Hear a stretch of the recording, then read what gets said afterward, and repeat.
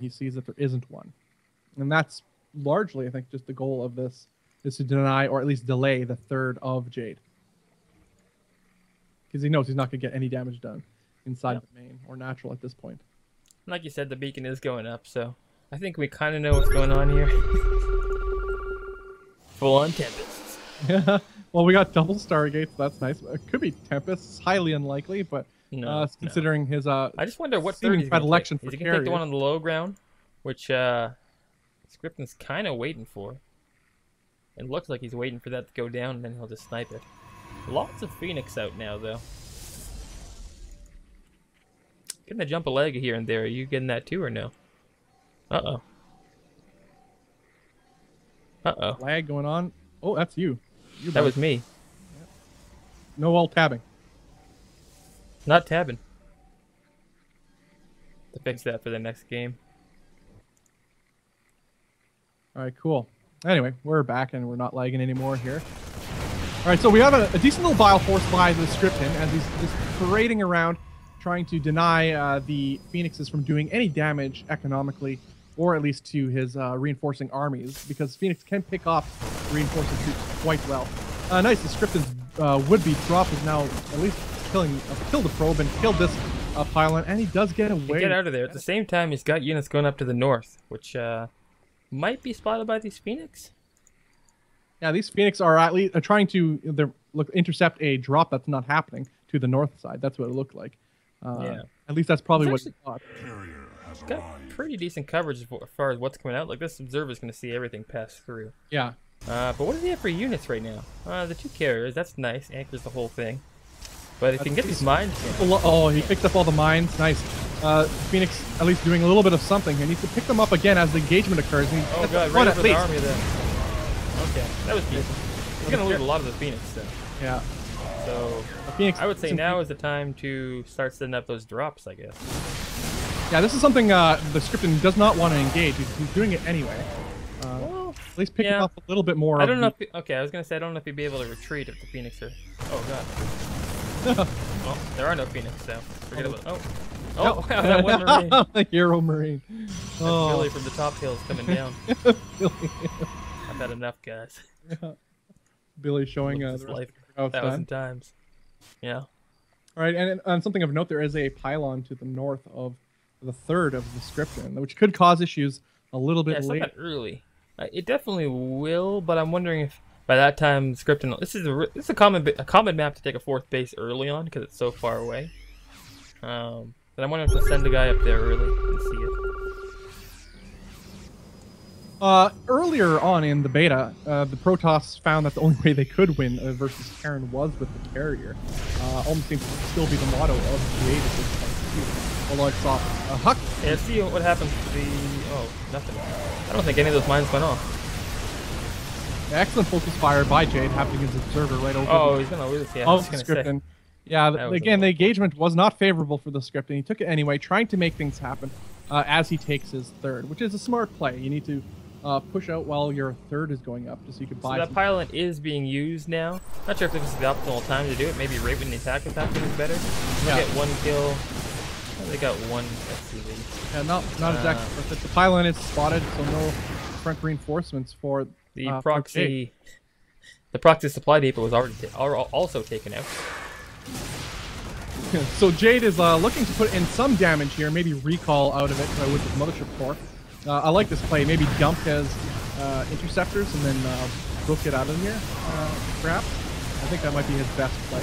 Looking to actually stick around a little bit longer, trading out some of his adepts for the bio of the scripton, which is not a bad choice at his current economic state. Trading out acting very well against this Terran. Is attacking into these missile turrets too, which do, as you said, put in the work against carrier interceptors. But is this enough anti-air for our Terran player with only 8 Marines left on the field and overly large amount of Marauders, which did their part in taking out those adepts? But right now there's carriers which are largely unhindered at this moment, although they're pretty low in interceptors. Yeah, but they crank out pretty quickly now. And pretty much it. It's called. I felt the pain there. Interceptor production was almost nil, but it was a little bit too much for Marine production.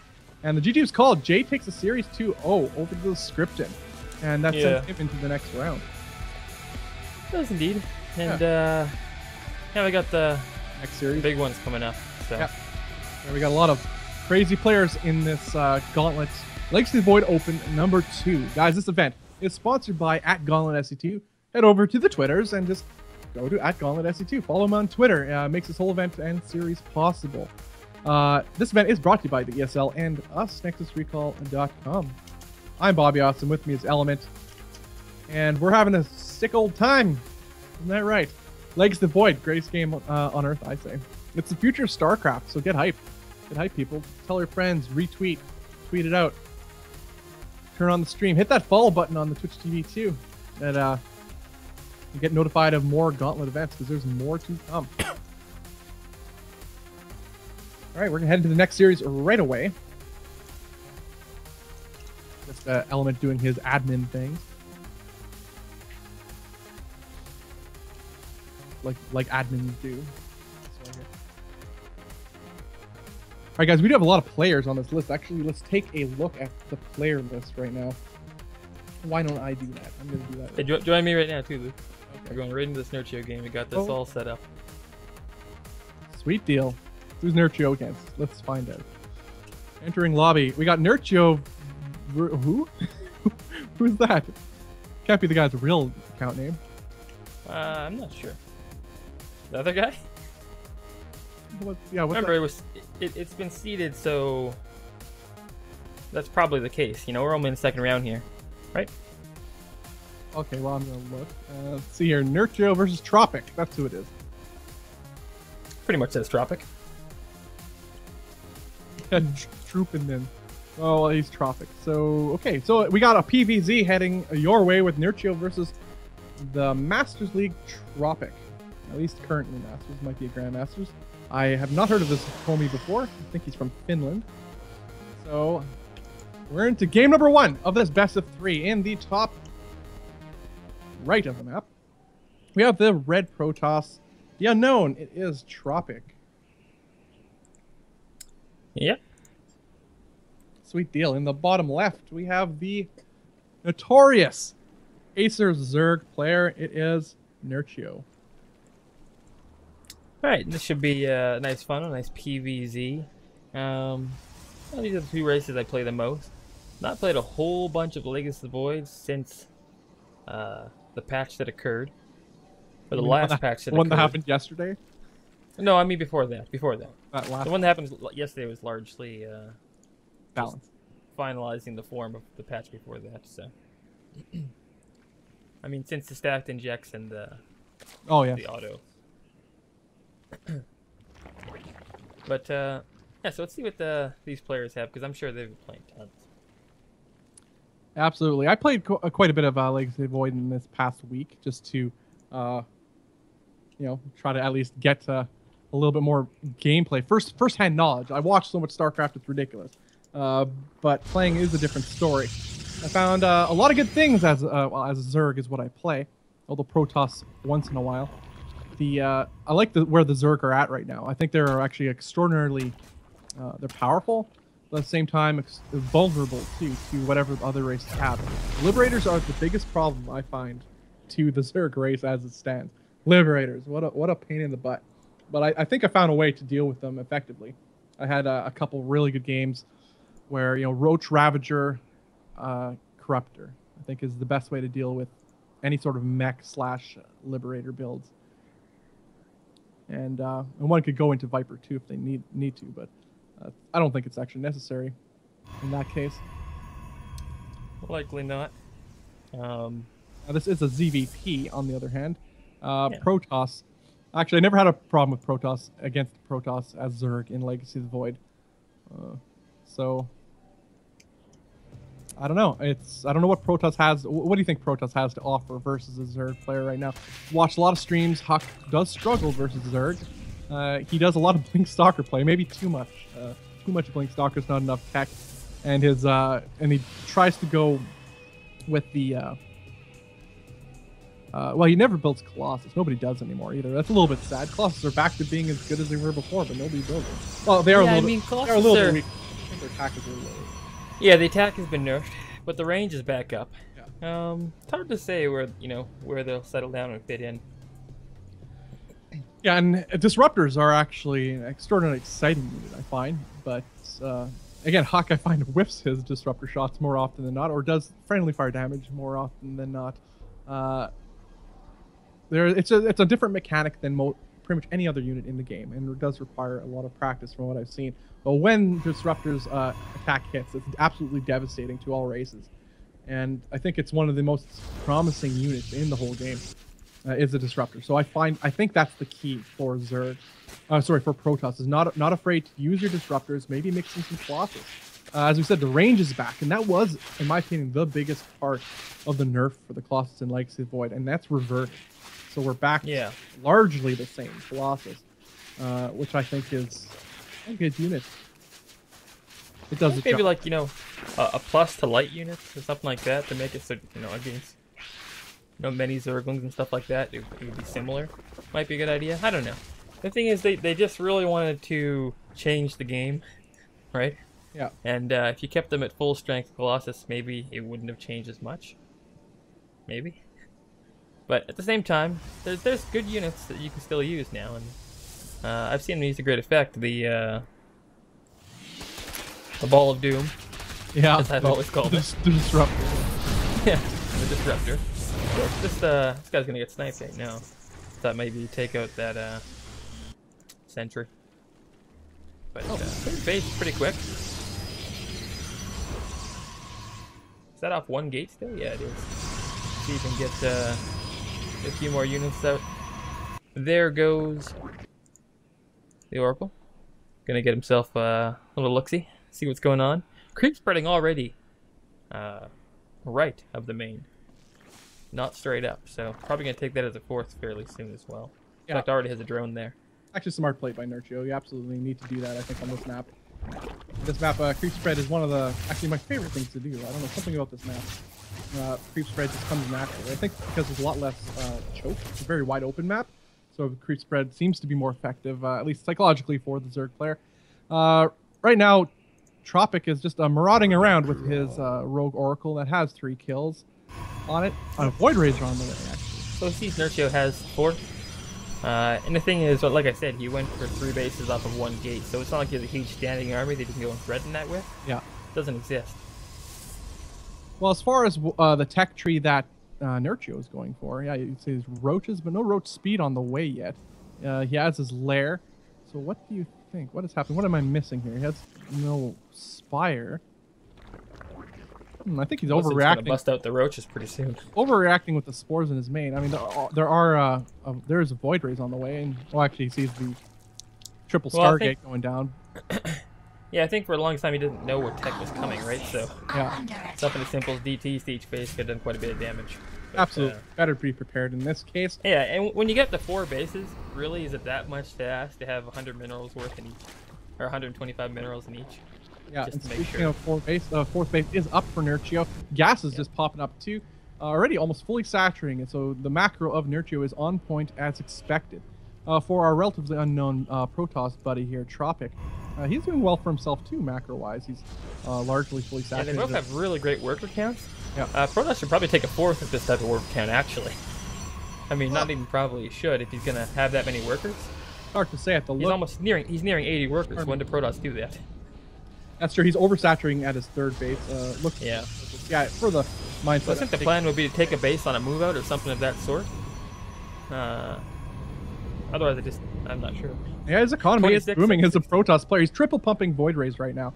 And that is a costly endeavor, but he's managing to stay ahead of the curve with his wondrous economy, as we just mentioned. 4th base would be nice. When going Void Rays, never single pump. I think the main problem is here, Void Rays are good and all, but he needs more gateways. And he has a fleet beacon on the way and 2 more gateways on the way. So they'll bring him to a grand total of 3 gateways for Tropic, which is, again, at this point in the game, this economy, not quite enough. He's floating a decent amount of money. Gets the creep down. Oh my goodness, perfect. Perfect timing on that over. That's annoying. We do got a little revelation going on. Some flying in. And that was just... Oh, the creep, I forgot. The creep proceeds really fast. That was one Spire thing they just changed. went up for Nerio, so Nerio looks to be building actually Infestors at the moment too. So he is preparing for this Void Ray. Infestors, as Kat said, Queens and Infestors are the best anti-Void Ray army or anti-air army. Yeah. Well, I think he's gonna make a big push. Get the Infestors out first. Let them get their energy up, and then a bunch of Hydras is actually what I think is gonna come out. Do that attack, and then right after switch into Mass Muta. You know, kill all the air, anti-air you can, then just Mass Muta. Oh, Lupa in chat. What's he doing? What's he saying? Oh, just saying. Going Like, full Bob? Huck has a really punchable face. Very awesome 2015. Oh god, he gave you quotes. Not something I said, but I was, saying Huck could do better with disruptors. And That sounds like what Bob's saying. Anti-Huck fan over there. like, I love Huck. He's my favorite player in the world. Oh, jeez. Except you want to punch him in the face too. Oh, God. that was hilarious. Lupa, go and get us more viewers. Come on, what are you doing? Classic Lupa. Slacking in the job. But yeah. Great. Carriers are out, which is a beautiful sight to behold. We have 2 carriers on the field, more on the way. He's actually triple pumping carriers. His economy is going to actually fast forward quite fast. Way to do it. You This just fourth base take him just into the up. spores. Mm. I mean, there's the Hydras, like I said, but there's not going to be a quick attack like I This thought. is bold, but at the same time, he's noticed that our Protoss player has not ventured across the map a whole lot, except with a scouting unit here and there. So, but there's been no threats on Nerchio's base. So Nerchio has been able to do what Nerchio does, and that's macro up and do Nerchio A-move things. And that's exactly what he's planning to do. Well, this is a lot more complicated than an A-move. As a third player, this can be tricky. You don't want to get feedback just in case there's high Templars. There are no high Templars, which is a bonus for Nerchio, as he's able to use his high energy army unimpeded. Attack into this. That's, Nice. He kills one oh carrier. god, the fungal might even be good here. In fact, yeah, this is just a waste of all these. I mean, I guess he didn't know what was out there, but probably. Well, now he does. A billion more spore crawlers on the way for Nerchio, as he is pressuring the front of Tropic's base here, abducting one unit at a time, which is nice. Each Protoss unit, the number looks like there's such a huge army here for Protoss, but each one is so expensive, like so much invested into that army. There's so many spores coming down. So bad for the Protoss. Yeah, it's just a mineral dump, as Protoss often do a zealot harass, which, again, I would love to be seeing from our Protoss buddy here, but there's nothing of the sort. No harass at all in this game, and that could be the downfall of this pseudo-turtling Protoss. Yeah. He just got a whole bunch of Vipers. Other carrier. Fungals aren't really happening. In fact, you don't even really need units up here. I mean, a nice big ground army can kind of just walk into. Well, last I checked, energy is free.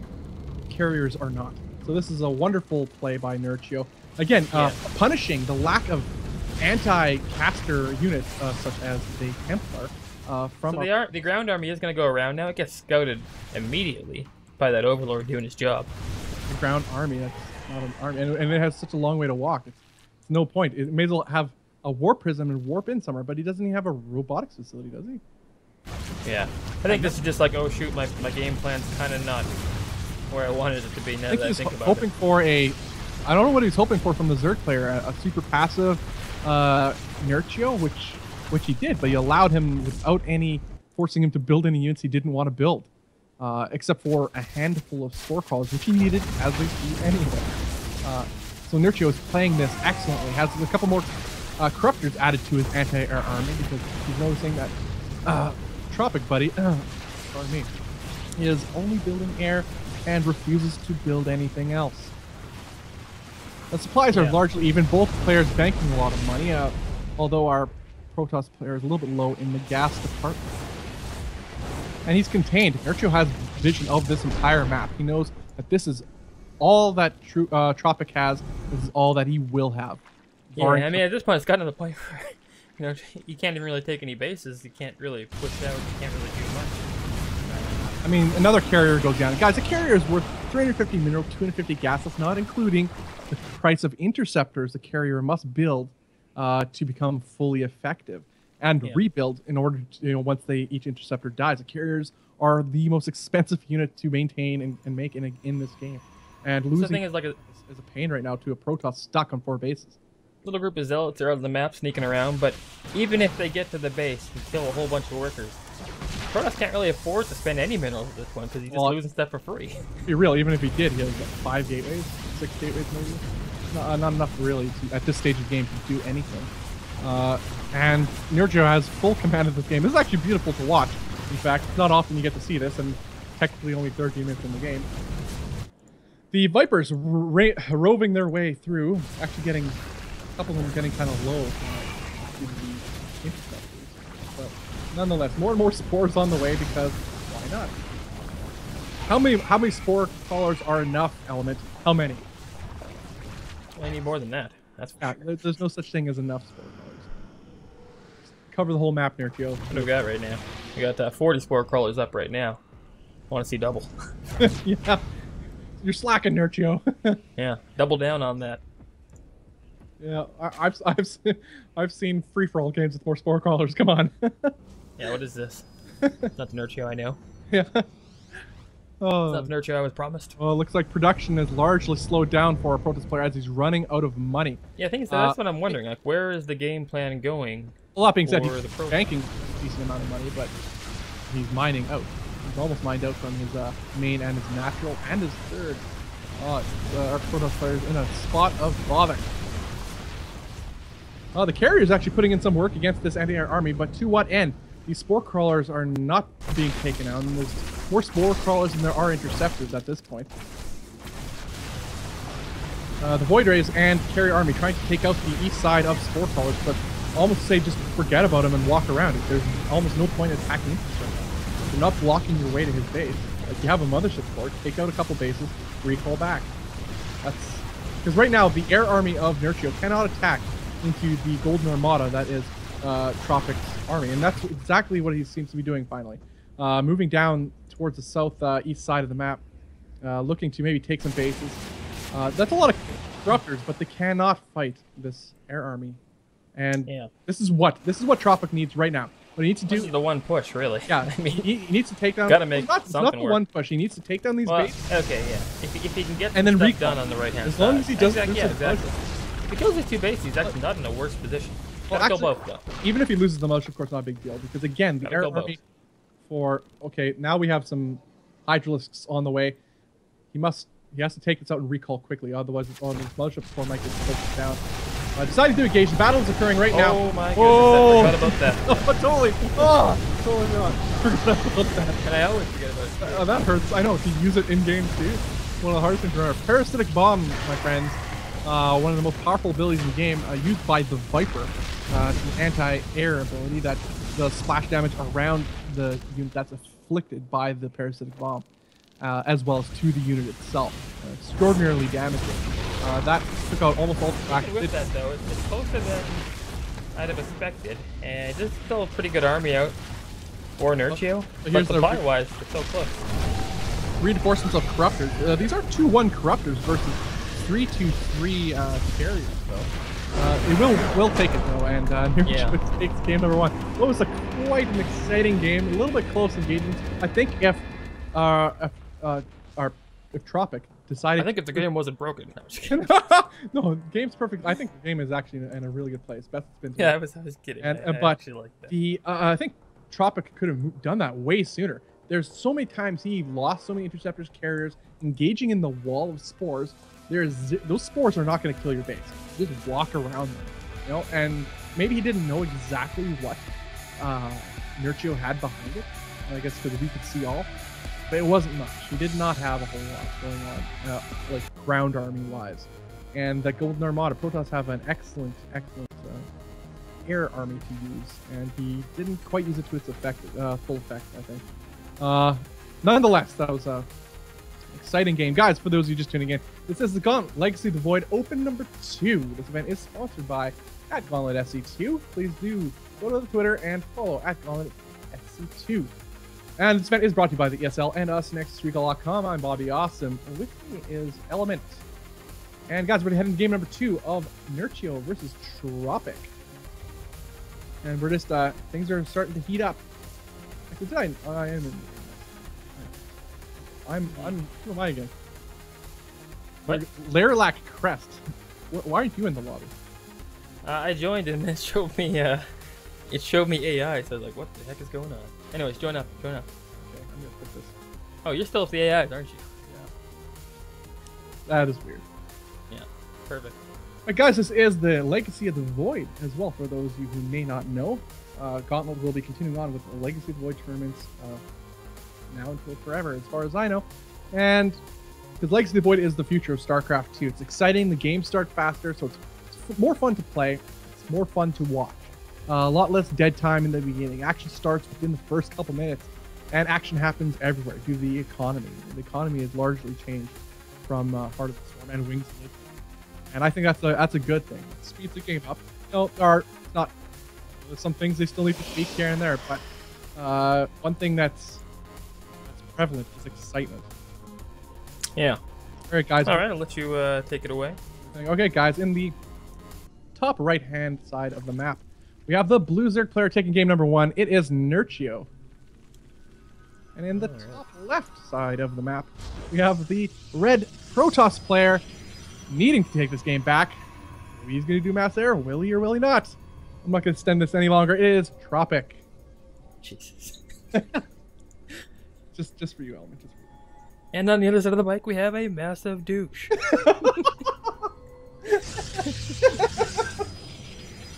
Oh boy. Yeah. I said it. Oh man. It's all true. But okay. Yeah, after this one, we'll see who we're going into next. I had a whole list. The whole list was sent to me. Yeah, there are a lot of players in this open, guys. Remember, there's $300 on the line for this event. Top 4 players are in the money. First place gets 150 bones, and that's American Benjamin's Element. American Benjamin. Yeah. Where's this guy going? Straight across the map? Is that the plan? Just straight to the right? Am I psychic, Element? Am I? What? I don't know what you're saying now. I don't know. Why are you asking that question? Because you were saying if he's going across the map. I don't know what he's doing. I can't tell. I don't know. I actually didn't analyze anything. And do probes have minds? That's the question. And are probes people? Or are they programming? Are probes people? That's the simple term. Are they or are they not? I believe that probe had a soul in that trailer though. That cinematic trailer. I believe. Well, I'm glad you watched that. A lot of effort was put in, not by me, of course. Oh, that trailer's so beautiful. All right, so we have what looks to be a. Actually, only 2 guys on gas for Nerio. There's no rush right now. Not as spawning through at a leisurely time. No rush, but the Nurch does see 2 gateways going up. So, you know, On the got a Nurch. little bit of an inkling of what's going on. What?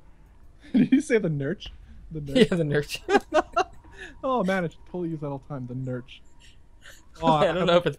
I don't know if it's popular, but I have a new it will be video now. idea. Oh, it's gonna be great. The Nurch. The Nurch. It's a new series, like 90s style. Whole series based on this one comment I made. Yeah, the Nurch, and then it'll be like, you know, Fresh Prince of Bel-Air style. Don't step on the creep. You step on the creep, you die. Oh. Oh. Well, that probe doesn't see anything. He saw that he was gonna die, and he did die. All right, the Nurch is gonna get another unit here with proper micro. And Nerio is getting up his 3rd hatch as well. Oh my god, the micros. The Nurch. Not sure what Tropic's plan is. He's chrono boosting out his warp gate. Has 2 gateways, getting out a couple adepts by the looks of it, or at least. I think he's gonna bring the Thunder. So I think. You think he's gonna go for an all in here? What is that? Tropic Thunder. No, I was gonna say that. I totally forgot about it. When I saw the player on the list, I was totally saving that, and I forgot. Oh, thank you for stealing my thunder. Anyway, Oh dear lord. and we're losers. Yeah. Well, no. I mean, just some me. of us. Yeah. Some of us are more than the other. All right, guys. The Protoss player is saturating his natural base. A couple adepts are out, mainly for defense by the looks of it. He doesn't seem to be going for an aggressive mode. So no thunder will be brought by Tropic this time around. There are gateways being put down, but looks to be more for a wall. This is a very large opening that's natural. Yeah. The way the meta has changed, I mean, I remember early Heart of the Swarm or Wings Ling Liberty drop. days. A map like Gonna this focus on the Ling drop. wouldn't exist. Oh dear lord, workers are dying.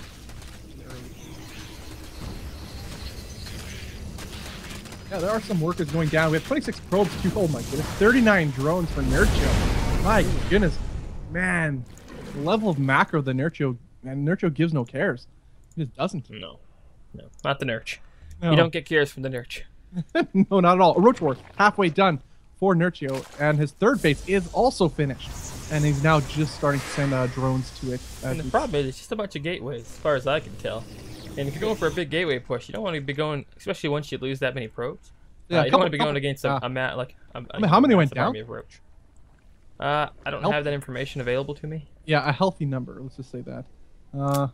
Yeah, it's saying, you can just look at units lost. Of course, he lost the adept. And okay, that guy. so maybe let's say 6 or 7. Yeah, 6 or 7 probes went down. That's pretty harsh in this 2-base economy at this stage of the game. And there's one. No, one adept flagging behind. Yeah. And Nerio still has the thing is, lings in the base ready to do. The big thing is this adept at the back here. He's gonna be remembered as the hero when he gets home, and all the other guys are dead. Roach is popping out just in time for Nerio, but is this enough roaches to mitigate any damage these depths can do? Our Protoss player needs to get some damage done to try to equalize that work count. But there are 53 drones on this field. Nerio can afford to throw away. Never mind. There was a little ling drop while it was happening. Yeah. So there were from that overload they dropped in there. Things occurred. Yeah, 26 probes to 50 drones right now, in favor of our Zerg player. The Adept still putting in the work, which is nice and all, but they're focusing down this Queen, which is not what they want to do. They want to shift click those workers, so they focus them down instead of. I think they kind of just been dropped in there, and that was that. Yeah, this is looking pretty dire for our Protoss player. Nerio playing like the boss he is. Well, the problem is there's no other, there's nothing else. There's more Adepts moving across the field. Yeah. These Adepts are not long for this world. These roaches waddle their way across the map. And there's really, there's nothing to stop this. No roach speed or anything. There is a +1 attack, range attack going down for our Zerg player, but it's only about halfway done. I mean, I tried to hype this up, but it's looking pretty dire. Yeah. Heated. Yeah, GG's called. Nerio takes game number 2 and the series and moves on to the next round. Guys, for those of you just tuning into the Gauntlet, Legacy of the Void Open number 2. This event is sponsored by @Gauntlet SC2. That is @Gauntlet SC2 on Twitter. This whole event series is possible because of him. I'm Bobby Awesome with you. Almost here next to recall.com. And we're going to head into the next game pretty dang soon by the looks of it. This is Legacy of the Void, a $300 Legacy of the Void Open. That's a lot of Benjamins, sir. So Lupa says never say the Nurch again. Oh god. You know what? Actually, if Lupa says that, I'll go with what Lupa says, because Lupa knows what's up. Azrafiel in chat says, if I'm saying that, Azrafiel, if I'm saying that name wrong, I apologize. Is that patch nerf HP of Adepts live? Yes, it is. It is indeed live. It's a nerf their, I believe, their shield by 10 hit points, I believe. So it looks like we're going to Neeb versus Dana, I believe. Dana. Nope, Dana. Well, I'm gonna say Dana because that's call him Data. Who we again? Star Wars. I mean, who are we watching? I call him Operation Data from Star Wars. From Starship Troopers. You're such a troll. You're unbelievable. Okay, so who did you say we're going into? Dana and Neeb. Oh, Neeb. Nice. We've casted quite a number of Neeb games over the last while. Excited to watch his play. Ever since he switched to Protoss, man, he's bringing the heat. And Thunder. No, heat this time. You stole my thunder, so I'm using heat now. Yeah, he's done very well for himself. Falling out of got into WCS Premier League, did fairly well for himself. Eventually falling. I forgot who he lost to actually, but in the end, actually I think it was Lilbo he lost to in PvP. But anyway, so Neeb though has performed well in previous Gauntlet events. So exciting to see what he brings. Since he switched, I like his Terran play. He has a fun Terran to watch. But then sometime earlier this year, I think it was maybe end of last year, he switched to Protoss and quickly. Could we jump out to a short little break, maybe? Yeah, let's do a 5-minute break. And... maybe we'll just drop some hype or something. I don't know. Oh, okay. Well, those aren't long enough for a break, per se. Well, just a quick one. Okay. Sure. Okay, which video are you doing? Are you doing the Gauntlet video? Okay. All right, go dark, Luke. Go dark. For 5 years, StarCraft 2 has been a beacon and pioneer for all esports and gamers alike. At a time when esports in the foreign scene was uncertain, untested, and underground, StarCraft 2's arrival catalyzed the growth of what is now an ever-growing and ever-thriving foreign esports scene. With the arrival of Wings of Liberty, we saw the genesis of a host of StarCraft 2 leagues and events, pushing the envelope of entertainment and raising the bar of production. With the rise of many notable StarCraft 2 pros and personalities, the StarCraft 2 esports scene broke walls and opened minds to what is possible with this relatively new entertainment genre. In 2013, Blizzard released the StarCraft 2 expansion, Heart of the Swarm, which saw StarCraft 2 esports continue in even more exciting and entertaining ways. But as 5 years have now passed since the release of Wings of Liberty, the StarCraft 2 scene has been yearning for change, and a sign that the game we love and pour our lives into will have a fresh and sustainable future. Enter Legacy of the Void, the third and final expansion in the StarCraft 2 series, which sees dramatic changes to the competitive aspect of the game. From the new, faster economy to Archon mode, Legacy of the Void brings forth a multi-pronged offensive to further grow its place in the competitive esports scene. Legacy of the Void takes StarCraft 2 to the next level, making it not only more fun to play, but also more fun to watch. 5 years on, StarCraft 2 has been given a rebirth, positioning itself to grow and entertain for many years to come. Tell your friends, tell your family, tweet it, and Facebook post it. Get hyped, you nerds. Future of esports is at hand. StarCraft 2 Legacy of the Void is here.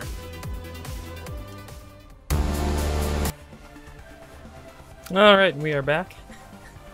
Unfortunately, you were not joining in on me. Well, I did, but it kept saying LotV was full or something. I'm gonna jump out of this one.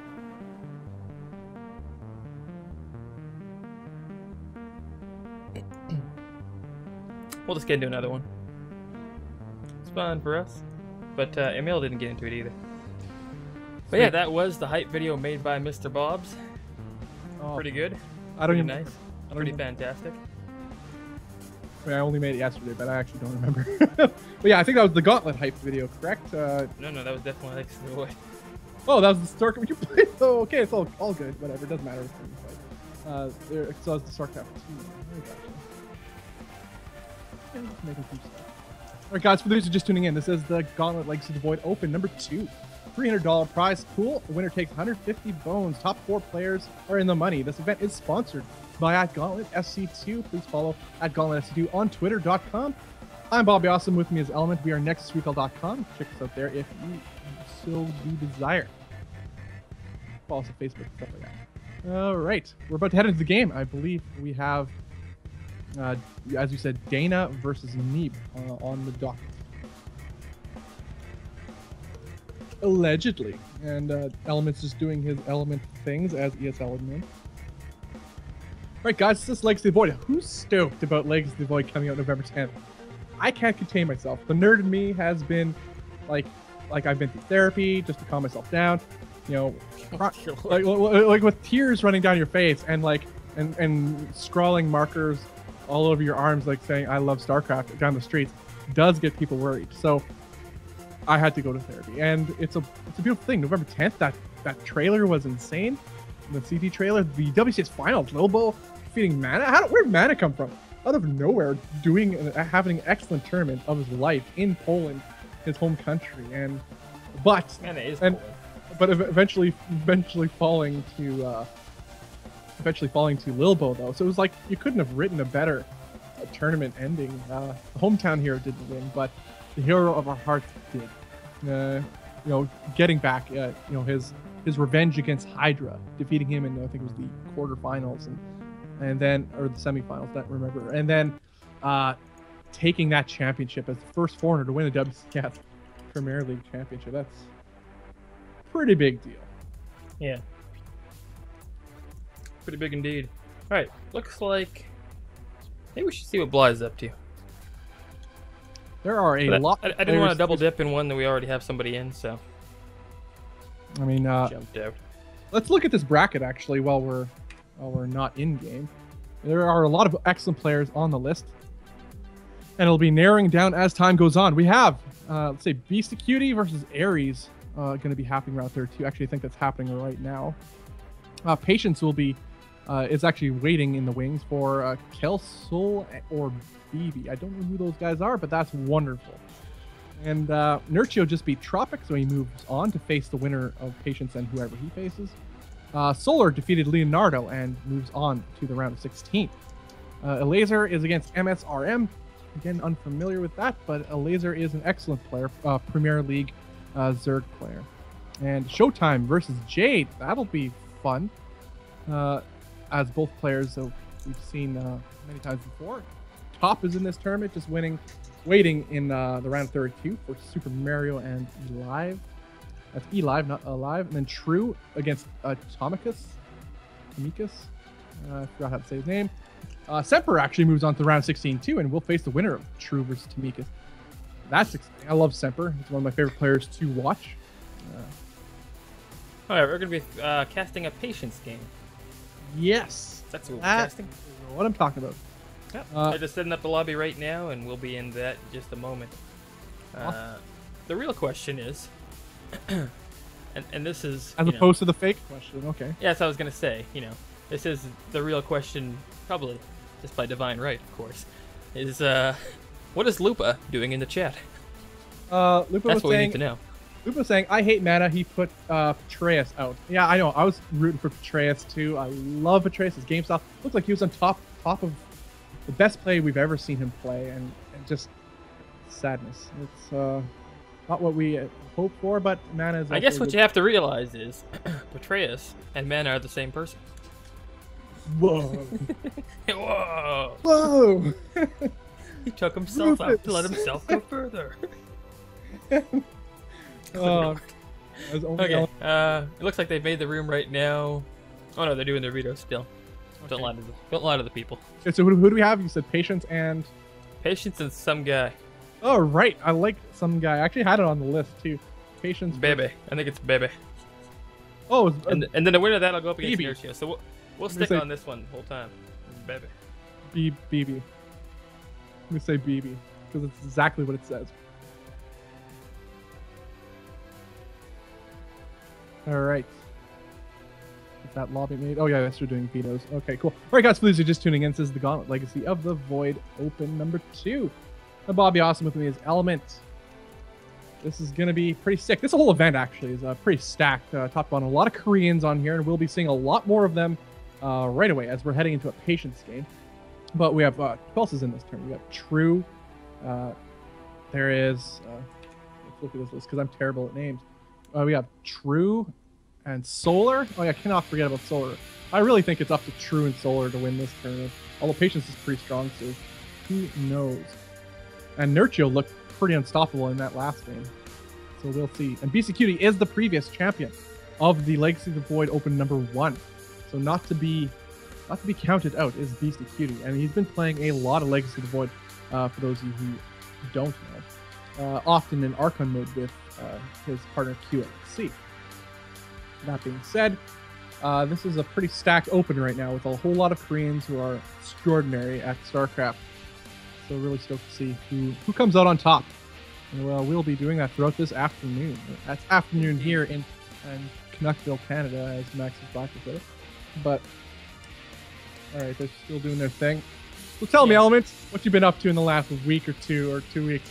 Anything? You've probably been doing nothing all 2 weeks. Just absolutely nothing. Nothing important at all. No, I mean, it's a three or so weeks ago. Yeah, it's not a huge thing. I just got married. That's it. Yeah, no, I know. I did nothing in that time. Like I had to go. I had to go some morons, or some people call it a weeding, and then I had to go and. I just had some cake. Walk down an aisle. I put a camera on a stick and put it in their general direction. Oh man! Yeah. What a waste of shooting video. What a waste of spying on me. It's just like a creeper. Yeah, didn't even invite this guy. He just shows up with a camera. And I know. I show up with a friend too. Both of us with cameras. Okay, I have gotten the invite. Awesome. The invite was canceled. I don't know what's going on. Let's jump to a short break and you just spam on me, okay? Spam on me. Make sure you get in. Yeah.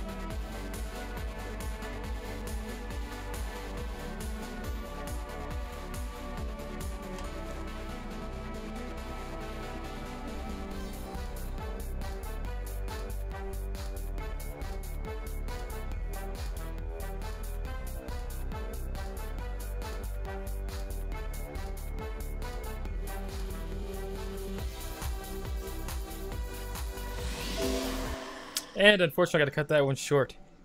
I'll let you take it away here. All right, guys. In the top left-hand side of the map, we have the Korean Protoss player. It is Patience. Fantastic. Sweet deals. In the bottom right side of the map, we have the Zerg Challenger. From I'm not entirely sure where. We're gonna call him BB. Should go Besto. Well, that's his name here, but I'm going by his ESL name. So it's I'm going full. Should go Besto. should go Besto. I like that actually. If you say it like that. But Yeah. it's really tough to do in a play-by-play when action. Yeah, exactly. All right, guys. So Should go Besto. Oh, jeez. For the guys who are just tuning in, this is Gauntlet, Legacy of the Void Open number 2. We are heading to this best 3 between Patience and BB, a Zerg player. So it is a PVZ.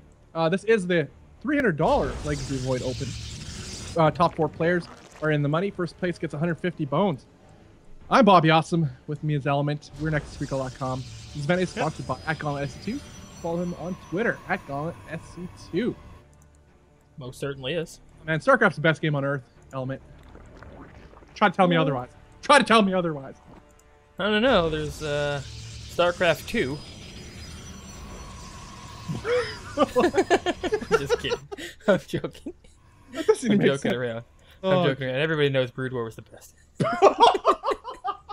Says the guy who like never played Brood War. Hey, I played it on my N64. How dare you? Oh, that's hardcore right there. I played the emulator. I probably played N64. hundreds of Try to- hours on the N64. Oh, really? of Brood War. I played hundreds of hours of Brood War over a phone line. You know how Goku trains Before under, I like, had internet. under like 200 times gravity or 1,000 times gravity? That's basically what that was. No mouse, just a joystick. One joystick. I played with my Xbox controller through an N64 emulator on my PC a few years back. Yeah, that was torture. Yeah, I can't imagine how that existed. But I'd love to see StarCraft. Speaking of on consoles, I think they had on consoles. Why don't they do it? Put it on consoles and then like create like an adapter, special keyboard that they sell with it, right? we call it USB. Well, or use USB. But for the I guess give the option, hey?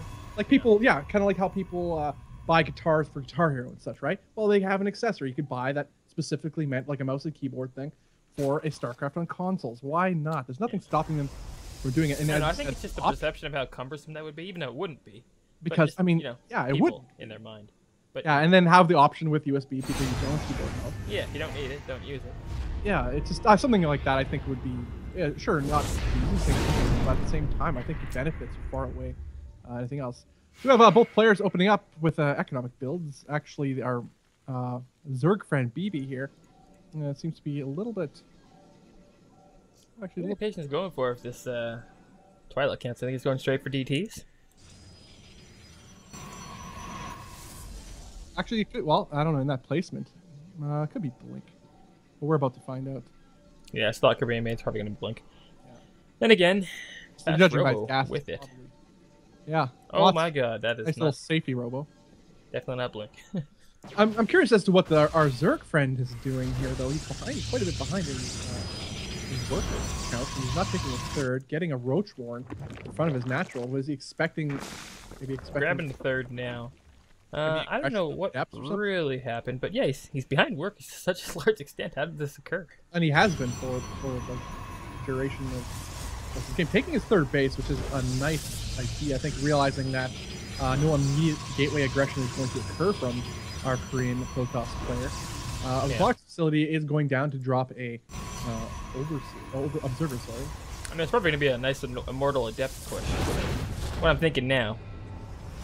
Oh god, look at this Overlord. Look how fast he is. And he was scared too. He thought there was going to be a drop on this little guy. Yeah, so often we see Twilight Council would think, yeah, blink, right? No, but he's getting resonating glaives, which is the attack upgrade for adept. So I agree with what you're saying. An adept. Oh, actually, look at this. A war prism coming. Gonna be an attempted lane drop here, but he's already ready for it. In fact, I guess he saw that with his mothership core, hey? No, his observer. He saw those lings running by, so he knows.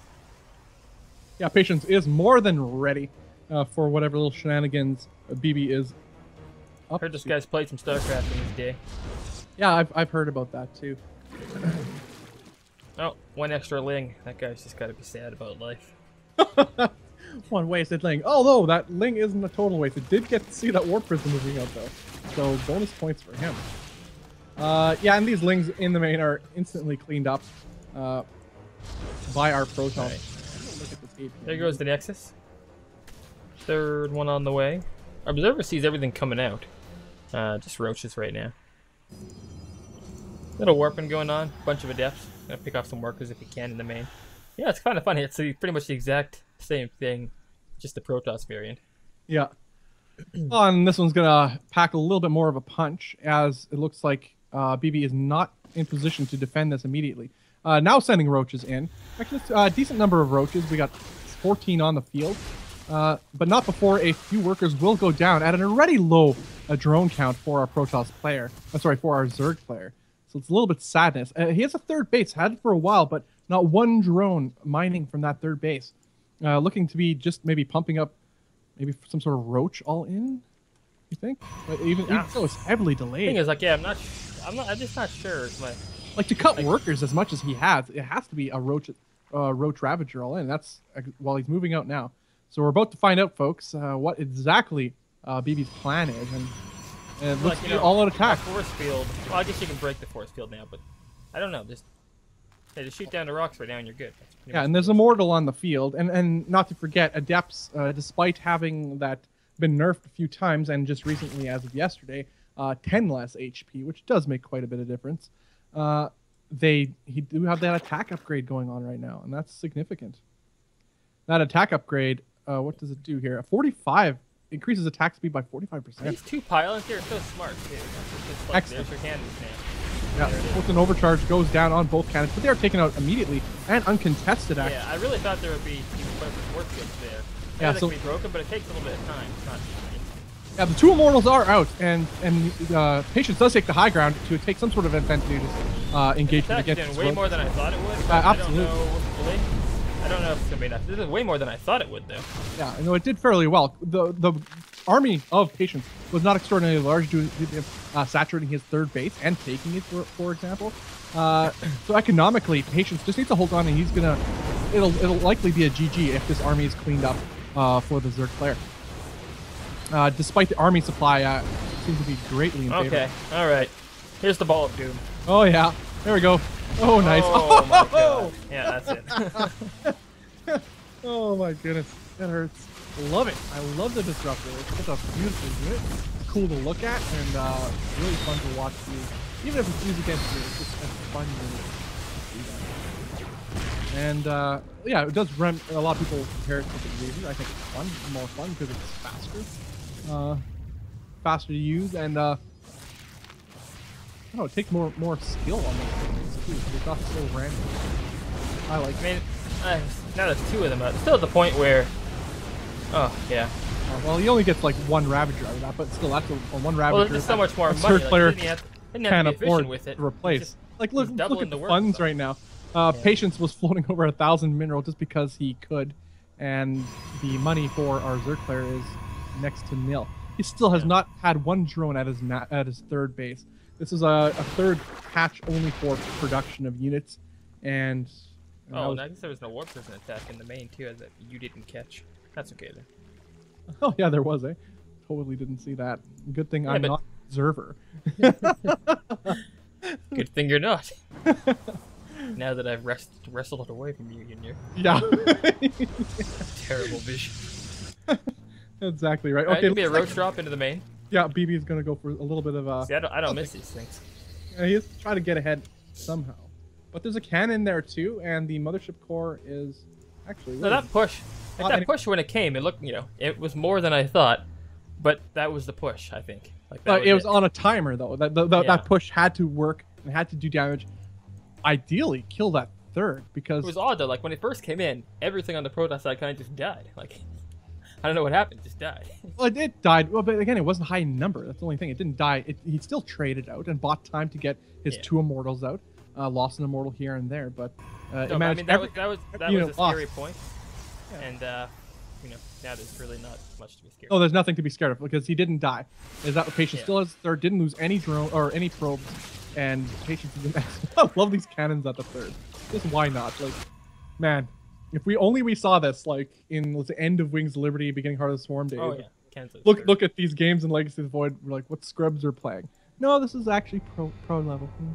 This is exactly how StarCraft plays these days. Roach is in the main. Oh, they will kill this cannon and forcing. I'd say a burrow that might be nice, but they're gonna delay mining time for. I think I got the cannon. For sure. The fourth base at the gold for Patience is going up right now. It's just over 3/4 of the way done. So, to what end, I say? To what end? Yeah, that's the thing, though, right? Like, you have a Zerg who's on 3 bases, Protoss is on 4 bases. And the third base is better tech. Saturated, like, fully. He's just now mining from it, is the Zerg player on his third. I could say maybe if we saw some... I mean, oh, okay, yeah, I was just going to say maybe if we saw some Hydras and then Lurkers, he might be able to claw this one back, but... Yeah, well, the tech's push... just not there. Well, a push is happening for our Protoss player. He has a Warp Prism ready to go, filled with Adepts too, to maybe do a multi-pronged harass in the main and at the front of the natural of our Zerg player. Forcing the Roach Ravager out of position. Oh, throw in the balls. Here we go. Oh my god, do it. Do it. Oh, I really thought he was going to shoot him from behind there. That would have been fantastic. There's nowhere to run even. A couple sloppy plays there by Patience. I'm not sure what he was thinking about. I mean, he got all the creep. That's what he went for. I guess so, but all the same time, wizards. now he's just sending his Warp Prism in. If he was doing it at that time, which I thought was the plan, definitely would have been better. A lot but there's better. nowhere to run up here. Like, oh, you can run, but there's nowhere to go. And as we said, just look at that Oh money. my god. Oh god. Okay. Oh my goodness. Oh, okay. That could have been better. Yeah. Well, still, every unit lost by the Zerg player is a unit he cannot afford to replace in any respectable speed. As the Protoss can trade like a Zerg right now. GG's called. Patience takes game number 1 over our Zerg player. He did indeed take that game. You're not lying like you usually do. Oh, yeah, Chronic Line. That's this guy. All right. Yeah. Guys, we're headed to game number 2. This is the best of 3. This is the Gauntlet Legacy of the Void Open number 2. That is sponsored by @GauntletSC2. Go to twitter.com and follow @GauntletSC2. I'm Bobby, awesome with me as Element. We are next3call.com, and we're heading in game number 2 right away. Right? Oh yeah, right in. Alright. Alright. For next series. Did you get that? Yep. And like I said, right after this, I think it goes right into versus Nerio after? Right? Am I correct in that? I'm not the ESL. You're the boss. I don't know. I am not ESL, the entire company. No, really. Yeah. Thanks for letting me know. I know. I don't know who's coming up next. You're the one lining up the game. That's true.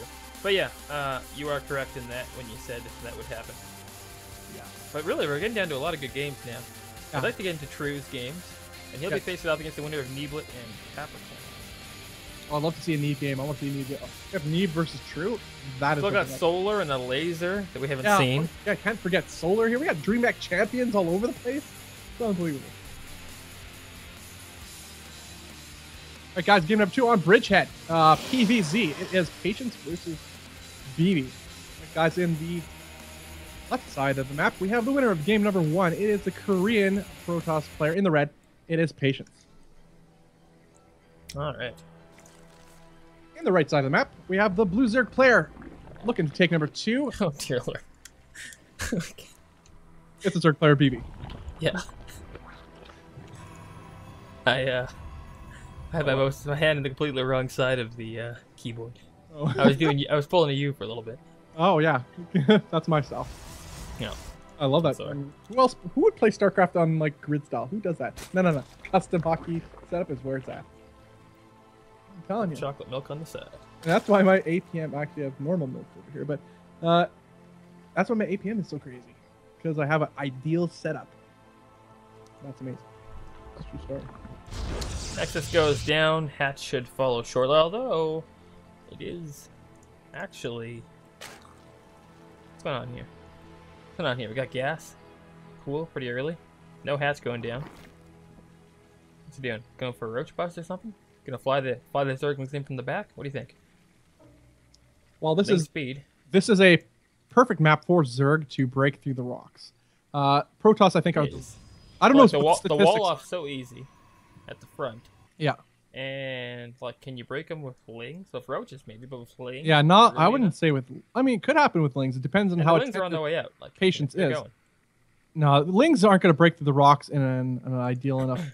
I guess the question is, what can you get out Well, that being to said, stop the lings from killing your pylon at the front? I mean, sure, there's going to be a yeah, that's a good point.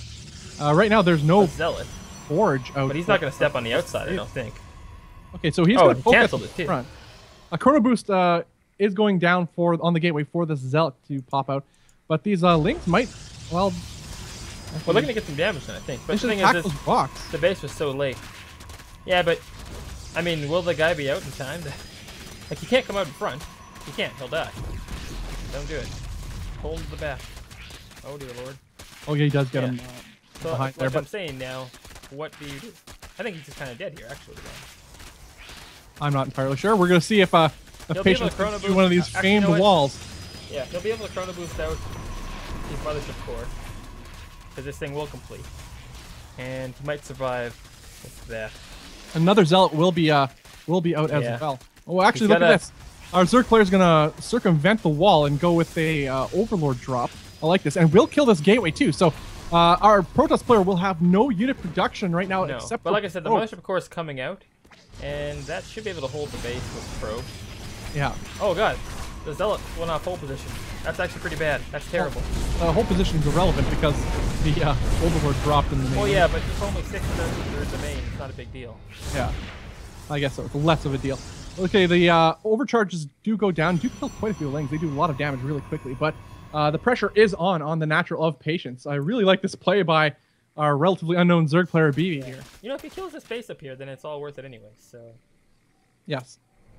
do your thing. Although 23 works to 11, there's just lings coming out. That's all it is. Hmm. Although that looked like it was an open. Like you said, killing those rocks would probably be the ideal planning, or just taking the Overlord up. Like you already got a free transport in there. Yeah. All What right. did he just do? He was. Hold that. All right, dropping more lings inside the main here. Then this natural will Gonna go get down, gonna get the natural. yeah, which is nice considering he is up worker supply. Is our Protoss player 24 probes to 14 drones. Our Zerg player needs to drone up if he hopes to at least catch up economically. He does have his natural, but far less. Those work. lings in the And he- back could be doing some damage, but they just don't care. Yeah. No cares given. And there's a pylon going up in the top right. So there will be some Oh wow. counter damage here. Oh, that's so cool. Oh, he does. How did he get that? How in the Get world? The pylon, the force field was over the pylon. Somehow the wings meant claw their way through the force field. That is unreal. And will he get this? Oh my god, Oh yeah, that my was close. word. Oh no way. Oh 17 no. health. BB's gonna be punching himself in the face right And now. now it's a hero wall up in front, so it's not like the community made Tony Surgeons that wouldn't do anything. So Oh, oh wow. that's, you know, that's unfortunate. He could Now- he could drop into it if he had an overlord anywhere near there. But I suppose, yeah. just, But just suicide some wings and stuff. yeah. With so many pylons there, you just overcharge those bad boys, and that Yeah. Overlord dies. All right. Now, a gateway's going down at the proxy pylon for patience So it warps in to quicker, I suppose. expedite the warp-ins that he will hope to be getting to apply some pressure of his own onto the Zerg player. Right now, our Zerg player is ahead, just barely, in drones, so he did manage to decide, hey, I think I'll actually mine stuff instead of just building units all day. He did. But I'm in favor of building units all day, so don't Gotta get some spines up or something. He doesn't know it's like. What does he see? He does know now, or does the Zerg player? He sees the patience warps in a bunch of sentries. Intriguing. A Roach Warren is down. Roach is on the way. Actually, quite a few Roaches as well. Let's see if our Zerg player can actually do this. He's ahead in supply, ahead in worker supplies by a lot So of. many force fielders. My goodness. Yeah, more. That's gonna be 8. I mean, Force Field's a good unit, you know. It's Ravagers, though, that's interesting. which is like- perfect. That's to mitigate the well, he saw the amount of sentries with his lings during or just after the warp-in, so he knows what he's facing. Yeah. Anyway, and now with the that Protoss is overload, only on one base, right? So if this doesn't work, no, this is if this doesn't work, what actually our Zerg player needs is more Ravagers. One Ravager is not enough. In fact, it might even get picked off at this rate. The spine does go up, which is really nice. Oh, unfortunately, it's actually cut off some of these roaches for BB. I like it though. I just broke it open. Then. Broke it open. Yeah, really if that's well. fine, it's pretty nice. Don't go forward. Yeah, just stay behind the spine. He doesn't need to go. He doesn't need to go further. He just needs to keep building units now, and maybe even an Overlord. He has two Actually, spines. he's fly blocked at this point, unfortunately. All right. Well, this is gonna be a tough hold, but completely doable for our Zerg buddy here. But just wait a minute. Oh wow, that pylon. Oh, and it took out the Ravager too. Oh, actually, I think, no way. I think Patience is actually going to get this done. Excellent force fields. This map, the base is very narrow base, so force fields are an excellent choice by our Korean Protest player. Yeah, that was a tough, that's a tough place to defend. GG's called. Oh man, Patience takes the series. Nice, well played. He had to win. He had to do tons of critical damage in that attack. After losing his base. Excellent play by BB. Very well played in the beginning there, but Patience counterattack was a bit too much. Oh, very well played. Alright guys, this is the Gauntlet. Legacy of the Void Open number 2. $300 Legacy of the Void Open, actually. Top 4 players are in the money, and first place gets 150 Schneebs. I'm Bobby Awesome. With me is Element. We are next to Google.com. Head over to Twitter and follow at Gauntlet SC2 on the Twitter. He's the sponsor of the event, made this whole series possible. All right, what are we heading into next? Are we going to a break, I think? And then, or are we heading straight to the next series? Heading straight in because both guys are ready. Patience and Nerio. Sweet deal. Oh my goodness, that is amazing, guys. Patience versus Nerio. Some pretty crazy high-level StarCraft on our way, guaranteed. The way Nerio played earlier in our series that we casted earlier today. Very stoked. Very macro heavy, and he runs away with it. You cannot let Nerio run away with a game like that. Yeah.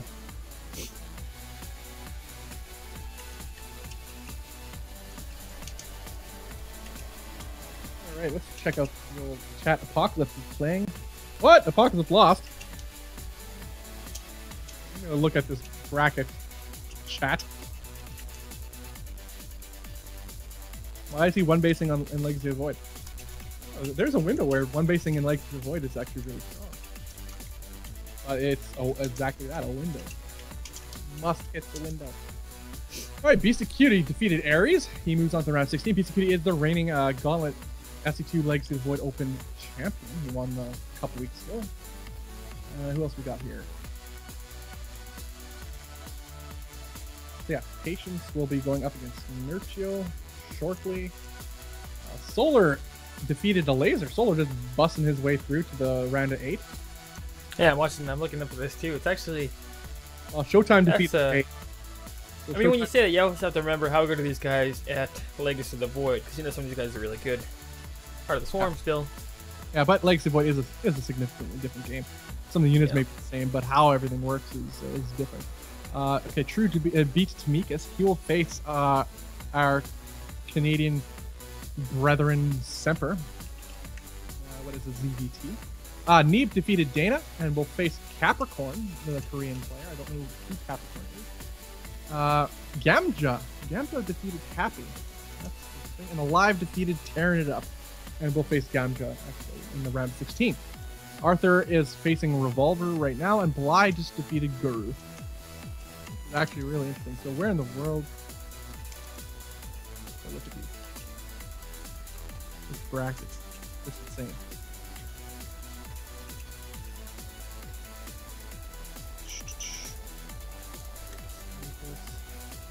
Oh yeah, so Dana beat Apocalypse. That's crazy.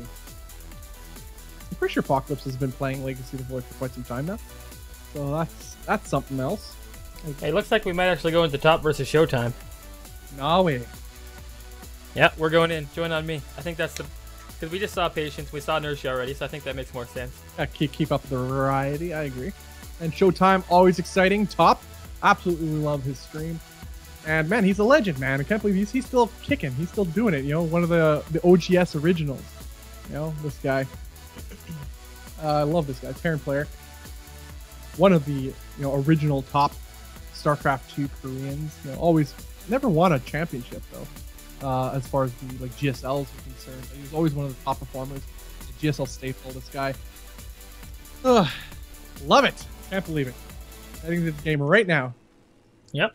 There you go. All right, cool. In the top half of the map, we have the red Protoss. It is Showtime. Yeah, Showtime, right? Okay, yeah.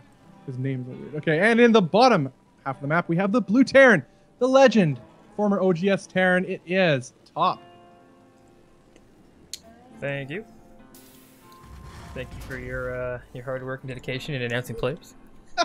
I know. I train every day. By the way, guys, we still have quite a bit of StarCraft up ahead of us as well. We've got the round of 8. Then we've got both semifinals and the finals here on the main stream. Yes. So stay tuned. Yeah, and it's just going to whittle down, too, with cream of the crop shall rise. We have Solar, there's True in this event yet, Patience, Nerio. And then in this match, we have Showtime, one of the fan favorite Protoss players in the WCS Premier League, and the Korean Terran Top, popular streamer these days. I'd love to see him, get back to competing in events worldwide again and stuff. But I think right now he's happy where he is, streaming and doing his thing, making some pretty creative builds. These guys both have odd routes to the other person's base. Very. So, it looks like we're going to see some great cheese from both. Yeah. Shenanigans. Factory. Proxy Factory. Oh, yeah. That's a really wonderful place for it, too. I mean, it's wonderful unless Showtime decides to flies over. Well, weird direction to fly, but if he puts a pylon over there just for that sake, just for spotting drops and such, right? I mean, as a Protoss player, that's not uncommon. But the Protoss player likely to drop, what will it be? Stargate? Gateway here. Probably Stargate. I'd imagine. Get the production up so we're not noobing. Well, actually, who can say, really? Who can say? I think we're the only people that can say. Robo. Not at all. What we were guessing. Yeah, he's going to actually just straight up warp right into the Terran's base with Adepts. And it's probably going to kill the Terran because there's nothing at home because he's got a factory on the other side of the map.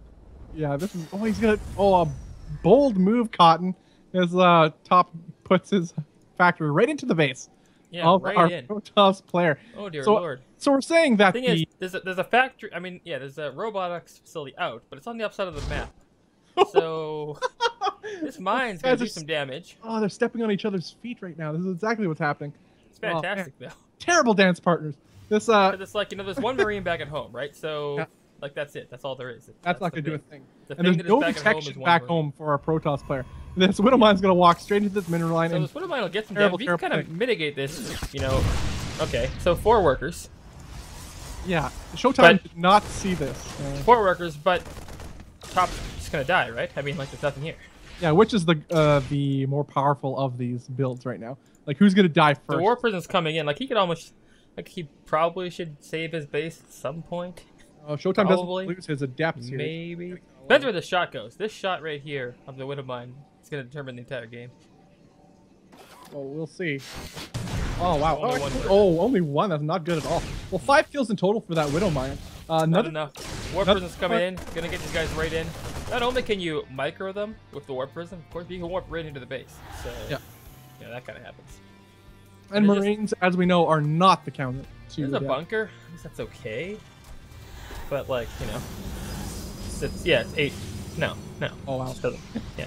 Yeah, there are 8 Adepts on the field right now. Only 8 Marines. This is not a good ratio that was some good mine hits. We got an Holy mother of pearl! How many... What in the... Holy cow. There are 10 dead from that one, 5 from this one. The whole mineral line has been ravaged for our Protoss player. Why he chose not to move at all is... I don't know. Now there's 3. Okay, well... Oh gosh, this kind of changed everything. That is amazing. Yeah, he kept building the Widow Mines and got some absolutely ace hits there.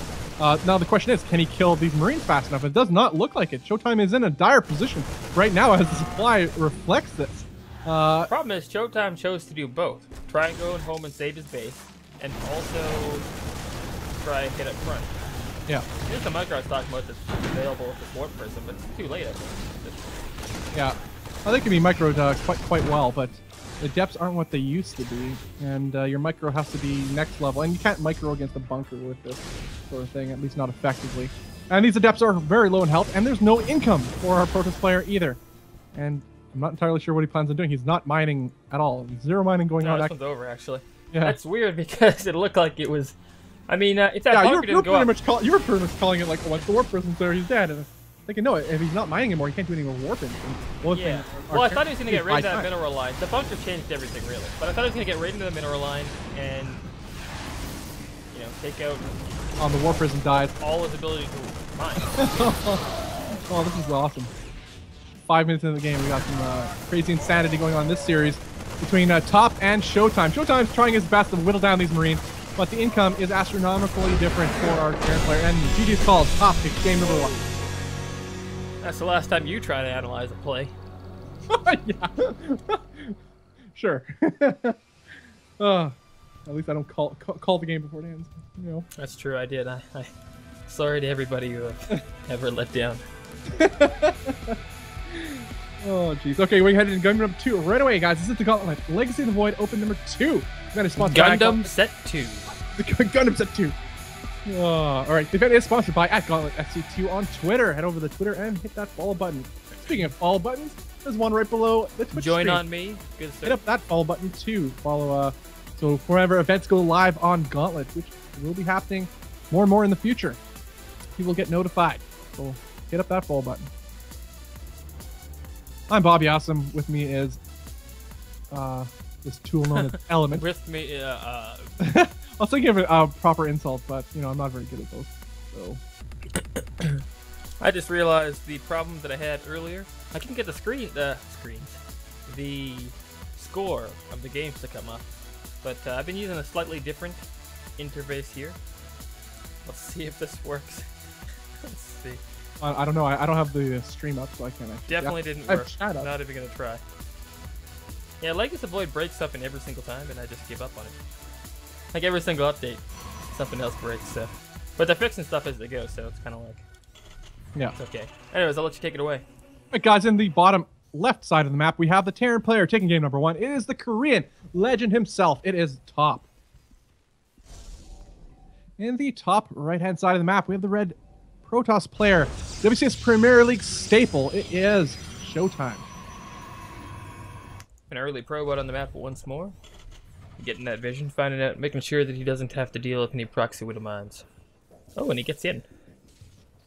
Thought he was going to get blocked there, but nope. And he's going to see a whole lot of nothing. At least a whole lot of all the nothings. That's all the nothings that ever were. That's a good thing to see as a Protoss player, or as any player in that case. Not seeing the gas for the Terran. Limits what he could do, and which actually makes more things that you can do as the Protoss player, or even as a Zerg.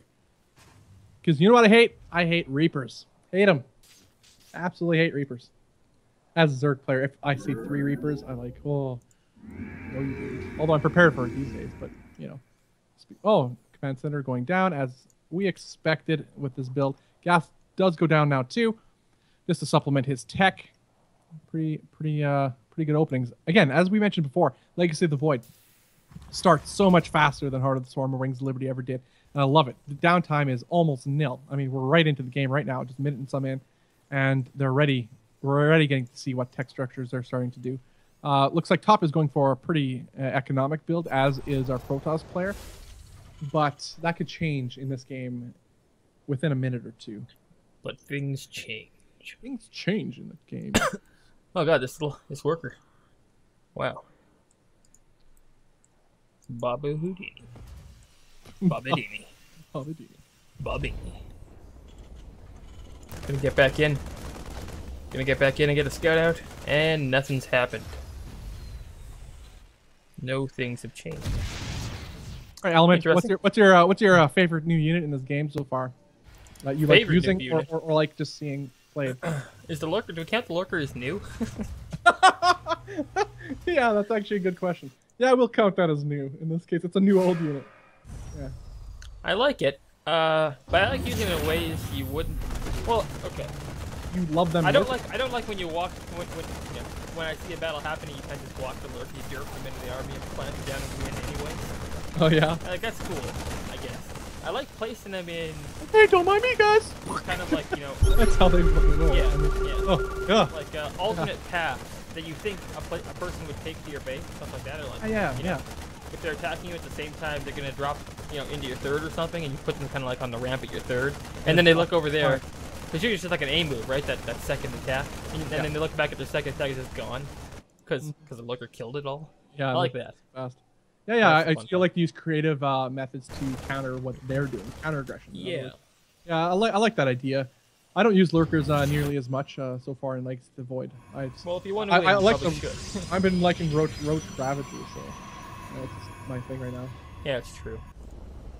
Yeah, that's actually how I pretty much open 90% of the time against Protoss. I get a really quick Roach Ravager attack, just kind of contain them more than anything. Yeah. While taking my third. Because you gotta get the roaches just to counteract adapts largely, and you could go mass. Yeah.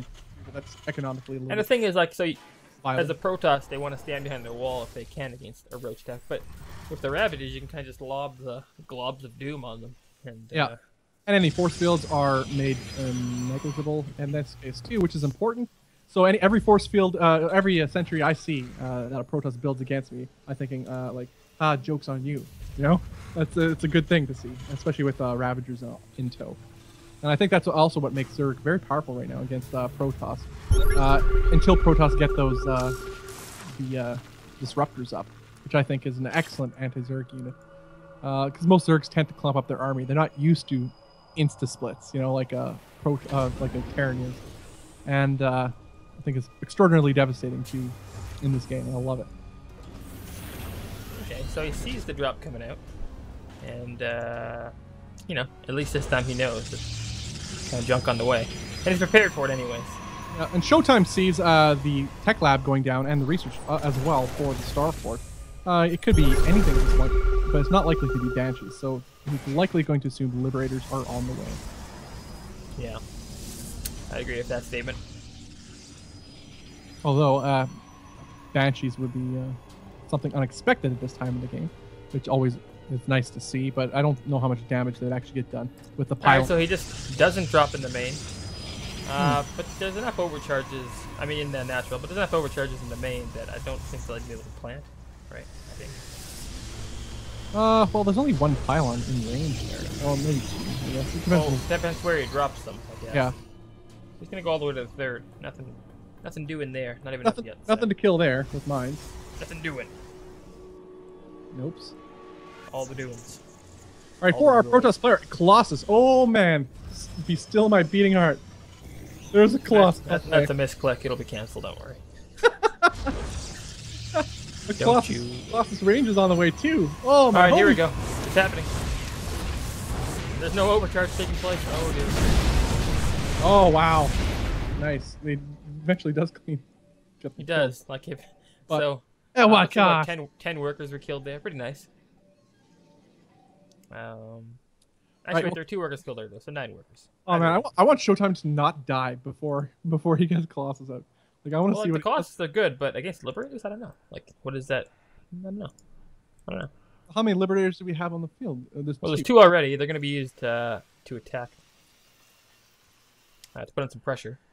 But like going up the back rocks against the Liberators? Fine against the Liberators because it's not just going to be Liberators. It's going to be something on the ground. Well, you can try and force your way up these back rocks against Liberators. I just don't know.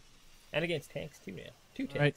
Oh, the Liberators, it's just such a pain in the butt because if anything, it's going to guarantee deny mining. And they're almost always going to get a kill or something. He's got blink, so at least he can kind of blink under it. Not under, but around. Really awkward to deal with our Liberators. So there's a move out now at the same time that the Protoss is going to attack the rocks if he wants to. Oh, this could end up being a base trade. Oh no. War Prism is seen. But yeah, the Terran just kind of... Terran has a goal here. He knows what he's doing, and he's going for it. Yeah. Of course, he did see everything the Terran's doing because he has the watchtower. That's always nice.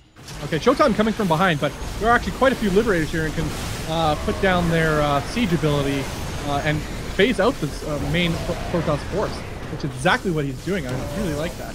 And the tanks, too, to supplement, to add damage to the... just like walk into the base now. Because if you try to blink underneath to kill these Liberators, you get punished by these siege tanks. And if anything, in hindsight, I think Showtime would have rather tried to base trade instead of doing this. Because you're not going to lose your bases to the Liberators, but tanks maybe. You could at least buy time. Oh, he did lose a lot. Oh my god, they're just walking to the dude. Oh no, they. Oh, ouch! They didn't even aim it. Oh no. And he didn't get that Liberator. Oh. Of course. Exactly. And Liberators, man, they do so much damage with their siege ability. Dude, what is their attack when they're in defense? Like 85 or something? Ridiculous, whatever it is. Or maybe it's higher than that. I don't know. This is not looking good for the Protoss. Yeah, Showtime is in dire straits, and GG's call top takes the series 2-0. 2-0. Well, Top has been playing a lot of Legacy of Void recently. Honestly, it looked like Showtime was uncomfortable in that whole matchup there. He didn't deal with mines. He didn't even react to mines half the time. Yeah. Yeah, that was bad news bears, guys. All right, this is the Gauntlet Legacy of the Void Open number 2. The $300 Legacy of the Void Open, that is.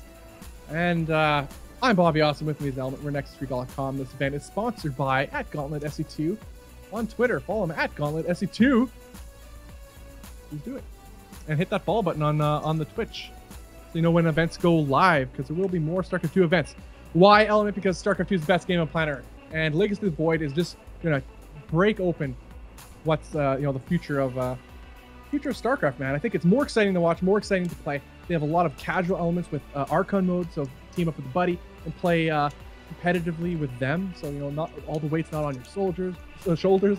And then there's the Allied Commanders mode, which will be coming out too, where you can do cooperative missions with a friend, which is just fun. More StarCraft, the merrier. That's what I say. Bring it on, Blizzard. Bring it on. I'm really stoked. Plus a single-player campaign. And it's never been a better time to be a StarCraft fan, and it's only going to get better. Blizzard has huge plans for StarCraft in the future. Yep. And, man, I'm stoked, man. I love it. I love StarCraft. Best game.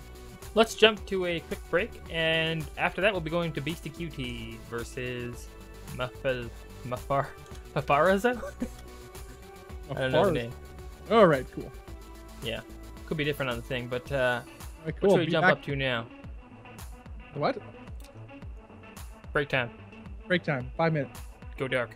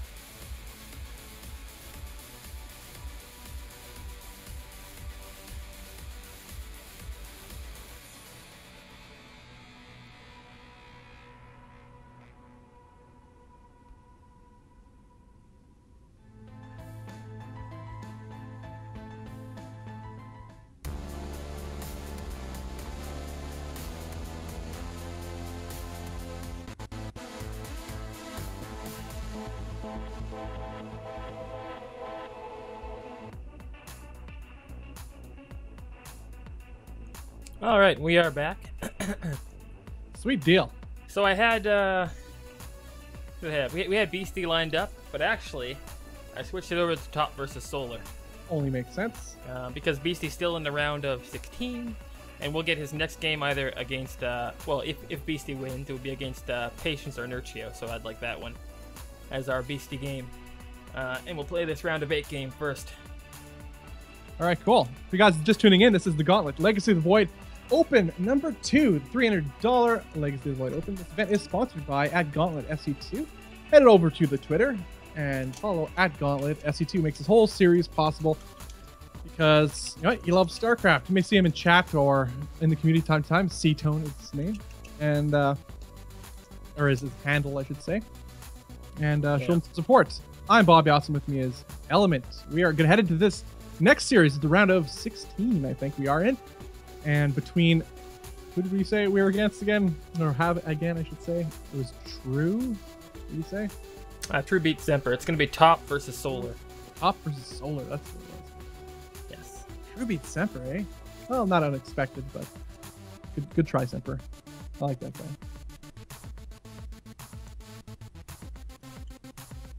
All right, we saw actually quite a few games so far. There's a lot more StarCraft ahead. This is the round of 16. We still have the round of 8. Quarterfinals and blah blah blah. You know, we have the whole thing, whole shebang. All gonna be aired here. In fact, was it the semifinals or was it quarterfinals? I think they're all being aired on this stream, right? After this, so Bugby has another cast. Emil has a cast. After that, it's all gonna be mainstream from there on out, or mainstream and SC2, or Gauntlet StarCraft B stream. Okay. But yeah. Cool beans.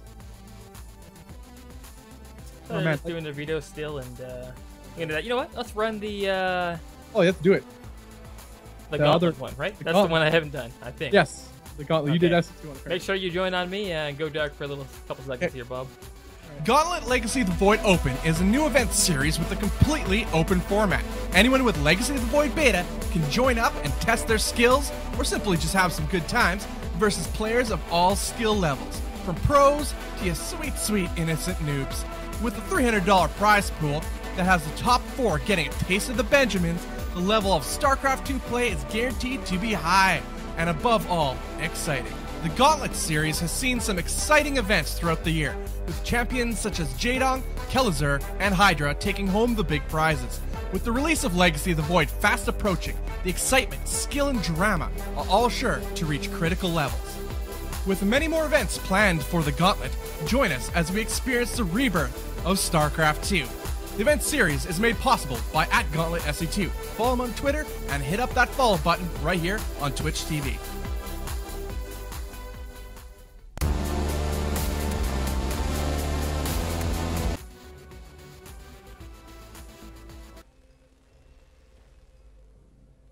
Excellent. All right, cool. In the top right-hand side of the map, we have the Terran Korean player himself. It is Top. In the bottom right-hand side, left-hand side, oh my goodness, of the map, we have the Red Zerg player, guys. It is Solar. None other than Solar, I should say. This guy's a beast, a champion. Exactly.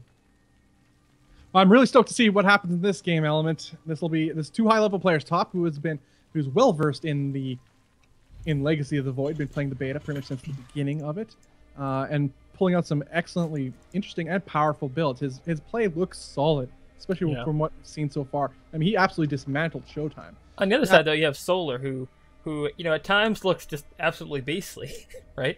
Yeah, I mean, well, Solar is especially in his career, and then, but other times he looks completely beatable too, though. But you never know which one you're getting at. Sometimes you just shows up to a DreamHack or something and wins the whole thing, or that type of event, right? Yeah, this one sounds good. You know what? I feel like I'm gonna win this whole thing. Yeah, and he does. Yeah. So, which one we get? That's the real question. But I like both these guys. I'm quite fond of. So, both very different in their current career settings right now too. Top has settled more into a streamer online event player in this case, and not really competing competitively and large-scale events. For Solar, pro league player on Samsung Galaxy, and he competes at DreamHacks and a multitude of events. Yeah, I mean the thing is, you can end it like you can end it where you started basically too. Just pro league player, and then you're just like, okay, well, yeah, and there's that says it all, right? Streamer versus pro league player, right? But you know, but Top is not I think counted out. Yeah, Top's been playing so much Layers of the Void, like you said. Yeah, and he is a high skill level player. Just because he hasn't attended these events does not mean it's a thing. Yeah, I mean it's basically me, Yeah, basically. Kind of the best ever. I just haven't gone and proved it. So nobody knows it yet. Yeah, exactly. Because you don't play. Yeah. And you don't play the game enough. Oh boy. All right, we actually have a decent little number of lings here to try to help deal with Top's Reaper. Actually, it seems like an overly large amount of lings. Well, it's 6 lings. Some of these guys just pop out 6 and then you're safe, right? So. Yeah. And the thing is, too, so if you put out 4, I guess who was saying this? Somebody was saying this. If you put out 4, you're likely to have those 4 whittled down, especially when 2 come out, and you're going to lose the 4. If you put out 6, you're likely to keep all, as long as you have decent micro, keep all 6 lings alive. So the trade-off's there somewhere. Yeah. But where is it? But where is it? Yeah, I guess you just keep the lings alive. Is the big thing. All right, I like this little bit of greed coming out of our Terran player. Yeah, taking the third quickly. Quick third CC. He poked up at the front. Now.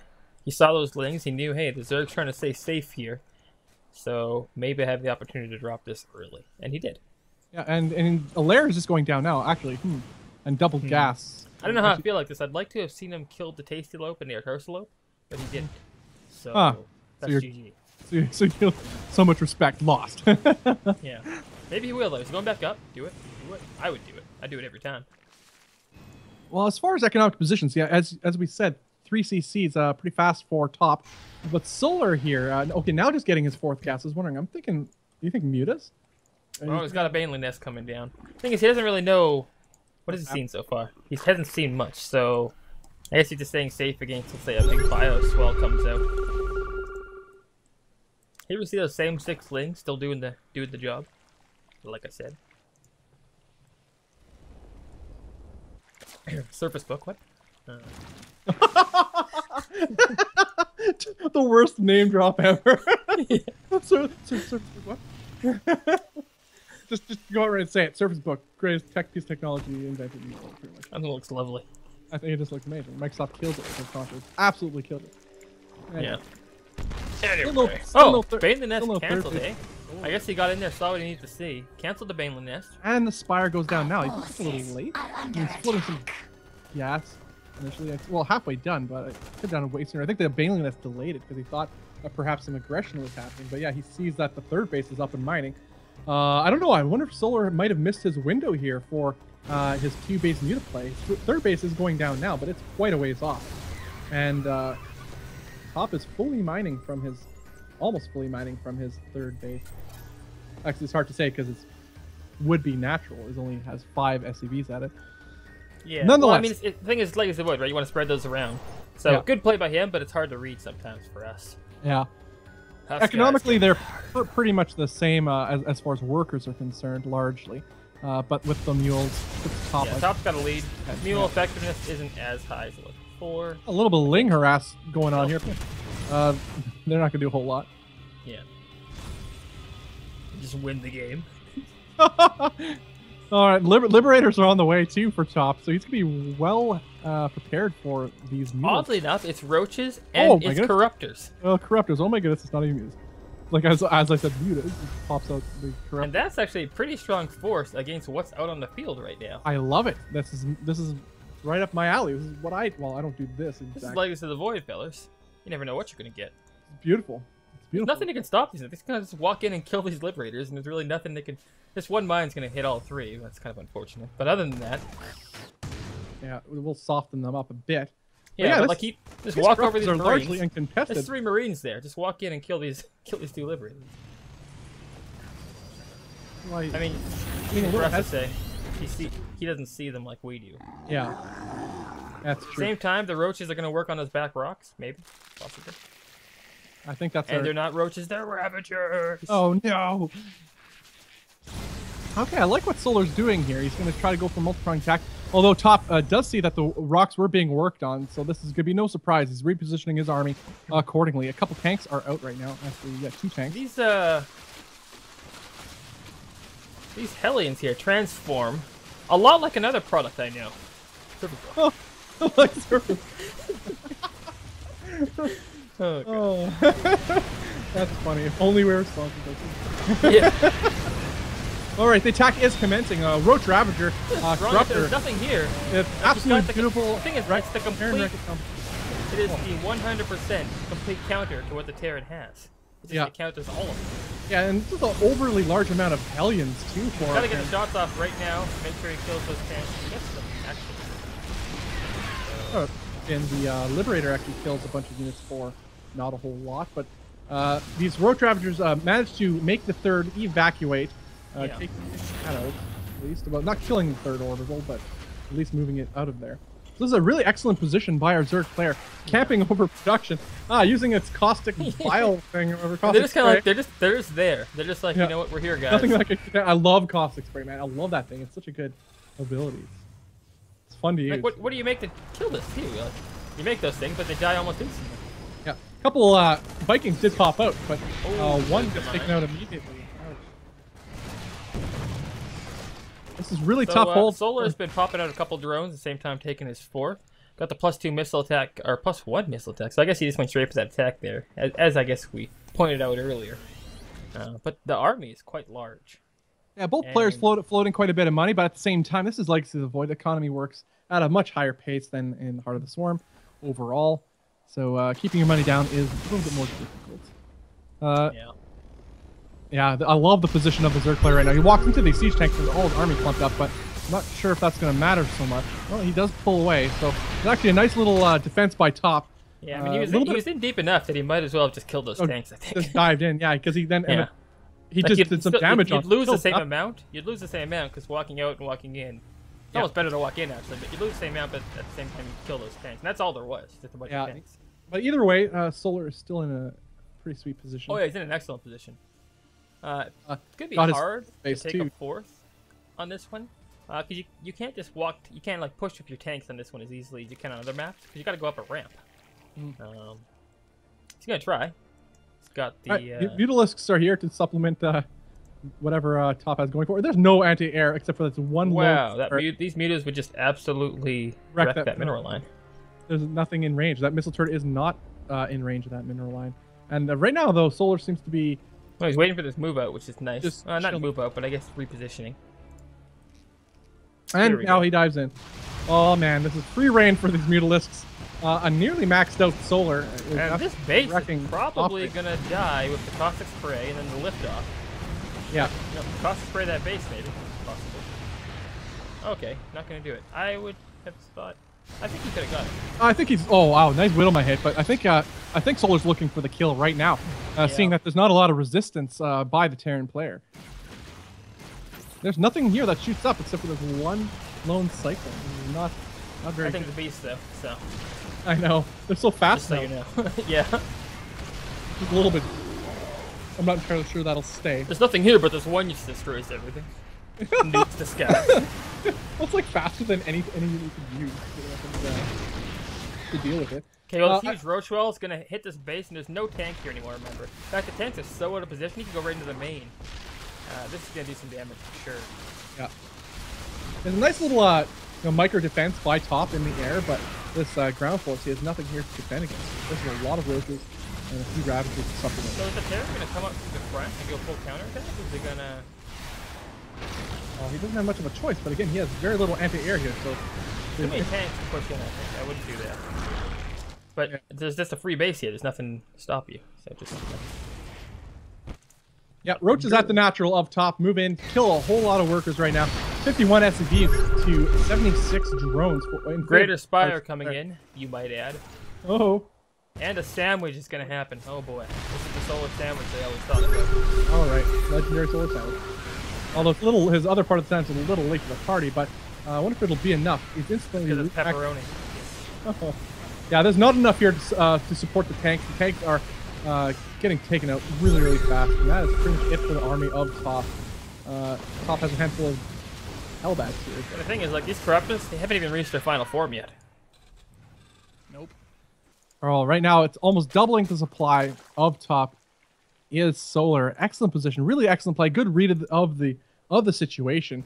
As you said, built the exact hard counter to what top had. Top's going to try to build some time with a siege tank and a liberator, but actually, Solar could just walk in here and it won't matter. He can just wait. Yeah, he's getting a little fancy, but he doesn't even really need to. No. Playing it safe. Nothing wrong with that, at least for a certain time. But right now, as we could see, that top has nothing on the way that can counter this Roach Ravager army. There's nothing even to heal this Planetary Fortress. Planetary Fortress putting in work, but... Yeah, that Planetary Fortress is just giving her. Yeah. I'm not done with you yet. I gotta admire the tenacity of top. What I have to admire is the epic game we've been given here. But the writings on the wall. Yeah, it's a very high pace. That's for sure. GG's called. Solar takes game number 1 of this best of 3. All right.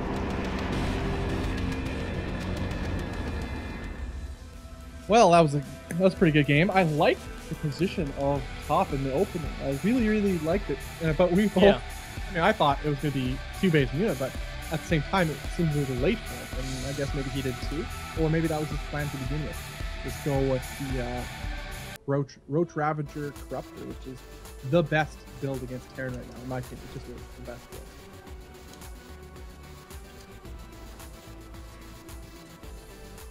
Indeed. Well, that's pretty much what I expected to see from those two guys. Well, I mean, it was a good game on both parts. The Solar had the game plan.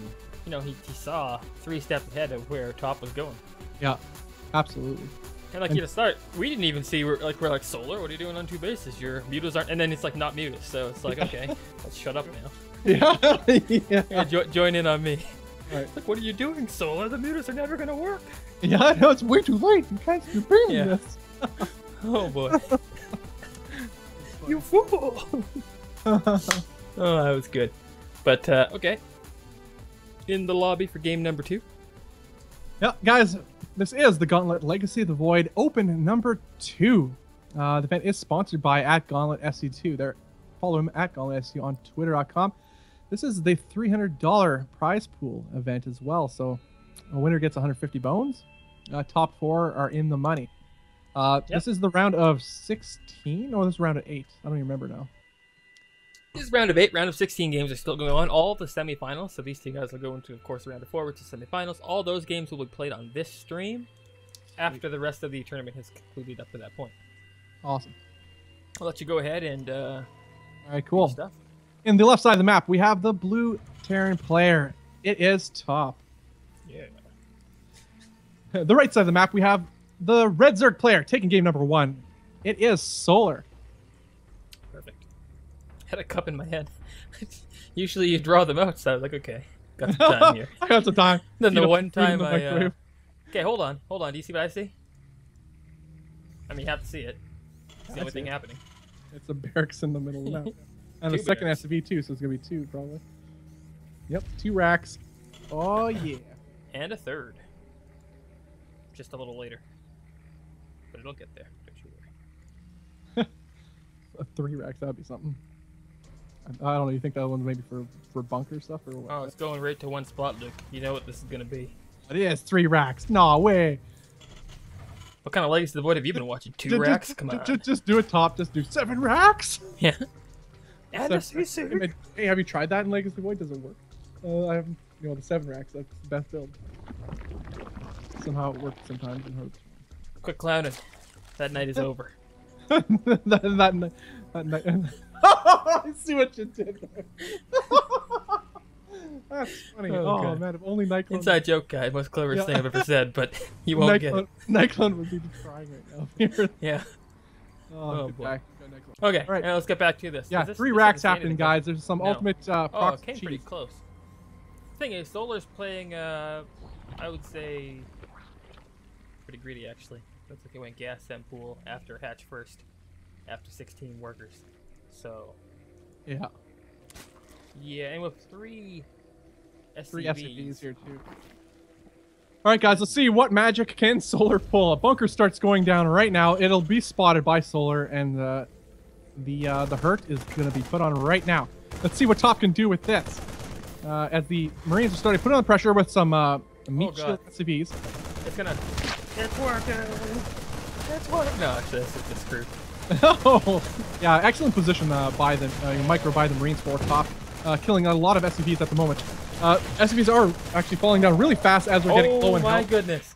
He didn't get into the bunker. It got stopped at the last second. Oh, no. That was... There's no money, though. No, like, there's no money being made for Solar right now. There's zero money. So he managed to defend so far, but again, what cost? Because he's not mining. Can get both queens up. I think it's in a good spot either way. Yeah, queens are pretty good. They could dive into that bunker maybe. No, he's going to decide to salvage it. That's a good idea, I think. I'm unsure about this. There are actually quite a lot of Marines right now. There's 7 Marines. Here's what you do. You just make more Marines and all in a second time. I mean, maybe that's what he's doing. He needs to focus down these queens really quickly. I think he's like, let's check out the production. Yeah, some workers are being made. And that's just the wrong call. And it's going to...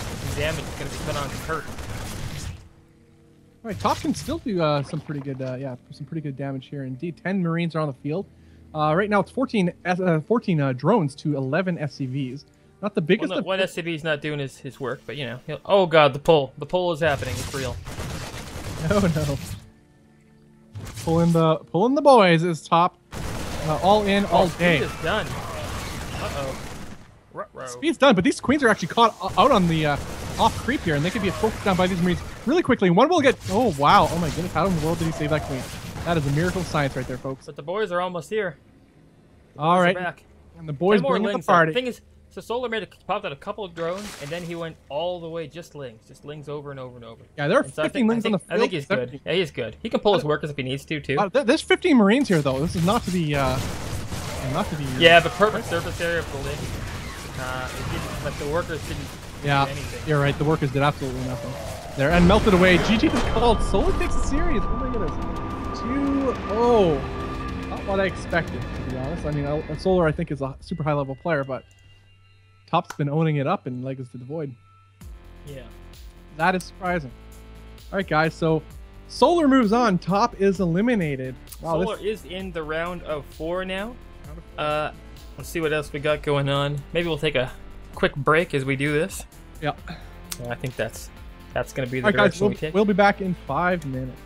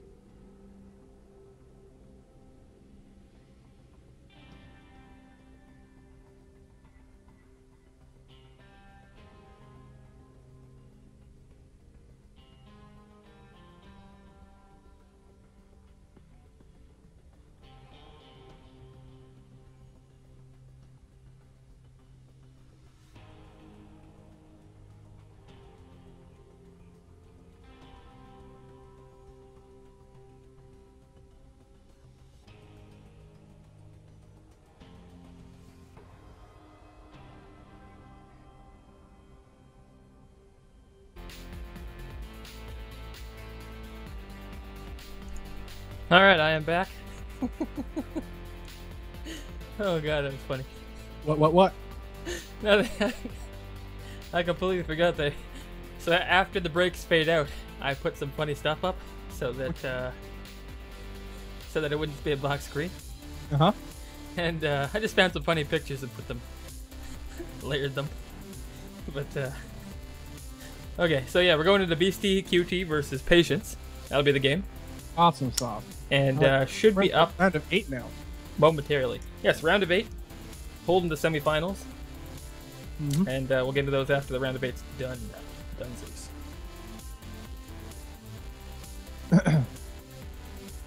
Alright, join in on me. All right, entering in.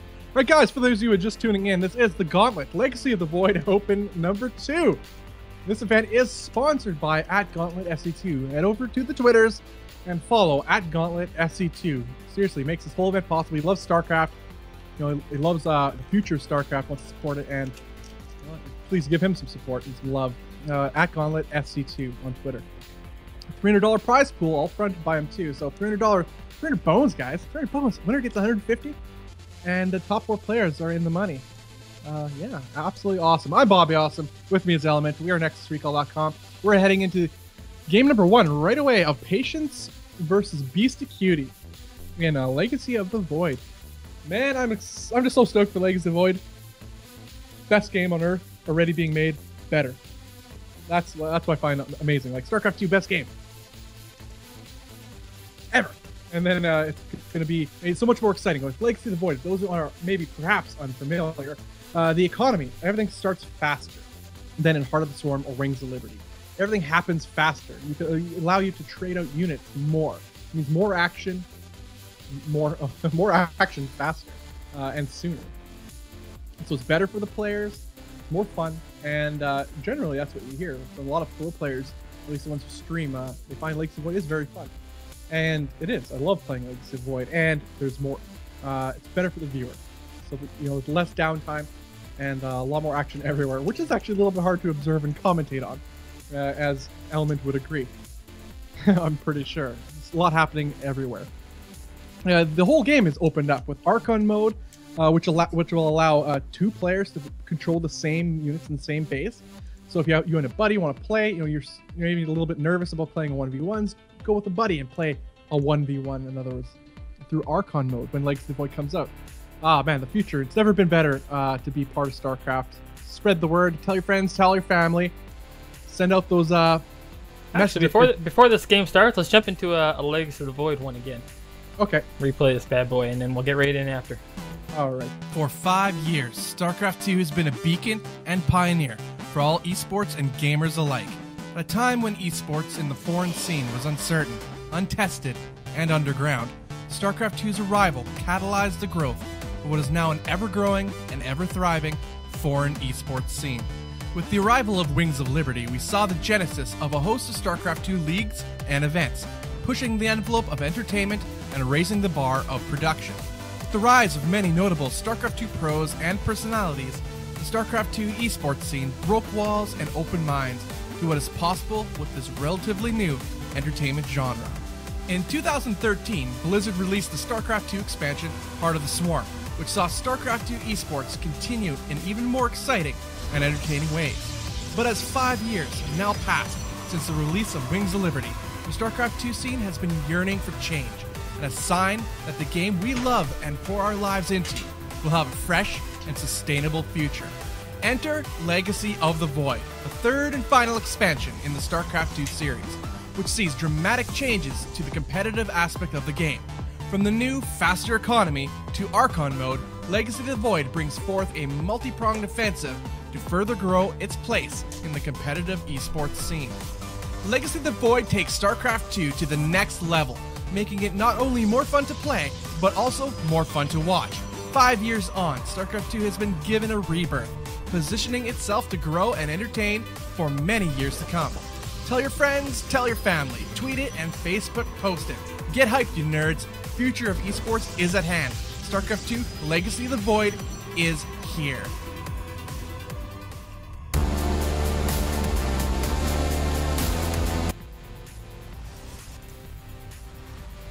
All right, we are actually ready and in game. Excellent. All right, guys. Quick introductions to the north. We have the red Protoss player. It is Patience. And to the east, we have the Terran player. It's BCQD. Good. Perfect. Man, that's such we are a good right, video. We are right in Keep the game. watching it. I did make that, guys. Thank you very much. Stayed up till 8 in the morning just to get it done. Oh, so sad. The block does happen. 2 HP on this little guy. Although I do have work to do on those videos. It's mostly experimental. First time I ever tried doing stuff like that before. So those are good. They're top notch. I don't think anybody else has anything like it. A lot more to come, that's for sure, in the future. Sorry, everybody else who doesn't have it like it. Sorry, everybody. True Canadian fashion. Yeah. Oh, I'm sorry. Sorry for doing better than you. Okay. Okay. All right. Anyway, what am I behind here? Could you do some damage, actually? Oh, wow, this is nice. Not quite Huck style, but it's very nice. The Photo Overcharge does go down on these proxy pylons, which will bust down the doors of BCQ. The thing is, I'm thinking about this. He had to drop pylons to do it, but he's going to kill 2, well, basically pylons. So in the end, he's going to lose anyways. I'm not sure how much this does, but at least it stops him from getting out of space. Oh, and this mine, here we go. Get it. Actually, I like this. The supply blocks, too. That cannot be understated, too. At this point in the game, BCQD that was having a hard time had to get up those supply depots first before he could build any supplementary units, which allows said. Which allows Patience to do what you want. 2 mines going off into the distance. What do we got back at home to stop that? Phoenix. That's not an Oracle. Oh, recall's home. Another Phoenix on the way. That's the Phoenix. Okay, well, robotics facility just finished. Yeah, but these should be able to land and get their shots off. Phoenix will pick one up. But the other one, I guess if good targeting, it should do nothing. And it won't do anything. Just... Look at this, and he chases him off anyway. Actually, that's a little bit interesting. They could have dropped. One would have been lifted, but one would have got some shots off. Or a shot off. I don't know. If you focus the other one with... I don't know. It's a safe play, that's what it is. Yeah. Yeah, he doesn't lose his mines and if you really think about it too, it got all the pressure off the front because the mother's required to warp home. So he didn't lose the medevac. It did its job. Yeah. That's surprising. It did the things. It did the thing. Gonna go for a double pickup here, I believe. Yeah, and that's exactly what he does. And he'll be able to take care of these mines. It does Patience. So I really like Patience's position right now. His Nexus is just over 3/4 of the way done. He has good tech. Just building more and more Phoenix by the looks of it for Patience. Our box facility looks to be been purely for that observer. It's a costly thing to get an observer. Observers themselves are really cheap, but if you're building a robotics facility just for that, the price goes up here. So there's 4 Phoenix out. There's only 1 pylon and an adept as defense back here. It's funny to say pylon instead of defense, but yeah, that's what it is. So these days, yeah. And the this is a pretty pretty nice push by BCQD. Widowmine goes down. Damage, really. Kills 2 mines. Does the 2 probes? Does the Widowmine. They are going to come back, the Phoenix, so they'll be able to clean this up when they get home. But it's not now, so I don't know. How many workers died there? Well, I think only 2 or 3 have gone down so far. Right, it's 33 probes to 28 SCVs. Toronto Patience is not in a bad position. As long as he doesn't lose any of these Phoenix, though, he should be absolutely perfectly fine, and he does not. Loses a couple probes here, but again, the Widowmine shot. Oh, the Widowmine, ouch. But again, only 2 more probes went down there. Yeah. By the looks of it. Yeah, 4 probes in total by the Widowmine. I think a handful more by the Marines, but... I believe... Yeah, the Observer died there, so this Widowmine might get another kill. Yeah. Yeah, a few probes did go down, I don't know how many in total. Ooh, stops the construction of the base. That's good. Overall, it's a very, there's an intense action on both sides, but pretty even game. Yeah, they managed to equalize themselves out. Oh, one more kill. Yeah, it does get a mine. Medevac just got absolutely rocked. Observer just now being started, although they build pretty quickly. No, it came out. One came out. Yeah. There's one across the map too in the other base. Correct. We got Phoenix harass happening here, trying to pick up the Cyclone, but not managing to kill it. SCV is sent to repair that lone cyclone as well. Those Phoenix are getting pretty low in health, and looks like no more air units being built. Perhaps a transition is on the way for our Protoss player. Yeah, actually looks like he's going maybe Adept Immortal. I don't know, he has a War Prism on the way. The Adept Resonating Glaives, which is a rather new upgrade for the Adepts, which it'll increase their attack speed by 45%. So they no longer have the shield upgrade, for those of you who may not realize that. And the thing is, like, I mean, their attack is so slow. Normal, it's like 2.3 seconds or something like that. Yeah, it's something like long. Tank But slow. like, it's like yeah, siege you tank. shave a second off every time, essentially, which is pretty crazy. Yeah, that's a pretty good upgrade. But again, they're not the meat shields they used to be. Their health, as of the patch yesterday, was taken down. It was their shield health taken down by 10.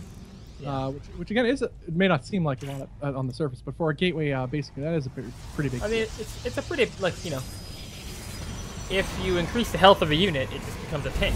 Like, but if you increase the damage, then you can actually use this core unit. That's what they wanted. And throughout the game. Yeah, I think they may have achieved their goal. This attack is occurring.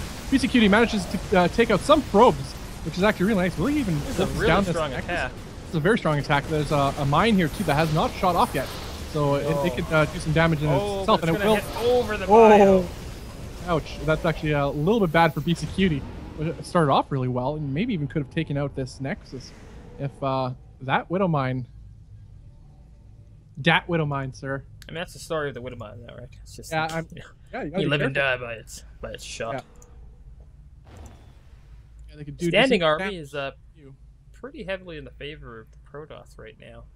Oh, what do we have? We have 10 Adepts and only 1 Phoenix and 6 Sentries. This bunker will help, but there's enough force field. This command center is acting as a natural. Like, it's gonna really hurt them. And it's all you can already see the effect of the command center. Yeah, and again, these Adepts do have their upgrades, so they are attacking significantly faster than they did before. Remember, Marines are not a counter to Adepts. They are not. You don't build Lings to kill Zealots. Not generally. It's not something ideally you want to do. Same case here. You don't build Marines to counter Adepts. Wondering where you're going with that one. You don't build Zealots, and I was like, or Zergos, you don't. I mean, generally not to counter unless you have nothing else to build. Alright, so it looks like he's going to survive, I think. Yeah, but at what cost? The economy lost a lot of SCVs. He's down to 21 SCVs. Again, though, what happened? And did we miss something overall here? There are only 28 probes, too, though. He lost a bunch of probes. Well, remember there was an attack at the base. Was that where he lost? Kill workers. I didn't think he lost that much, as far as probes are concerned. A pause occurs. The Cyclone's bugged. Cyclone is bugged. Can't lock on.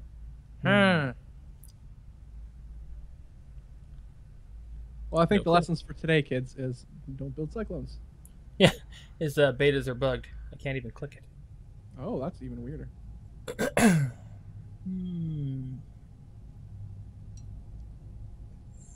Well, I mean, some type of admin's gonna have to make a call somewhere. One that chance. Thank goodness they don't put this one onto an admin. Game resumed. He does not want to make that call. A little bit unfortunate for BCQD though. That is a little bit frustrating. But again, he's losing more units here. This not enough Marauders to counteract these garbage units in his BC zone. Yeah, you're here first, folks. Oh, yeah, I like the idea of this. Good game is called. Patience takes game number 1. Bugged or not, that I don't think it would have made a difference. Nonetheless, frustrating. Frustrating nonetheless for. Well, I like the thing is, you know what? When you say that, but I saw him try to lock on to the Phoenix early on, and it didn't work. And in my head, I was like, oh, why does he just lock on to those things?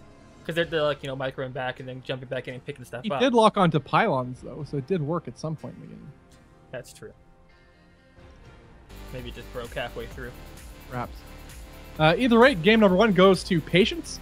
Pretty exciting game, actually. Action right from the get-go. Both sides dealing blows to each other. I like that sort of thing. And a fast game, too. All right, guys, we're headed to game number 2. This is still best of 3s, correct? Yep. All right, still best of 3s. And this is the round of 8. Round of 8.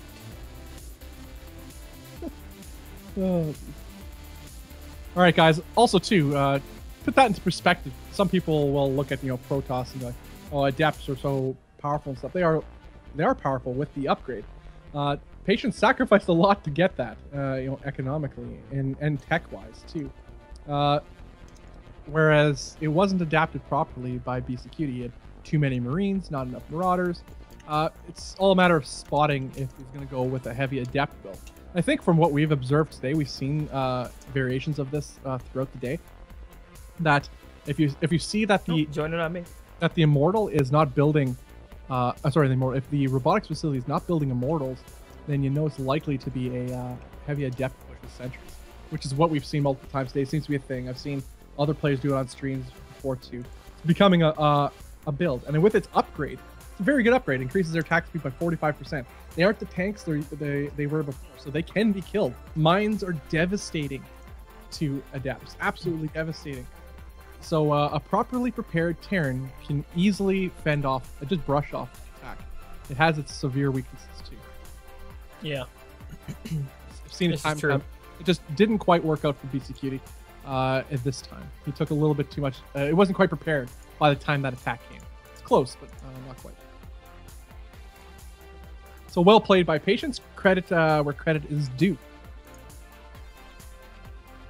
Guys, we're going to head to game number 2 right away. This is the Gauntlet, Legacy of the Void, Open number 2. This event is sponsored by @Gauntlet SC2. That's go to Twitter and follow @Gauntlet SC2. Please do. Makes this whole event possible. Whole Gauntlet series, slew of events so far this year, and more to come. So please do support him supporting StarCraft.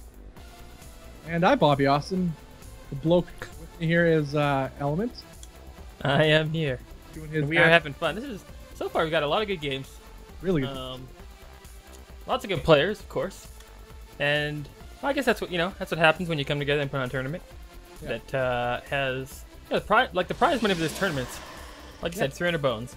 300. But it's not common, right? You usually see the $50 ones, the $100 ones, or even a show match might have like $50 or $100, something like that. So huge shout out, of course, like you said, to Gauntlet SC2, C-Tone for putting in the money here to get this all going. And it's not just the money too. He puts a large amount of effort into all the posts and all that kind of stuff as well. So. Yeah, on Team Liquid and such, very well done posts. Yeah. All right, let's get into this one. All right, guys. In the left side of the map, we have the Protoss player taking game number 1. It is Patience. And in the right side of the map, the Terran player, better known as the better half of the QXC BCQD Archon, it is BCQD. Better half. Well, I don't know. QXC. Hey, I'm just going by. Just go by the last Legacy of the Void Open. They face each other. That's true. Yeah. BCQD 1-3-0. That's all I'm going for. Doesn't mean he's actually the better player. Just he's the better half. Yeah, I was sad that QXC, for whatever reason, couldn't play in this one. Guess he's got something else he's got to do. Yeah, probably like something like that. Writing something genius or something. The guy's a pretty good article writer. More comments on the Adept, perhaps, or perchance the Liberator this time. Yeah, it's always great when you get some insightful comments from the guys who play at that super high level and who can also articulate it well. Yeah, articulate it well. That's the key too. He's one of the most articulate players in the game. Yeah. And not only that, it's really nice to see when he also talks about his own, when they talk about their own race, stuff that doesn't work well, but not that it's it's broken for them, basically, that kind of thing. So always great. Yeah, he's able to be a little bit objective, one can say. While delving out criticism and suggestions to Blizzard, which I find productive. And that's exactly what David Kim and the rest of his crew at Blizzard are looking for. Thoughtful suggestions, not just this is broken. Well, okay, well, why, in what situation, and how could it be improved? That's how you deal with things, and that's what the community needs, and that's what we got. I love it. Yeah. All right, guys, in this game we got an expansion halfway done for Patience, and about the same for our Terran player BCQD. And remember, keep in mind, BCQD is, as I mentioned before, the previous champion of the Gauntlet Legacy of the Void Open number 1. And the thing is, too, I don't think that one was even close, really. I think you rocked everybody in that one. Yeah. If I remember correctly. And, so he won the 150 bones there, and I was expecting some good show, and so far he's done really well. That last game, like you said, it was a glitch. And, even if it didn't have a major impact, like that one unit, has a major impact on you playing because you're clicking it over and over. Why isn't this working? Why isn't Yeah, it your in the middle of a APM's battle? going to figuring something Yeah. out. Which should be going to, Yeah. I don't know, building SCVs. Yeah. Yeah, I mean, because you know, at the highest level, it's all just like muscle memory, basically doing all the work. Yeah, And when now you you're disrupt that. Now you have to actually figure something out in a strategy game. No way. Yeah, you have to look at your keyboard when you're clicking things. Yeah. You're not supposed to do that. Some things like that. Oh, okay. We got a little bit of a rally mistake going on by the natural of patience here. I wonder if he's gonna figure it out. He has a few probes sitting there doing nothing. He's not rallied against the minerals. This is me in 2011 all over again. 4. Oh boy, this is awesome. Okay, no. Oh, he's sending them. Okay, some of them started to mine. I was hoping other ones would. We got an Oracle coming in. Wouldn't mind a couple Marines. Look at a couple kills though. Oh, it's gonna go right through. Oh god. Oh, I think What happened? he was A-moving it. You could see in his conflict, he's trying to get the Marines, but it kept focusing, prioritizing the Widowmine first. Yeah, well, he shot 3 different Marines and the Widow Mine. Yeah. Maybe I don't know. Well, he weakened them all up. That's for sure. Oh, wow. Good job, I guess, but right now he needs kills from that Oracle. Maybe the plan is to fly over these Marines now that they're all weak and let the Widow Mine finish them off. All right, well, it gets a couple Marines. That's something, and that's actually pretty good for what seems to be him following up with more Oracles. In fact, he has 2 queued up here. Does patience. I like 4 it. dead Marines. Not bad. And Persistent. some And so Widow that's Mine. something we don't Yeah. see in Legacy of the Void enough either. Is I see it from Huck, though, from time to time, mostly in mid to late game. Yeah, well, he's but getting some workers now. You might have made him feel better. Oh god, the Widow Mine. Wow. Pardon me. It's 700 minerals lost now to 800 Ouch. now. Yeah, this is actually 850, 900. another. Widow Mines are coming in now. Hold on. Hold the phone here. This is the story. Oh god, they're gonna do some damage too. Nope, not even looking at them. Oh no, he's not. Okay, half the mineral line just disappeared. Half the mineral line gone. 10 Actually, over workers. half the mineral 10 line. workers. 10. Yeah, that's a lot. But the Yeah. second Oracle did come in, and there was some damage. The Oracles are fended off by this Viking, though. So far, the Oracles have done more damage, but I think Oracles are a larger investment than 2 Widow Mines. I think. But they are also, as long as they stay alive, will pay off too. They'll be able That's true. to put Revelation on any move outs that. But these BCP mines even get a does. second shot. Here we go. Oh, they are gonna. Another more 5 workers down there. kills. That one has 8 kills in total. He's gonna pick it up too. Oh wow! You gotta pick him up and move away. A cannon does go down at the natural of patience, Okay, but here's the thing though. and of fame. There's 4 Oracles, God, and there's only how many Marines are there? 8 Marines. So these 4 Oracles can just kind of wreck this whole line, I think. Yeah, If they go in right now, if they just do it. there's a Thing. Phoenix on the way too to deal with Oh whatever god, air. he didn't do it. Security. The thing is, I guess you could be thinking, hey, is there a Widow Mine? No, he's going for it. Yeah, he's going for it. Managed to evaporate all the Marines that were there. The high DPS of the Oracle allows him to do so, but it just wasn't a critical amount of Marines and no missile turrets on the way either. Actually, yeah, still no missile turrets here for BCQ. He's really trying to cut corners here. Either that, he just simply can't afford it. There goes one. He starts putting one down as natural.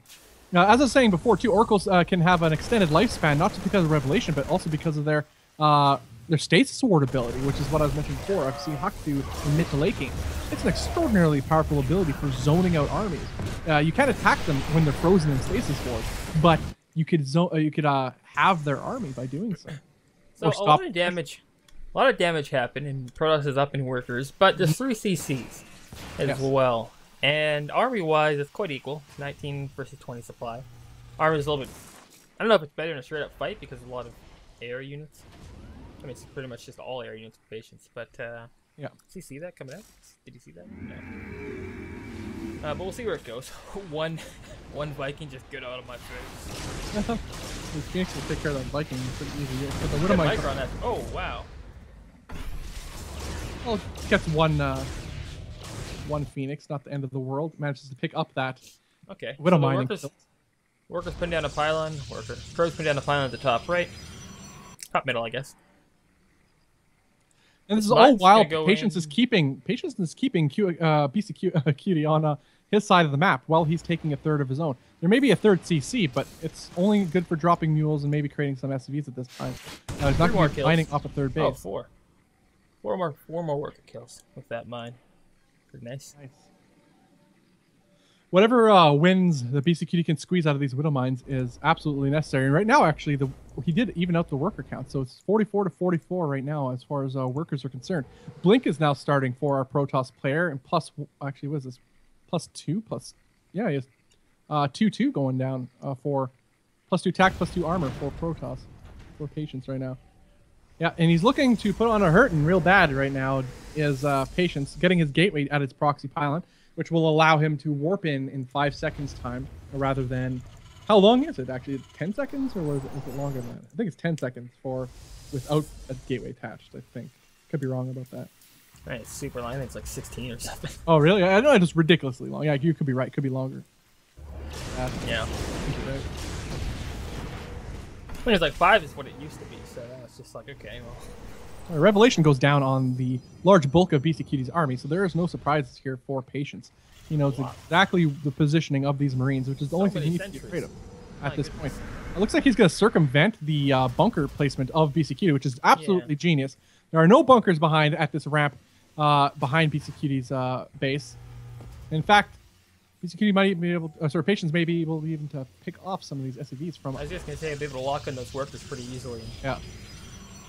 Rip them to shreds. Yeah, mine drop, I think, happened here at the third base of Patience or something. Yeah, it did. Killed a couple of workers, but immediately taken care of by the Mothership Core and the Photon Cannon. The aggression is happening. Scan goes down. Now the jig is up. QD sees that Patience is camping above his third base, which is really annoying for anybody mining from a low ground base here. You have to evacuate half your map, make sure half of your mineral There's so much army here. Like, my god, this is kind of scary. It is. And look at these sentries. They're only here gathering more and more energy, and force fields are extraordinary when coupled with this sort of ranged composition. You section out armies just like this. Pick apart these units and there's nothing left. Yeah. And look how much money was invested in those bunkers that didn't end up doing anything. There's units sitting in those bunkers too. They're full, and he couldn't do a thing about it. Yeah. Again, that's very well played by Patience. It was an overreaction in the wrong direction by our Terran player. So it was just smart play by Patience. Good job. Takes the series 2-0, and he moves on to the next round, to the round of 4. Actually, he moves on to. So he's actually in the money. Patience is guaranteed dollar bills. Yo, that's exactly what's going on. All right, guys, for those of you who may have just tuned in, this is the Gauntlet Legacy of the Void Open number 2. $300 prize provided by the event sponsor at Gauntlet SC2. That is, go to Twitter at Gauntlet SC2. Follow him up. Hit him up. Give him those likes. Follow the channel too. Hit up that follow button, and so you know when more events happen in the future. He's been supporting StarCraft pretty hardcore over this last year especially, and just show him your love, because StarCraft's the best game on the planet. And it's awesome when people support that. Isn't that right, Element? It is so good. So this is going to be best of 5. It's going to happen. This is the semifinals, round of 4, and it's going to be Bly versus Neeb. Oh, what? Wait a second. I got to refresh this. Bly beat Alive, Neeb beat True. Okay, I knew. What? Not? No. No, I knew he beat Arthur. I thought that was impressive. But Bly beat Alive? Yeah. Oh my goodness. He beat so Bly. Let's look at his run here. Bly had a walkover in the first round. Then he faced Guru, defeated him. Faced Arthur, beat him. Beat Alive, moves on to face Neeb. And then Neeb, man, Neeb the boss. You know, the North American Protoss player, the American, who used to be a Terran player and switched about end of last year to beginning of this year to Protoss. You know, he felt the call of the Kala, and he's now a true Zerg. And he oddly have defeated True in the quarterfinals. What a oh my goodness, I want to see that. I gotta see those games. Solar defeated Top, as we know, and we just watched Patience defeat BCQD. So there is Patience versus Solar and Neeb versus Bly in the semifinals. All 4 of those players are in the money now. Now they're just fighting for more money. Who gets more money of the $300 prize pool? This is exciting. Holy cow. My mind just got blown. And I believe all the games now will be shown on this screen. Yep, everything else is being shown on this stream. We're going to kick it to a short little break here. Let's do the Gauntlet one again. Run them both twice, that way we're even on everything. Just a really quick break. Yeah. As we get this set up. Gauntlet Legacy of the Void Open is a new event series with a completely open format. Anyone with Legacy of the Void Beta can join up and test their skills, or simply just have some good times, versus players of all skill levels, from pros to your sweet innocent noobs. With a $300 prize pool that has the top 4 getting a taste of the Benjamins, the level of StarCraft 2 play is guaranteed to be high, and above all, exciting. The Gauntlet series has seen some exciting events throughout the year, with champions such as Jade, Kelazur, and Hydra taking home the big prizes. With the release of Legacy of the Void fast approaching, the excitement, skill, and drama are all sure to reach critical levels. With many more events planned for the Gauntlet, join us as we experience the rebirth of StarCraft 2. The event series is made possible by @GauntletSC2. Follow them on Twitter and hit up that follow button right here on Twitch TV. Alright, yeah, just a really quick little trailer for the Gauntlet series. Completely Indeed. unpartial here, but one of the best series in the entire I mean, it's certainly we're fun. going in. We've had some of the best games I've ever seen casting these events. Unbelievable. Yeah. I mean, the best part of the Gauntlet is the partnership with ESL and, of course, C-Tone, Gauntlet SC2. Some really good games, being able to cast some really good games, and overall, just, bring that to everybody and share the replays and all that kind of stuff. But yeah, for those in chat, Really fun. wonder if there's a replay pack. The replays will be released. Where is it again? On SC2 replay? It was on the, I should actually... They'll put a post on the Reddits when they get it out, and overall, the thing is... They will be we can released. As many as we can collect, we'll release, basically. Yeah. I know Loop is all about this replays. Alright, guys, we're going to be heading into game number 1 of Bly. Oh my goodness, actually. Look at this. I have to relook at this bracket again. This is insane. Okay, so who did Bly beat again? He beat Arthur. Arthur beat Revolver. We've cast Revolver many times. Revolver's a really good player. I like Revolver a lot. Or have we cast? We casted Revolver a few times, I should say. Then Bly defeated Arthur, then beat Alive, and now he faces Neeb. So we got the Bly on Fire online beast. He's a beast in these online events. Bly on Fire. Oh, by the way, we're having a little 2-minute break here. Bly has to put his makeup on before he starts playing. Let's get ready for that post-game shot. No, we put up a picture on... I'm gonna need a few minutes. Oh, okay. Neeb needs a few minutes too. We put up a picture on of the win, one of his Go for SC2 wins. Oh yeah, that's right. He's like, the lighting's terrible. I need a new picture, guys. It looked fine. Yeah, it looked like just a regular picture. Really... Then he sent us like this picture where he's posing and across the counter, and it's been completely touched up and has perfect lighting and everything like that. He's like, this one will do. Just randomly pick this one out of my collection. Oh boy. Oh geez. Yeah, so Bly is literally they both on need fire. a couple minutes to get the stream up, and no, I'm just kidding. Both these guys seem to be pretty good. Yeah, plus pretty we have nice guys. Big 2-minute delay on, I think. I guess we'll go into a 2-minute break again, just a 5-minute break, but we'll go as far as we need to, and we'll come back right when they're ready. It should be shortly. Yeah.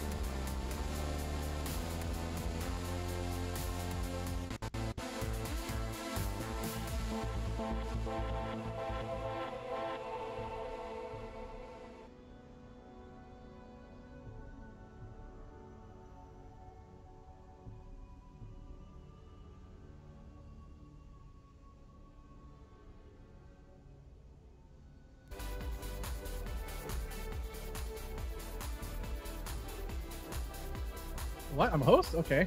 Yeah, you gotta remove. Start game? No. Oh, remove. What have you done? I actually hit. I just entered the game. Actually hit start game. Why am I the whatever? Reinvite. No, I don't need to. I can just join that. Alright, guys, and apparently we're back. I was like alt tab to see this thing hit join. Not paying attention. Alright. Alright, guys, we're gonna head into game number 1, guys, of Acer's Bly versus Neeb. This is gonna be a pretty epic showdown. I don't think I've ever seen these two face each other before, so that'll be exciting to see. This is the quarterfinal, semifinal. Right? What is all this noise I'm getting from this Skype? All right, I had to do what I had to do. Yeah, so this is, like we said, Neeb versus Bly. And then we'll be jumping right into... Who's the other one? Solar versus Patience, right? Yes, Solar versus Patience. All right, guys. This is the Legacy of the Void, Gauntlet Legacy of the Void, Open number 2. $300 prize pool, guys. All these players left are in the money. Right now, in the top right-hand side of the map, we have Acer's Bly.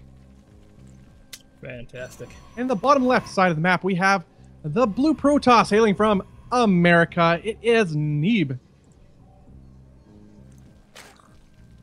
All right, guys, for those of you who don't know, this event is sponsored by @GauntletSC2. Head over to Twitter and follow @GauntletSC2. Show them some love and hit up that follow button here on Twitch TV too for more be notified of more events in the future. I'm Bobby Awesome. With me is Element. We're nexusrecall.com, and we're just here chilling, watching some pretty sick StarCraft action for with you guys here today. Bly on fire indeed, Element. Bly on fire indeed. Yep. He defeated some pretty good players. Both of these guys have done pretty well today so far. Neeb taking out True. Yeah, I guess I can't understate that. Yeah, he defeated True. I thought True was for sure going to be a finalist here. Yeah. Come on, son. I mean, True's gone into tournaments and that he didn't even know were connected to other tournaments and just beats Colt and stuff like that. Remember? Okay, yeah, I remember that. Oh, he entered the qualifier. Just taking out Colt. He entered a tournament, won that one, right? And which qualified him for the finals, the Gauntlet finals. He entered a qualifier for. He didn't know. The qualifier had $50 as a prize. Yeah. And the main tournament had $1,000, and then main tournament comes, only 8 guys or 16 guys in the main tournament, and here we are. Where's True? Where's True? We find him in a Twitch chat watching some games or something like that. Yeah. And it was just very funny. It was pretty funny. He's like, "Oh, I'm supposed to play," and I'm like, "Yeah." Well, you qualified, and he's like, "I didn't play any qualifier. I don't know what you're talking about." Oh, okay. So he just wanted the 50 bones, and then he got it, and then he didn't realize he qualified for. He just wants to watch the world burn, is what he wanted. Oh, True, what a character. But he is, unfortunately, as we said, eliminated, though, by Neeb himself. Neeblet. This is a big exciting game. PVZ. I love watching this matchup. Playing it, maybe less so, because I'm not the best at ZVP myself. But I'm sure this is your favorite matchup. Actually, it is fun to play. I'm just not very good at it. There's a difference there, I suppose. Yeah. ZVZ by far my best. That sounds so sad. Or Zed versus Zed. Yeah. All right, a couple little harass here by the by Neeb's adepts. I like this, zoning out these lings so they can't see more than they ought to. Both players getting their expansions down and mining already, which is nice speed, about 3/4 of the way done for Bly. No upgrades yet for his evolution chamber, which is a little bit, timing is questionable on that, to get it so soon and not use. I think you got it for drops. Oh, you need it. Oh, I didn't even realize that. I don't do drop. I'm not like you. I don't like drop like all my. I'm pretty sure they. Yeah, he got it for drops. He's doing a Overlord. That would be in the why. bottom corner. I forgot about that. You need it for drops now, Jack. And so how dare you question his? Well, this adept getting quite a bit of prospective kills there. That's pretty amazing. Yeah, and a little bit of health left. And it's gonna get one more. Oh, still well played by Neeb there. So. Bly is going to drop Lings into this back and then realize he needs to drop them again to get him anywhere. Or what? Yeah. Poor Bly never catches the brick. Oh man. I've got you now, he says. No, you don't. No, you don't. I know, this is so unfortunate. This is gonna Yeah. try to work on the rocks there or something, but I mean, even that's all then he it's a can do. stalker, so you just put a stalker behind it and you're good to go forever. Oh, Bly probably punching himself in the face right now. Yeah, I mean, Bly and Nurch just have the worst luck. Yeah, all The the worst. Nurch. Look, he's going for it again. Okay, I'll just load up, he says. Yeah, may as well. It'll take me half the game later. Lupa's still in This is chat. renderings- If he is, I know Lupa likes the name. Lupa. Oh man. Okay, so we got a couple crab guys. No, I'm just kidding. Ravager's walking up. It's like the dumbest thing. Never heard them reference to that before, but yes, they do look like that. Without the pinching. Oh. Alright, this is a nice little attack by Bly, actually. I like the idea. Look at this. Oracles left. Okay, here comes the Lings. Oh, wow, and Bly's got the perfect spot. Is he going to dip out? Oh, you can see the creeps dropping, but nothing else. Lings are going to get some damage done here. Well, I like the concept of this attack by Bly, but they're actually not getting anything done at the front door here, except these Lings. Nice little distraction. The Lings aren't going to get a lot done. The army isn't even that far out of position to begin with. Kind of a wasted effort overall. Oracles went to town on everything else. Yeah. Yeah, I mean, that was He was in a best of spectacular five, so position. Bly has a couple games Forgot just this to... is a best of 5, so to collect himself, I guess. Yeah. Oh, and nice, they used the Game Hard edition of this map, so it actually shows how many workers die. Yeah, I like the Game Hard edition. It's pretty nice. Good guy, Bly. You know what's funny is, I haven't told many people about this one, but first tournament I ran with ESL, Bly signs up. I'm like, oh, Bly signs up, that's awesome. And then, first match he has, he wins. I don't know if I'm the one who messed up or Bly is the one who messed up. We'll just blame Bly for this one, but somehow the other guy gets put ahead. Oh no. The guy that lost. And then Bly says to me, it's basically, what did you do? And I was like, the system's perfect, you must have screwed it up. And, Trust the system. yeah, I can't remember where it went. But since then, it's just been jokes with Bly the whole time. So, Yeah. good guy, Bly. Good guy, Awesome Bly. guy. Indeed. I like this little pressure by these oracles, really just putting some revelation on, putting the fear of God into Bly's poor Zerg soul right now, because he's in a pretty bad position as far as the Zerg is concerned. His third just goes up. No mining yet, as it just went up. No mining, the worker count is pretty abysmal to Bly. Yeah. I mean, 46, Zerg can 46 fix that, drones to but 59 I think he's probes. going all in with a push like this. The third You is can't- almost done for Neeb, and he You can't will really be make mining. workers and send them there because there's so many oracles. They would never make it from there. Yeah, there's no creep spread there. You'd have to waddle your queens over, and he doesn't even have enough queens to deal with that many oracles, I don't think, right now either. Now look at these oracles putting in the work against these queens by themselves. The Roach is pushing back this gateway army by Neeb. Might not want to overextend, doesn't want to get caught. Yeah, and they're gonna have road speed pretty soon too. So, oh, he gets out. Does recall, nice. But overall, I think but- that was pretty good for Bly, actually. Yeah, oh yeah, definitely. He got the better Oh. exchange. Yeah, but at the same time, he's still behind. He's No, losing his workers, absolutely. like I said would happen, and he's gonna lose his queen because it's a queen. And this whole time, Neeb has been probing up too. As that's 69 SCVs. Sorry, 70 probes, 249 drones of our Acer Bly here, our buddy. Nice. Yeah, another 10 This- workers. Like Bly couldn't really afford to lose new workers, but he did. Yeah, I like how he's really just taking out the shields, maybe a little bit of help of the oracles, but in sacrificing that. And now that he sees his carriers, I mean, good guy Bly, fight till the end, but I mean, yeah, it's a tough spot. He's getting Burrow. If all else fails, get Burrow. As there Why isn't a never whole. fails. I mean, the only detection on the field is those oracles. yeah. But Neeblet, the Neeb knows he's putting up cannons all over the place. Yeah, Neeb's no noob, guys. I think that. Neeb's no noob. Actually, that's easy to say. There's a bunch of carriers on the way, as you mentioned. The carrier fleet has, as they call it, the Golden Armada is on its way, and there's nothing right now. The Bly, a 3-base Zerg that has just now saturated his third base with 0 creep spread and no upgrades on his Hydralisks. This is really the moment where, as soon as Bly saw the air, I think he did see the carriers. I'm pretty sure saw a glimpse of them. Should have immediately thrown out a fourth. You just can't really move out that fast. Yeah. With carriers. But at this point, it's gonna be hard. Cannons all over the place. These burrows attacks aren't really gonna do much. Yeah. Well, he has a Spire. He's getting +1 Carapace on the way. Going to he's still droning up, taking his 4th now, but that 4th is and a 5th. 4th and a 5th. Oh, and a 5th. I like that. Yeah, there's 2 things this could be for. I mean, that 5th is completely inaccessible though. He could be taking them. How did he even get a drone there? You just break the rocks and then you're good by the 4th. Yeah, I know, but that's really hard to do. There's no creep spread in any direction right now. Okay, this could be good. This could be good though if these roaches here.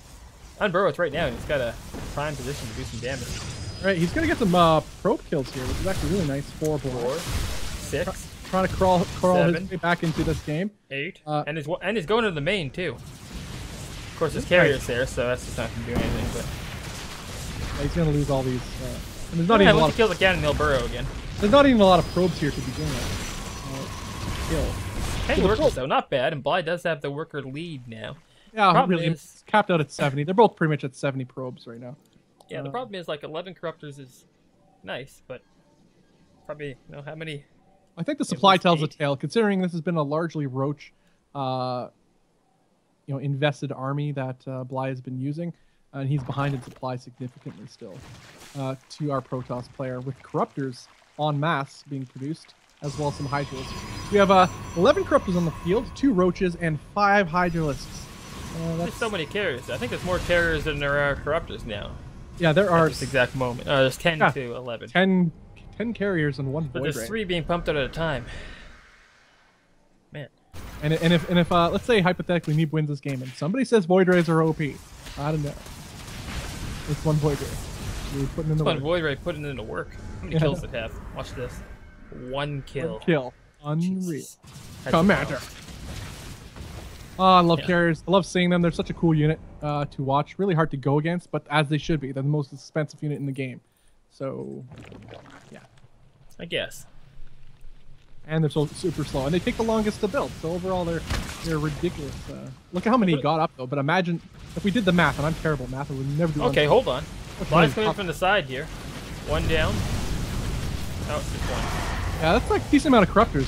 He has what 17 or back up to 21 corruptors right now. These carriers decide to.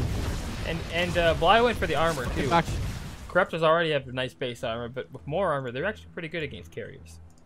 The carriers do have +2 attack and +1 plasma shields, which does aid in their longevity and the ability to kill said corruptors and whatever else is on the ground. Little hit squad of Ling Hydralisks don't stand a chance. Alright, Bly trying to get something done here, and he does kill a couple more carriers as we speak, but these carriers are laying the waste on these corruptors right now, down to 11, 10. The number just keeps plummeting down for Bly right now, and he is left with almost 0 anti-air left on this map. Took down a few carriers, but it's 100 armies to Bly versus 20, so that's that. And I'll just So. Actually, how much army supply is a carrier? Isn't it like 8 or something? 6. 6 yeah. army supply. That's still quite a lot. And they're 350 mineral to 200 gas. 250 gas. That's not including the cost of interceptors to fill up your interceptor count, your interceptor bays, and then replenish them once they're destroyed. Yeah, and carriers, how long do they even take to build? They're like 17 years probably. 64 seconds. 64. Guys, holy cow. Yeah, carriers are a tough investment, and it's kind of hard to let them get this high up. But also, we got to take into account the damage that Bly took earlier on in this game that allowed Neeb to get these carriers and in such a great amount, despite them being so slow to build and cost, because there are ways that the Zerg player can counter carriers quite effectively, especially with the new Viper abilities, the Parasitic Bomb, among other things. Infestors are always good. And now the Mothership. Oh boy. If this 5th base goes up for Bly's Nemesis. Ooh, I don't know. I like, obviously Neeb is way ahead right now. He's nearing maxed. I like that Bly trying to take as many bases as possible. Bly splits his corruptors to make sure they're as effective as possible at dying. Yeah, effectiveness in all ways.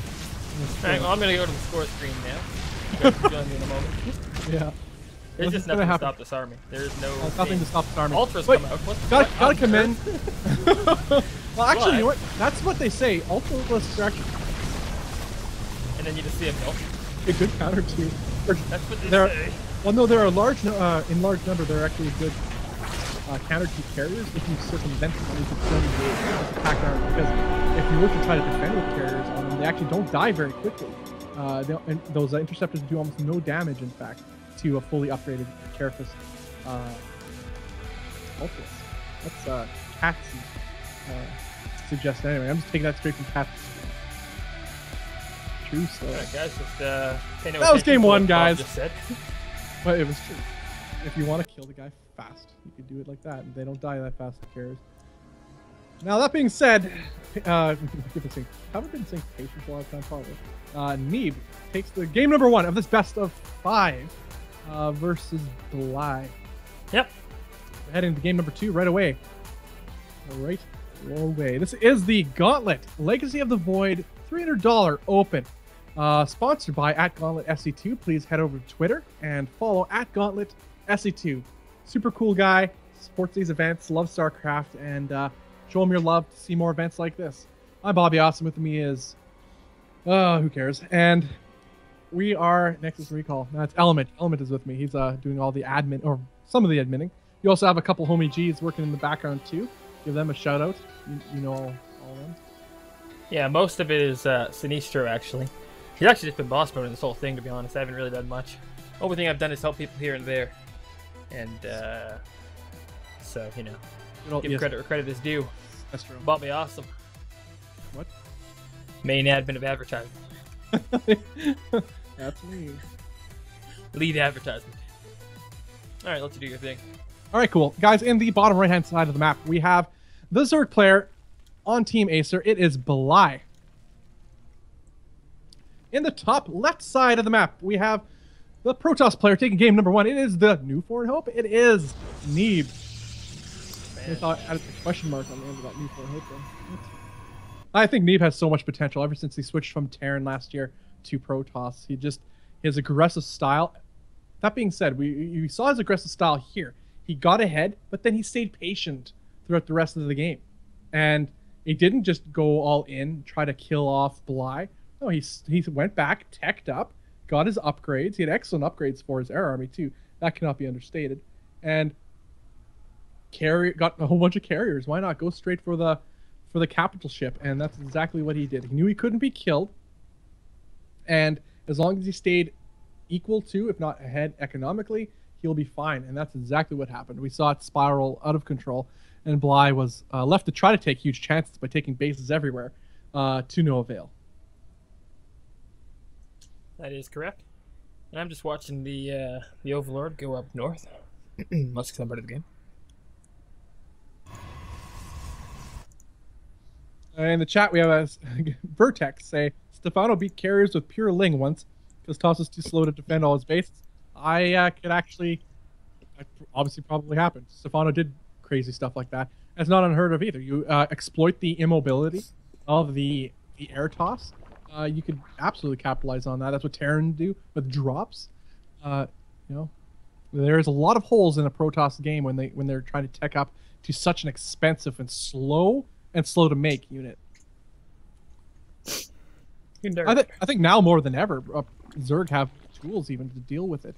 It's just we saw in the beginning that Zerg has you, so biggest tool of them all. Biggest tool of them all. Hey man. Oh gosh. True story. I like it, Zerg. Ever since I switched to Zerg, this is a fun race to play. Love it. StarCraft's an awesome game element. Okay.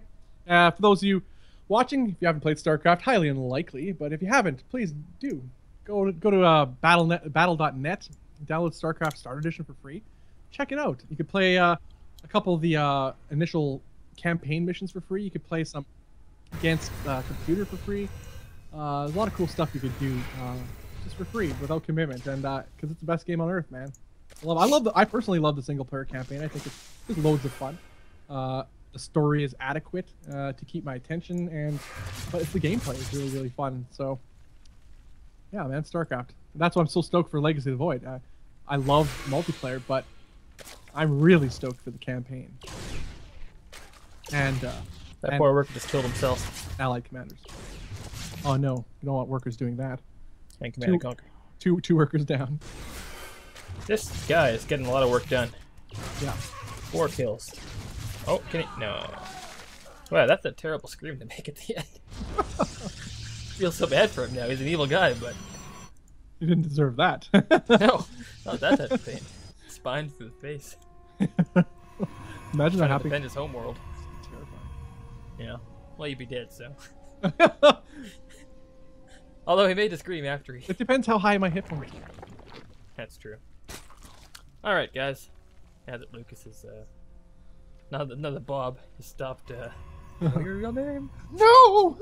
Yeah. Now that Bob has stopped boarding. Right, we have another, like I said, robotics facility going out. We have the War Prism just being built from it, and another observer or an observer on the way. This is going to be likely some sort of a depth push. It looks like. And Twilight Council's on the way. This is a little bit. His order's a little different. He got the War Prism out sooner than we're getting Twilight Council and getting that upgrade. It's likely to be the Adept upgrade. If I were How many right now? It is. There How it many? is. Oh my god. How many buildings do we have, or structures do we have, or gateways? Oh my goodness. There are 4 gateways right now. Okay. Thought maybe It's this actually would be a little bit. No, perfectly fine. I think in this case he's gonna harass a little bit with some adepts as he's getting the new upgrade that the adepts have, which is called a resonating glaives, which increases the attack speed of adepts by 45%. For those of you who may be unfamiliar with. Little drop in the main. Bly known for his drops in the main. I like it. Why not? But Fortune Overcharge goes down. We'll at least put this back temporarily. Oh, But Byron was killed too. Yeah, I mean that's 100 mineral. That's not like it's free. Yeah, he's going back into the main. I mean, it's always been in the main, but the mineral line. I like this. Nice little play by Bly. He's gonna get some workers over here at the same time. Is one Neeblet. No, worker count is 45 probes to 45 SCVs. Or sorry, 45. Oh, look at this positioning. Whoa. That's unfortunate. Yeah, these adepts are gonna put in a little more work. I like this. Getting more Oh, kills. the micro is 5 real. kills down. Ouch. Wow, this is actually uncontested. This queen, some lings, or finally a couple roaches pop out. We'll eventually clean this up, but Oh, seven micro. drones going down. Can't That's take it. Too much micro going on. really well played by Neeb so far. I'm liking what I'm seeing. This guy knows how to use these units to their full potential. He chrono boosted out his resonating glaives, so his adepts are now far more effective than before with this follow-up push. So it is a little different. He is using immortals with this and sentries. Yeah. Sacrificing the amount of sentries as we've seen in previous I mean, the games. thing is, so now it's against roaches and that kind of stuff. He's got a bunch of mortals in here. Yeah, what an excellent choice by Neeb. Reading the whole play well. You know, knowing that roaches will be the the reaction, and Yeah. there's +1 even further to solidify that commitment from Bly. We have +1 range attack for the The thing roach. is, he's forcing Bly into making army units now when Bly is only, well, he's down actually on workers. And so even if he don't win at this push, oh god, if he can kill that war prism. Okay, yeah. Oh well, he at least canceled the warp in. Pretty that good was job pretty there by big. Bly, but still, this is a lot of upgraded adepts. I mean, they have no armor upgrades, but they have their attack upgrades. They attack far faster than they would normally do. Nice little force fields here, blocking some of Bly's units on the ramp. These mortals are going to put in some work too. That war prism is so close to dead. Oh wow, He pulled the workers right now. I mean, it's a hard call to make. It's too late to pull the work. If he was to do it, he would have done it already. So now he's just going to lose some roaches here for free to these marauding immortals. And this is actually looking pretty sad for Bly fans right now. As in he might be able to hold this off. No, I don't think so, actually. Nah, he needs to kill that war prism with Yeah, the first absolutely. wave of That was- bombardment. Now the workers come off the line. I told you, never too late to pull the workers. Too late, way too late. Never too late Yeah. to pull the bullets. So excellent read by our American Protoss player Neeb. He saw he forced Bly to make a decision into Roach. Saw that it was Roach and exploited it with a pretty swift Immortal Adept push. I like it. And it wasn't even good. I wouldn't even call that an all-in either. He could have fallen back because again he was ahead in when that started. He was ahead in worker count. So yeah. Wow. Either way, this is a best of 5 though. So that's up 2 games is Neeb heading into game number 3. We will right away. I'm accepted into the lobby. But guys, I keep forgetting. What? Oh, nothing. I was just gonna say, guys, this is the Gauntlet Legacy of the Void Open number 2. $300 prize pool is on the line. All of these guys left in the tournament are in the money, in the top 4. But you know, the more you win, more money. The higher you get in the event, as it were. Right now, Neeb, the American Hope, is up 2 games to 0 against Bly on Fire. What do you have to say about that, Elman? I don't know. You know, Bly is a little bit cooled off right now. A little bit of a smokestack. Come on, Bly. Bring the fire. Bring the thunder. Yeah, let's keep in mind, guys. Bly has beat some really good players this tournament. So you can't, you know. But Neeb's just going boss mode here. Yeah, you can't say, oh, Bly's playing bad. In comparison to Neeb, Neeb's making him play bad. From the initial attacks that he used with the Adept, it was very fast, a lot sooner than perhaps that Bly is used to. It killed more workers than Bly needed at that point. He needed to keep droning up and needed that money. It was just at a very vulnerable time for the Zerg player before Roaches were up. All right, take it away here. All right, guys. In the top left-hand side of the map, we have the Acer Zerg player. It is Bly. In the bottom right side of the map, we have the Red Protoss player. Hailing from America, it is Neeb. Fantastic.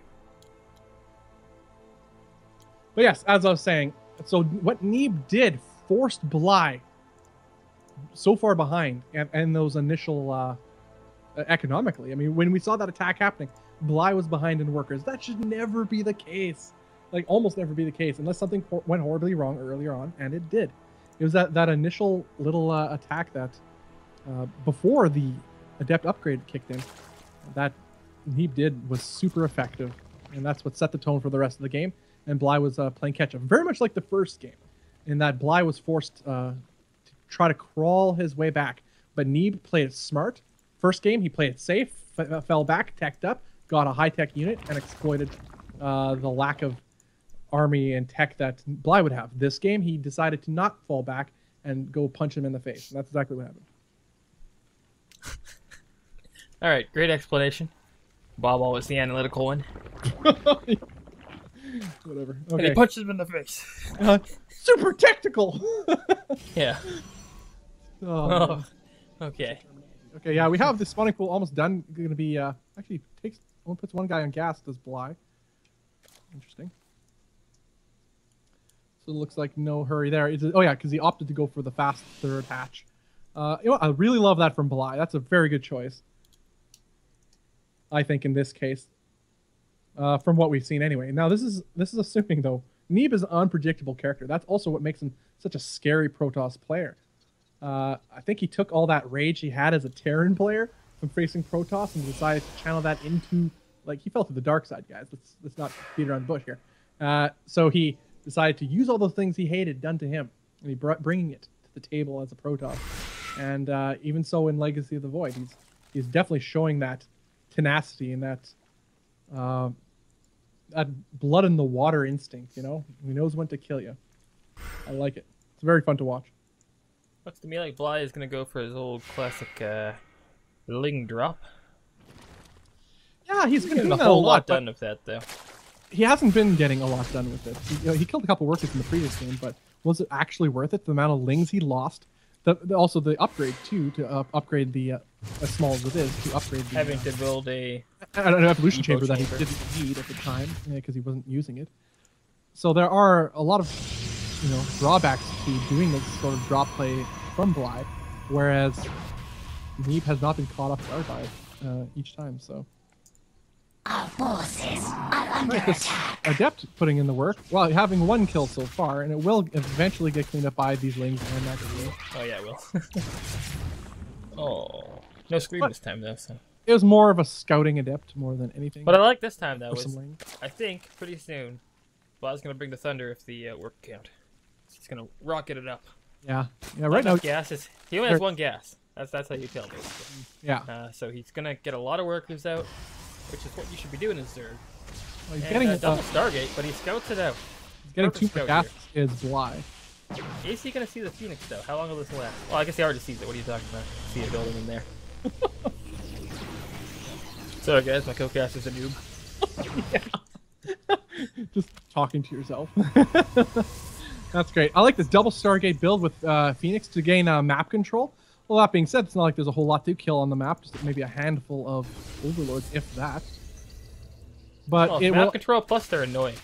Yeah, I think It's it's more about they're in the map. back of your mind the whole time. And you have excellent scouting with these two. And you said, yeah, annoying. You're forced to put up spores or double queens in each mineral line to at least to not lose a slew of workers from each run by. Yeah. Fly by in this case.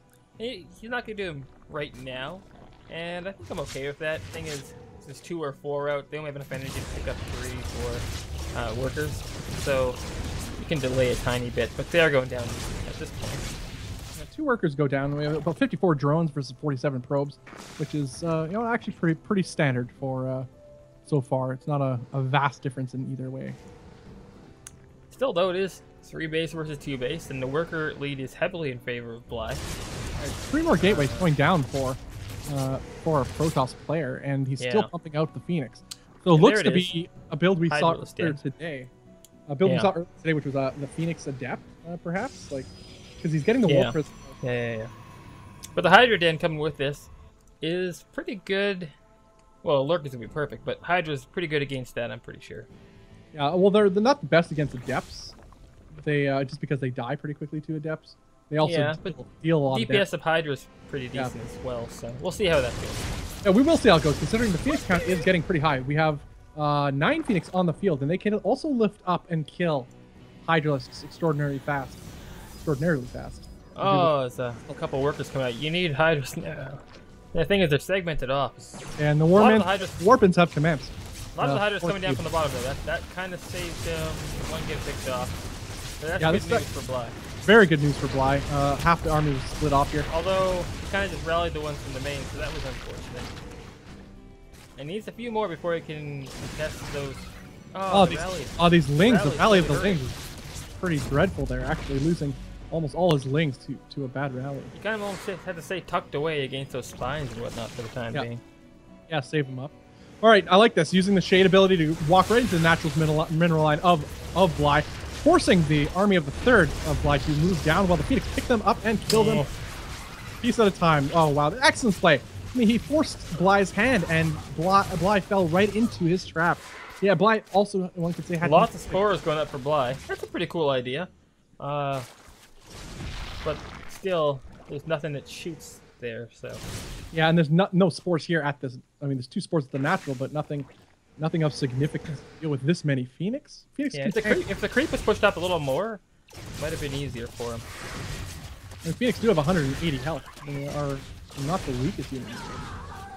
I like the pressure that Neeb is using on the third there, just a little bit with those Adepts. And now falling back.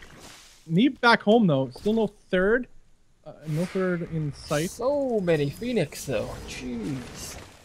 Well, it's a critical amount. Spores now, though. These Phoenix aren't dying.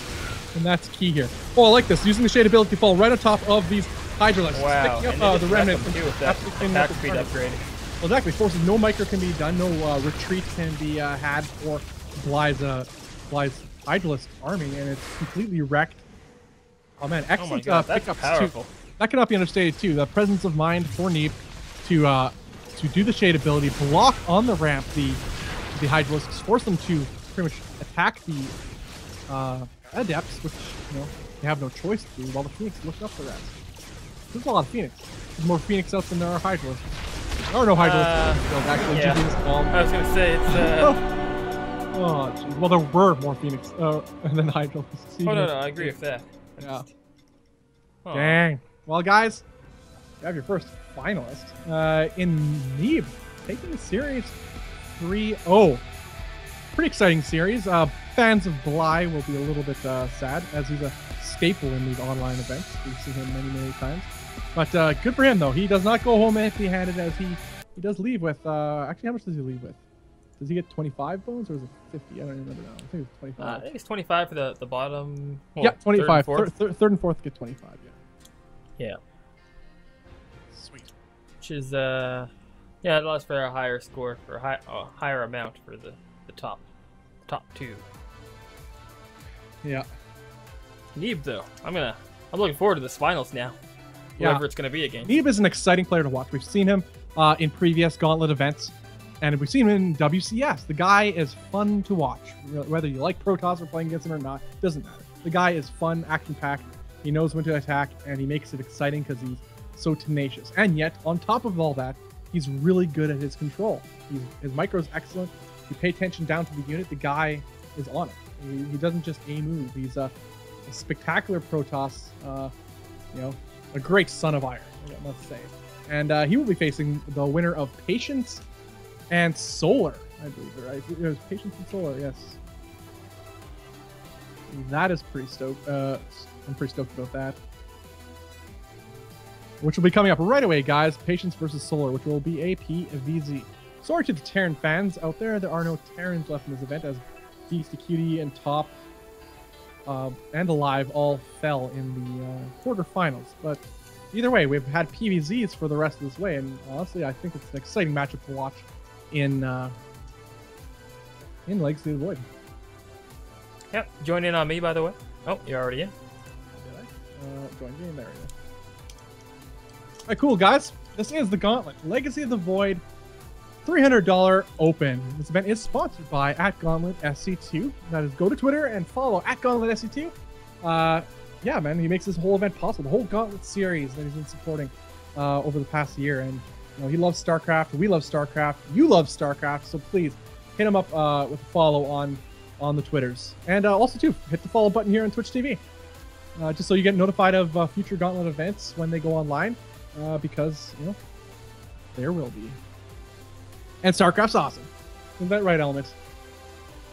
StarCraft is awesome, indeed. Absolutely. I'm Bobby Awesome. The other homie is Element, and we are Nexus Recall. Guys, if you have any questions, comments, or concerns about this cast, you can email us at nexusrecall@outlook.com. That is nexusrecall@outlook.com. Or message us on Facebook. Cool beans, guys. We're heading to game number 1 of the best of 5 in this semifinals between Solar and Patience. Get hyped. Tell your friends, tell your family, tweet it out, or just open your window and scream it out. Just do it. See what happens. You never know. Living life on the edge, Element. That's how I do it. Top to bottom. All right. Let you take this one away. Okay, cool. In the top left-hand side of the map, we have the blue Zerg. It is Solar. Yep. In the bottom right-hand side of the map, we have the red Protoss. It is Patience. Fantastic. And yeah, this will be a good game if we had the two foreigners on the other side. And now we've got, the good ones. No, I'm just kidding. No, now we got the two Koreans who are, one could say Solar's favorite, but then again, True was a favorite heading into this tournament too. Yeah, well, that's what I'm saying. I can't wait to see. I want to see the replays. Neeb in the next game, or the replays too. But I just want to see. Yeah, because Neeb, for those of you who may have missed, that Neeb defeated True. I don't know what the score was. It was on, I think, another stream or something. So the question is, he had some really good builds there. Is it just versus Zerg? True and Bly, take him up pretty easy. Yeah. Although I don't know what the score versus True. Could have been a really close game, so shouldn't say really easy. But nonetheless, he took them out. So will Solar be able to overcome Neeb's absolutely boss mode against Zerg play? And should Solar overcome Patience here? That's true. Yes. Patience is a pretty solid player. That being said, we've seen Free Patience hatch. play. Pool. That I love it. I love the cut of his jib, Element. I love it. Yeah. That is my kind of Zerg play right here, Solar. Now, Solar, we know he's acquired builds, as so many top-end Korean Zergs have, from El Capitan himself, Root Cats. I remember the also famous Pro League build he did against Bjol. It was last year sometime where he got a Spore Crawler really early game to snipe the incoming scouting Overlord, which was pretty genius. He ended up losing the game later on anyway, but no fault of the opening. It's pretty genius, and I've seen it used a couple times since. Because Cats is a genius. And so, if Solar wins this, I'm just going to credit Cats for it. How about that? Even though it may have... Just whatever, I'm just going to say.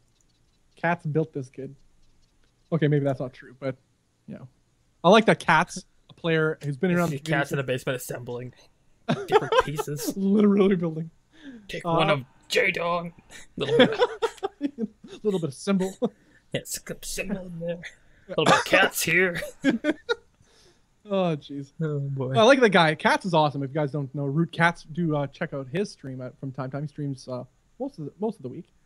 And he's such an inventive player. He's been around since the beta of Wings of Liberty. He's been around since a long time. He started Team Root. I mean, he's the guy who started the team, him and Druby at the time.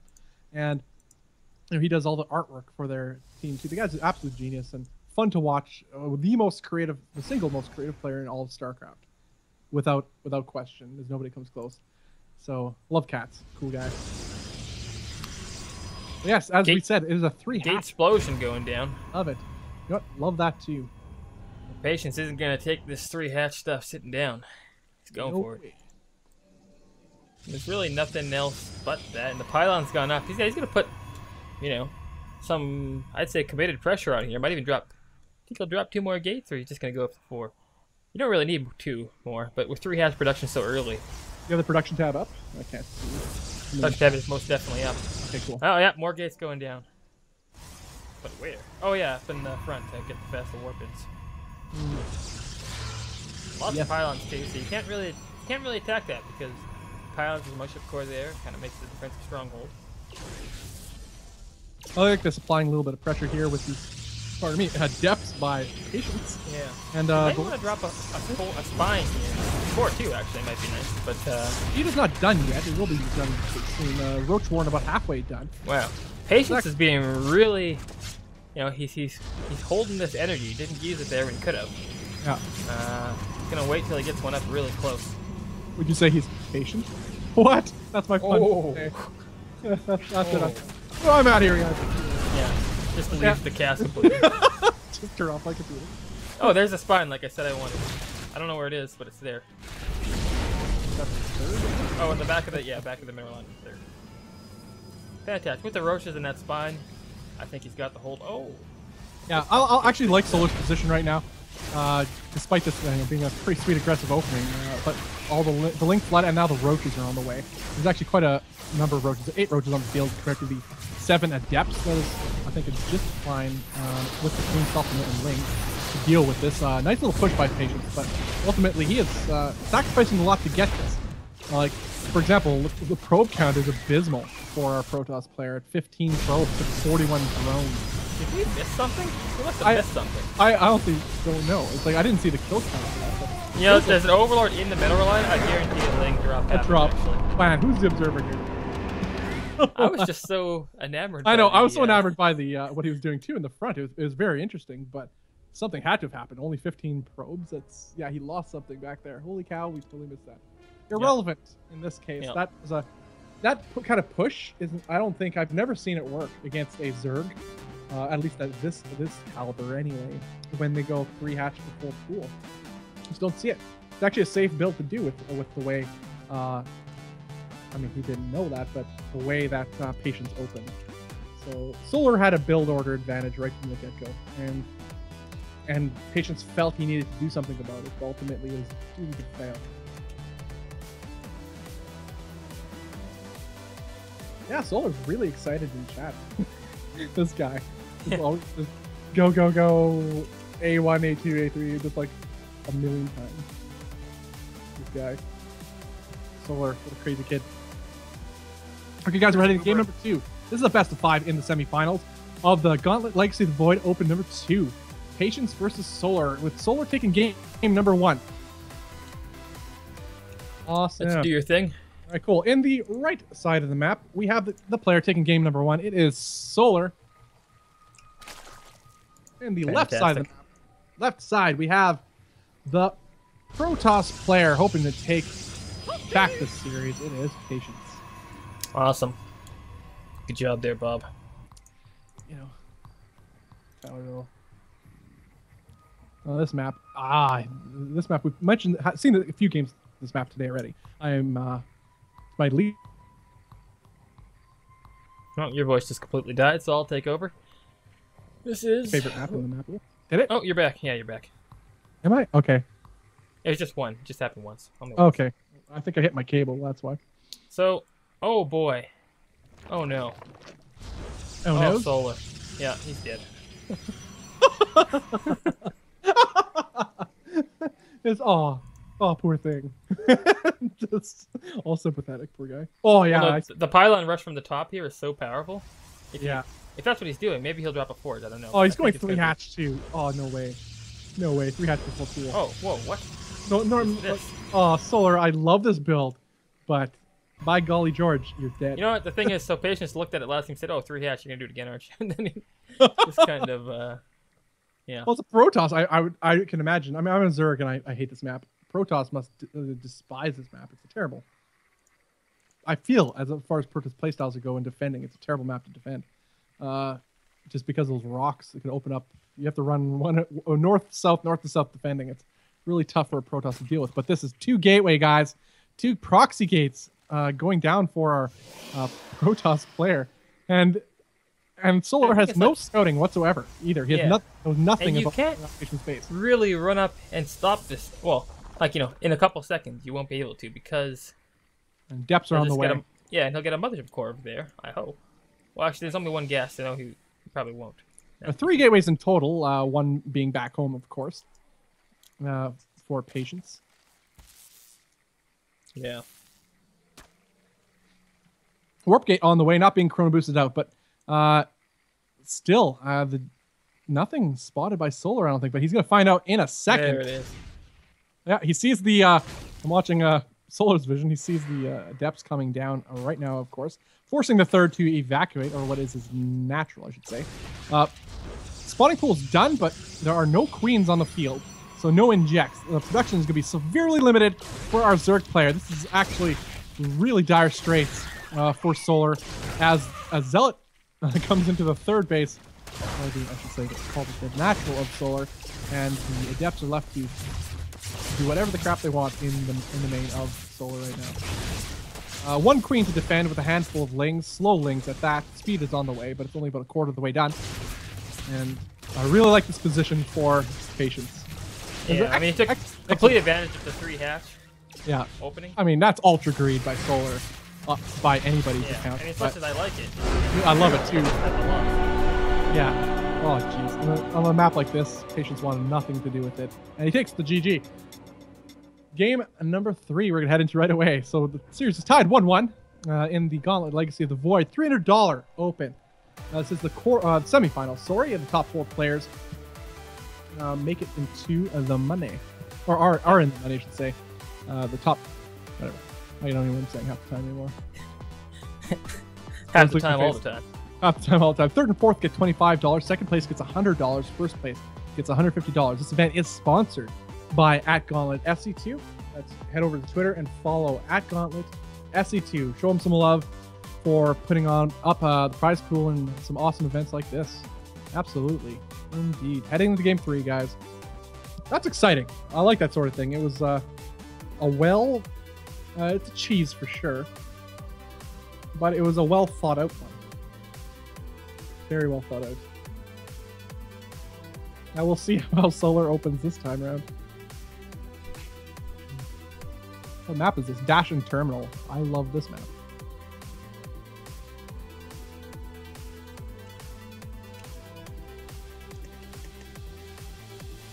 We're in the lot. They're just stepping. These guys are both super excited. They are. They're going crazy. Korean and English both. Madness.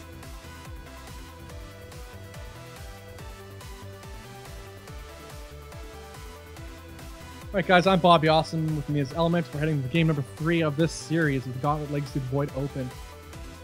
I'm stoked, Element. I'm stoked. Here we go. You're always stoked. I know. I'm always stoked. I'm in a permanent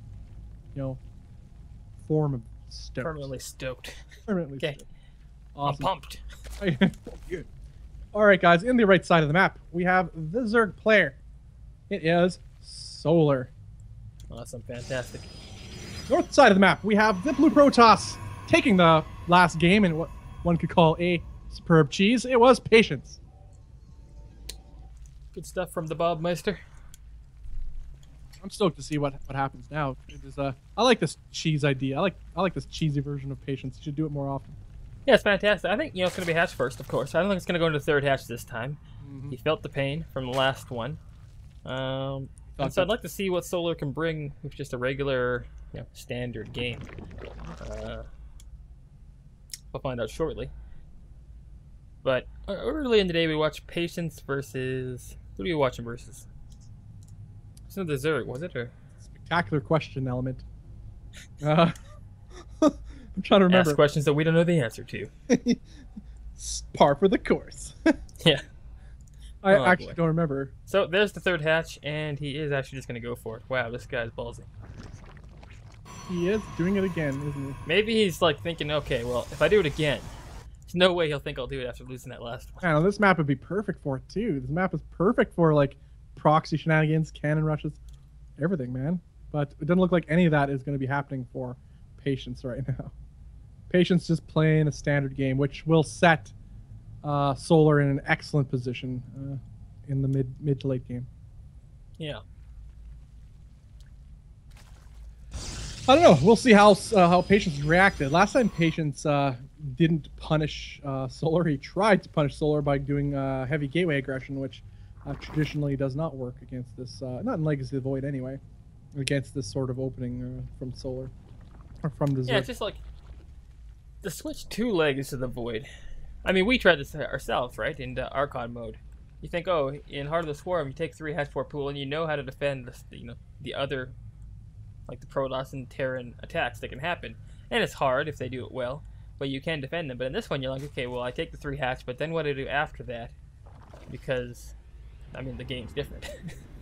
And I think we found out that 3 hatches, it's almost impossible to do if the other guy plays perfectly. Yeah. Especially if Adepts. They're just so good early game against what you can get out, which is Lings. That I think we gave up on that plan quite quickly, but Solar's sticking it out. This is what he wants to do, and he's going to do it. Yeah, and he's going to get away with it too. So yeah, there's no shenanigans happening this time. Yeah, Queens are popping out in both the main and the natural. Third will be coming out right away. So he's going to be able to amp up his production exponentially in the coming moments. Yep. And let's go back here. Speed on the way. Production tab is up. I like that. Patience getting his third right. Going to do a Ling drop, I believe. Yeah, definitely going to do a Ling drop. He is Solar. Getting the Evo Chamber for that. Same time, we have Twilight Council. Let's see if that goes into the Adept upgrades like before. Oh, you know what? You asked me what my favorite unit is. What's your favorite unit? In the, favorite unit? In this new expansion. Oh, man. Hard to say. I think Disruptor. You like the Disruptor, eh? I love the Disruptor. Just the supreme damage that happens when it's out on the field? I mean, obviously I'm a Zerg player and it hurts to counter it, but at the same time, it's a cool unit. It looks cool. To use it, it requires skill. It requires reaction, like when you're going against it, but that's why they introduced these units. People have been asking for it for a long time. Don't just make an A-move unit. That is the least A-move unit in the game, besides like Templars. And it's not even as easy to use as a Templar. You click and storm happens, right? No, you gotta control the ball of doom that it shoots, and that's not easy. That's especially when you're under fire, and then it also freezes. You're disrupted, so it can't move, so it's vulnerable. So you must strategize around that. It raises the skill ceiling of Protoss exponentially. We got an attack happening at the front and also in the main. I like this little Ling aggression. Patience deflecting it nicely. Whoa, he's killing a lot of workers in the main, and the Patience isn't reacting to it at all. Ow, holy cow. He deflected it nicely at the third, but then disaster in the main. GG's called. Holy cow. Boy. He did not. Well, he lost 20 workers. Yeah. I'm like, yeah, admirable defense. And the main just gets ravaged. Holy cow. The main just isn't there anymore. That was where the main event was. Not even a reaction. Like, that's weird, right? Yeah. We didn't even do it. Wow, okay. Well, game number 3 goes to Solar, guys. So he's up 2-1 in this best of 5. He is on match point. Versus Patience. This is Solar versus Patience in the Gauntlet Legacy of the Void $300 Open. Sponsored by @Gauntlet SE2. Please follow @Gauntlet SE2 on Twitter.com. Gonna head into game number 4 right away, folks. Right away. Oh, They boy, both seem to ready to go. Yeah. That was a super quick game. Yeah. These guys are ready to go, that's for sure. Yeah. Okay, let's get this in here. Whoa, what just happened? You were been removed by the lobby host. That's not good. Who's the lobby host now? Who's in there still? Sinestro. Oh, okay. Alright, yeah, he'll get us in. Nobody worry. There you are. Alright, guys, we're starting this up right away. The map is Moonlight Madness. WCS Game Heart Edition. I like that.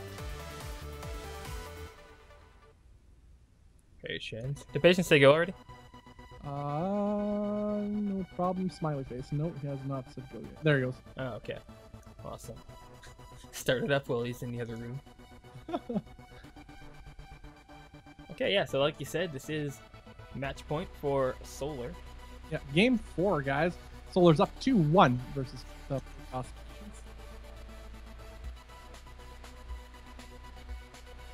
Oh, man. Nothing much better than spending a nice Saturday afternoon watching some StarCraft, chilling. Good times, man, that's for sure. Chocolate chip cookies are up there. Oh, chocolate chip cookies? I don't have chocolate chip cookies. Anyway, guys, in the bottom left side of the map, we have the player on match point. It is Solar. In the top right-hand side of the map, we have the Protoss player. It is Patience. Fantastic. Oh, poor guy. Poor Patience. Just think about that last game. That was just sad to watch. I don't know what. I just don't know. I don't know why he didn't react to it at all. Maybe he knew he couldn't because there's like, I don't know. Maybe he just knew there was futile running. I don't know. He could have bought time somehow. Just zero reaction. That's really rare. Yeah, I mean, I guess you're looking right at your front. You hear the your base is under attack type sound, and you just think, those links were at the third and the natural there. Maybe he thought it was from that. Yeah. Didn't look at his mini map. Didn't see the pinging there. Perhaps, you know, a lot's happening at the same time when you're playing a game like this. It is hard to keep track of everything, even for the pros, apparently. Yeah, but you know, you warp in one adept and you do a pylon overcharge and you're good there. But I don't know. Is what it is, I suppose. Yeah. All right, so we got expansions going down for each player. No 3 hatch before pool this time for Solar. This guy's got to kick it up to 4 hatch next round. That's the only way to go. Well, Solar is actually seem to be going for what could very well be an aggressive opening, or at least a map control opening here. Going to get speed likely very fast by the looks of it. Yeah. I do agree. I wonder why the music doesn't show up in game. What music? The in-game music? In-game music, yeah. I enable it, doesn't come up. Kind of give up on it. Interesting.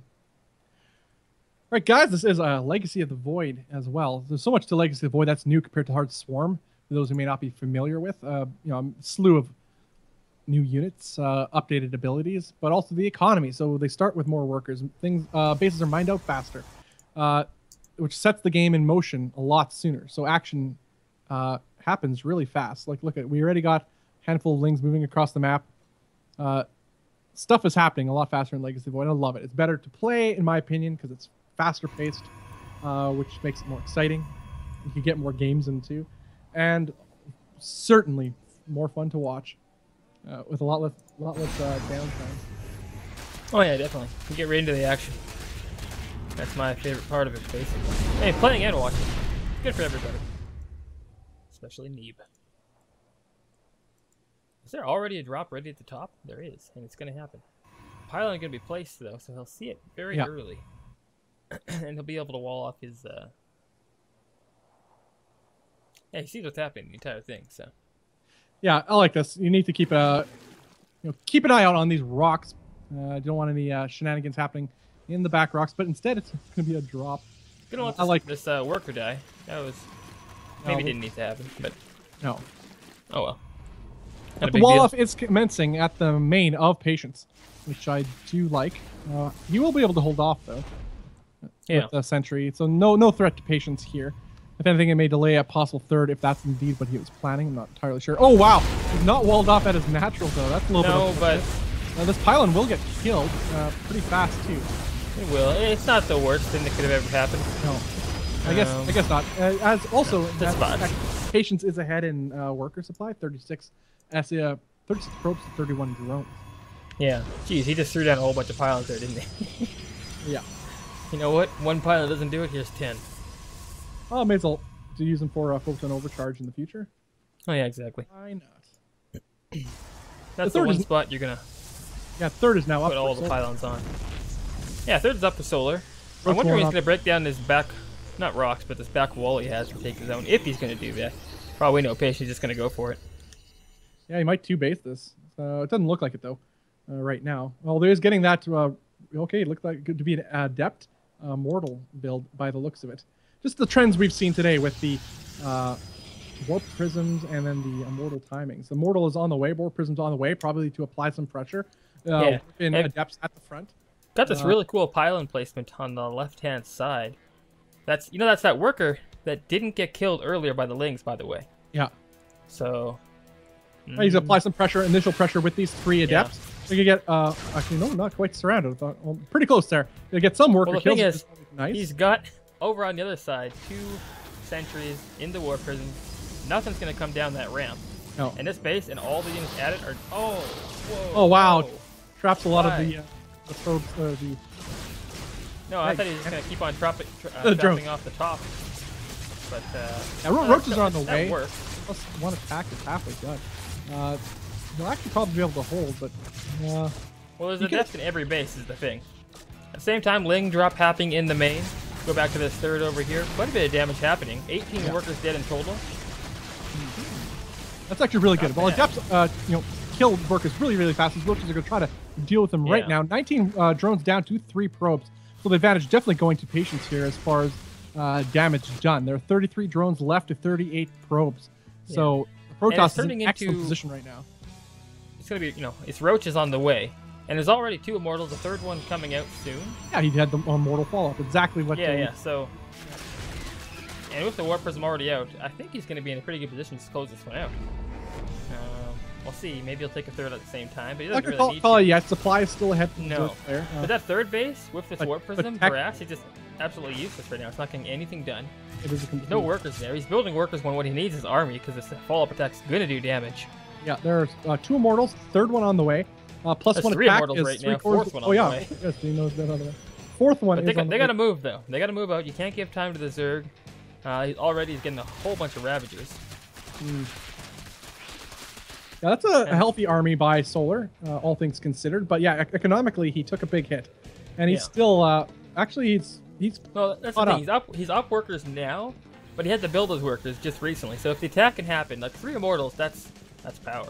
And if you block off this ramp, oh my god. Oh, okay. He could have done it. But well, it's 3 immortals, but he has nothing to support these immortals right now. He actually has nothing. And he won't even get a warp in by the looks of it. He needs to get a warp in now. Because he's wasting his warp in time, and now he does. He warps in a bunch of adepts. Adepts from back home are moving in just in the nick of time. That's he needs so his adepts to try to focus down these Ravagers. Like, he's going to kill a lot of workers at the very least. Yeah, and the micro with the warp prism, Yeah. Although... Can't lose that warp prism, but he's actually keeping it alive. That's still a lot of it. 20 workers dead, though. Yeah, and a lot of adepts are still alive as well. Well, enough adepts. There's 5 adepts on the field. 4 immortals. The second one, actually the fourth one, I should say, is back home, holding down the fort. As the pressure is on for Patience. As he pummels down the door, he takes the game. Very excellent. That was close. That was pretty close, but he managed to squeak it out in the end. Does Patience. Wow. Yeah. Takes the game Game 5. So It it was is actually final match, semi-final, guys. Patience versus Solar, tied 2-2. It was a good game. good game indeed. And oh yeah, I just really like that was a smart play.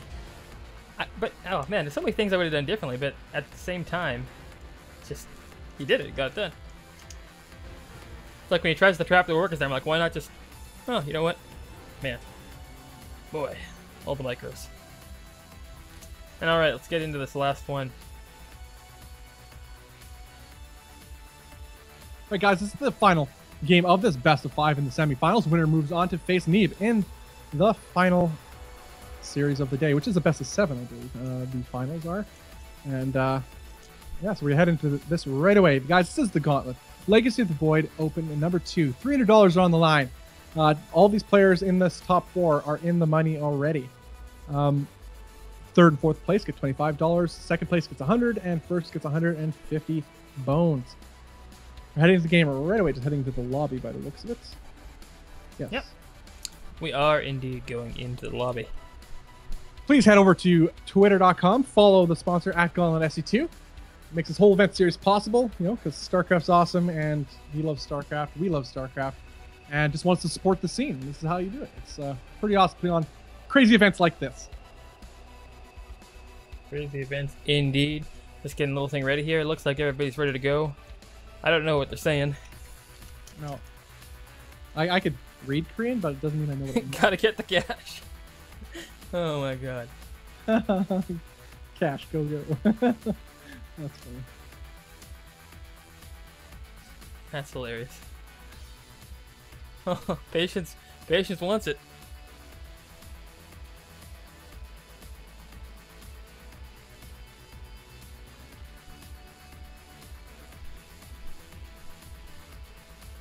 All right, guys, we're heading to the game 5 of this best of 5 between Solar is purple. Yeah, of course. Why not? Oh boy. Okay. I'll let you All right, in the right side of the map, we have the purple Zerg. It is Solar. Sure, that's not Stefano. Actually, Stefano plays pink. What am I Pink. talking about? Okay, Exactly. I'll let you take it away. Keep In the going. left side of the map, we have the red Protoss. It is Patience. Here I am hurrying you up to introduce the guy Patience. Oh boy. Leave me alone. Okay, and is he gonna have to take a? Nope, not. Forge first. Interesting. Don't see that very Nice. often anymore. Mostly because, I mean, yeah, Photon overcharge on the yeah, well, violence yeah, exactly. more often used. But But I'm wondering what's going on at the top. Look, he's Lo definitely and going for a behold, cannon the- rush. He's going for a cannon rush for sure. It's 100% cannon rush. I can guarantee you it. He's got 2 workers on the map. He wants to find out where he is really quickly. what are the odds? Oh. It's not a hatch first, or 2, 3 hatches. That's true. Oh my god. The Well, one- the thing is, it's still really good. Extremely good for Patience. He's gonna, if he goes and sees, he has to go and see, and he does. Okay, so he sees a speedling, one Yeah, base. there's this wall off at the front, and you, I mean, you don't win, but you come close. Oh boy. Right now, it's like this. Here's the thing, right? When we were casting, who is it, Jade on, right? At this point, he cancels the speed and goes like a +1 attack or something. He just goes into a macro game, right? Yeah. Or even gets the layer or something like that, and gets like Burrow or stuff like that. Mhm. That's why I always like seeing about him. But Solar's a pretty similar player, I think, as far as like. I think You know, this reading- is a wall. No, I don't know if that reading the probe is build. big enough to stop this. It might drop down a pylon or something. Well, the cannon's already up. I don't think Cannon. he is either. No, he isn't. But if he drops down another pylon, he's good anyways. Yeah. Well, the cannon managed to clean up those two lanes. This is actually looking pretty dire for Solar. And right? a block, and a block. Well, there's no Nexus down, right? So, you know, it's not that bad. It could be much worse. Could have been like a. Well, yeah, it could be worse. Well, absolutely. He It did could be cancel worse the to say, speed, too, but like I said. So he same did time. what he pulled a Jade on, canceled the speeds, can use that for something else. That's exactly what Jadong does, indeed. There's 22 probes to 16 drones on the field right now. So Patience is in a pretty good economic position. He may not have his natural, but it looks to be he may build that right away. Yeah, Patience in a really good spot, and it's funny because they both try cheeses, but it always comes back to the cannon rush. And what's even more funny too is The king of if he had cheese. if he had done what we said. Oh, see, I don't know what they're saying. But if he had done what we said and went for that gateway opening, Mm-hmm. he would have been in a lot of trouble. That's a wide ramp, and those lings with speed probably would have won the game. So good thing he didn't do what you said to do. And this pylon's going to be taken out. Third hatch will be taken. There's no pressure right now that can come from the Protoss, although he is chrono boosting that. But you have a fair amount of time because he opened Forge, and then went into just like a wall off basically. Didn't get anything done at the Forge, so he knows the best way to get back into this game is to drone up heavily. Take many bases, be as gritty as you can, and just hopefully you can find that perfect timing to start making units and hold off whatever comes. Yeah, absolutely. I mean, that's what it's all about too, is playing Zerg. You gotta, well, I don't know if you don't fully agree with this, I don't think, but you kind of almost have to die. Like, get as close as you can to dying without dying. No, I know. Remember you you always, when you taught me the better ways of playing Zerg. Yeah. I hated that idea. It's so dumb. But no, I get why you say that too. So it makes sense. In this case, though, yeah. like, let's look at what the positioning is of both players. We said Patience was in a great position, but I think he overcommitted on his own defense. Well, like I said, he didn't Solar get that got Nexus down fast at yeah, all. not at all. But he'll have an attack with some good tech. I don't know what he's chrono boosting out of that robotic. There you go. There's something. And So that that warp Overlord's is kind of pretty creeping standard. towards. Is it going to get a bling drop done? I mean, Lindsay just run through them, and they're going to, too. It's going to run in. Oh, no. They know. So Patience is actually, or Solar, I mean, is actually in a really good spot now. Yeah, it has a third base up and running, and just starting to send some workers its way. I really gotta admire the recovery of Solar, recognizing that he's not under immediate threat after what was about to occur, and Patience playing a little bit overly safe. And The thing is, there's going to be a lot, a little bit unfortunate. I think, a lot of adepts with the Immortals, and a couple of sentries being pushed out here. And, like, the adepts, they're not as strong as they were as far as shields, but they're still pretty tanky. Yeah. So it's going to come to, he's got to start making units soon. He's already kind of started. All right, Solar will just run in with some lings and create some havoc in the mineral line of Patience at the natural. And there's nothing here at all. There's not even a pylon here to photon overcharge or to warp in on and get some kills for his troubles with 4 probes going down. Yeah, that's really unfortunate for Patience because he's committing to his attack on the third. And really, there's nothing here for Patience. This attack is really paltry. As the roaches have popped out, enough queens to try to push back the Warp Prism. I really, really love Solar's position in this case. His reaction was absolutely aces to reading the situation. And we must say, Patience misread it. Yeah. It's actually... Oh, I feel a little bit bad because he had such a good opening to it. But, like I said, Solar went full eco and he kind of went half-half. And you can't really put on enough pressure with only half. And you can't really, get a long-term feature either. So. Exactly. And right now, Solar is almost doubling the supply of Patience. Creep spread is lacking a little bit from Solar, but I'll forgive him for his impeccable economic macro in this case, as we've seen throughout this series, and especially this game. A couple mortals are out, but where in the world are they going by themselves? They may almost get surrounded. They are going to get surrounded by these lings by the looks of it. I think they'll be okay. Yeah, just barely. But I like it, just applying a little bit of pressure with the lings. Also, just keeping an eye on the front of the base of Patience is Solar. Just to not be caught off guard as much as possible. That being said, he doesn't have a whole lot of Overlord placement, so his actual map vision is minimal. That being said, we know that it doesn't matter, nothing's coming, but it's one of those things. He's just pooling up a bunch of Overlords in his base and not spreading them out. Maybe precisely. By the way, guys, this is match point. I know some people joined us kind of a little bit late there. Didn't know. Yes, this is game 5. This is game 5 of the semis. So the winner will face Neeb in the finals. Yeah, and Neeb's been a boss this whole thing, so yeah, he's been. See what happens there. He's been beating up nerds this whole tournament. It's one immortal at the end. Just wait up for me, guys. Oh, and they're going to too. Oh, nice guys. Trying to clear away this watchtower. But the position of Solar is excellent with his... he has actually a decent amount of Ravagers. We have 5 Roaches on the field and 12 Ravagers. That's no joke, Element. That is no joke. No joke, but 4 immortals is pretty strong too.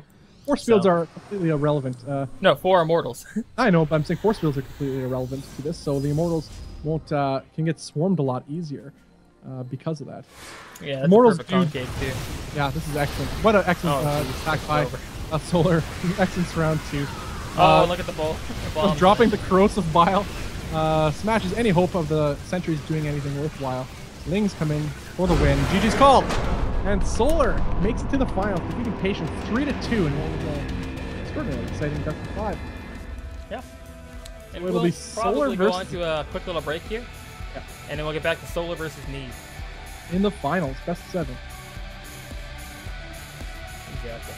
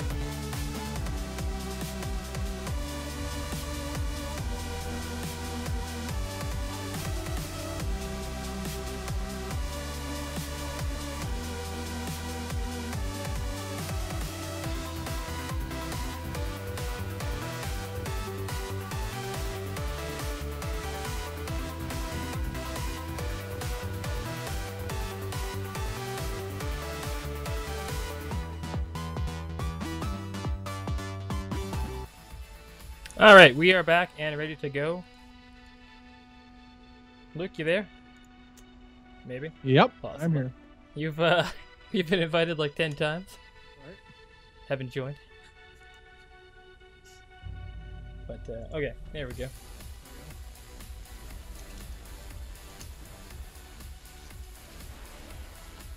Alright guys, for those of you just tuning in, this is the Gauntlet Legacy of the Void $300 Open number 2.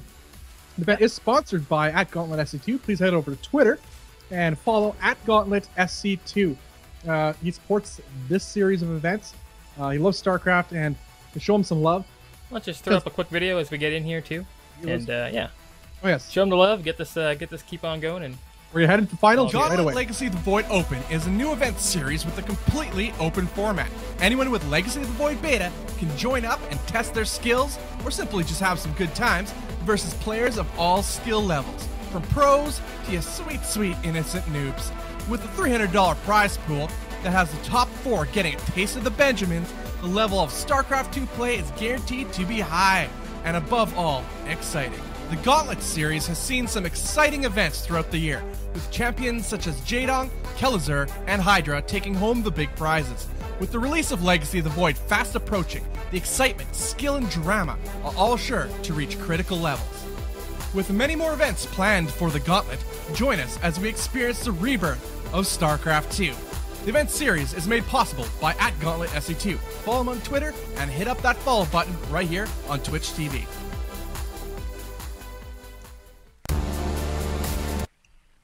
all right, and we are in and loaded up. Take it In the away game. with the yep. Awesome. All right, guys, in the right side of the map, we have the red Zerg. It is Solar. Fantastic. Left side of the map, we have the blue Protoss. Hailing from America, it is Neeb.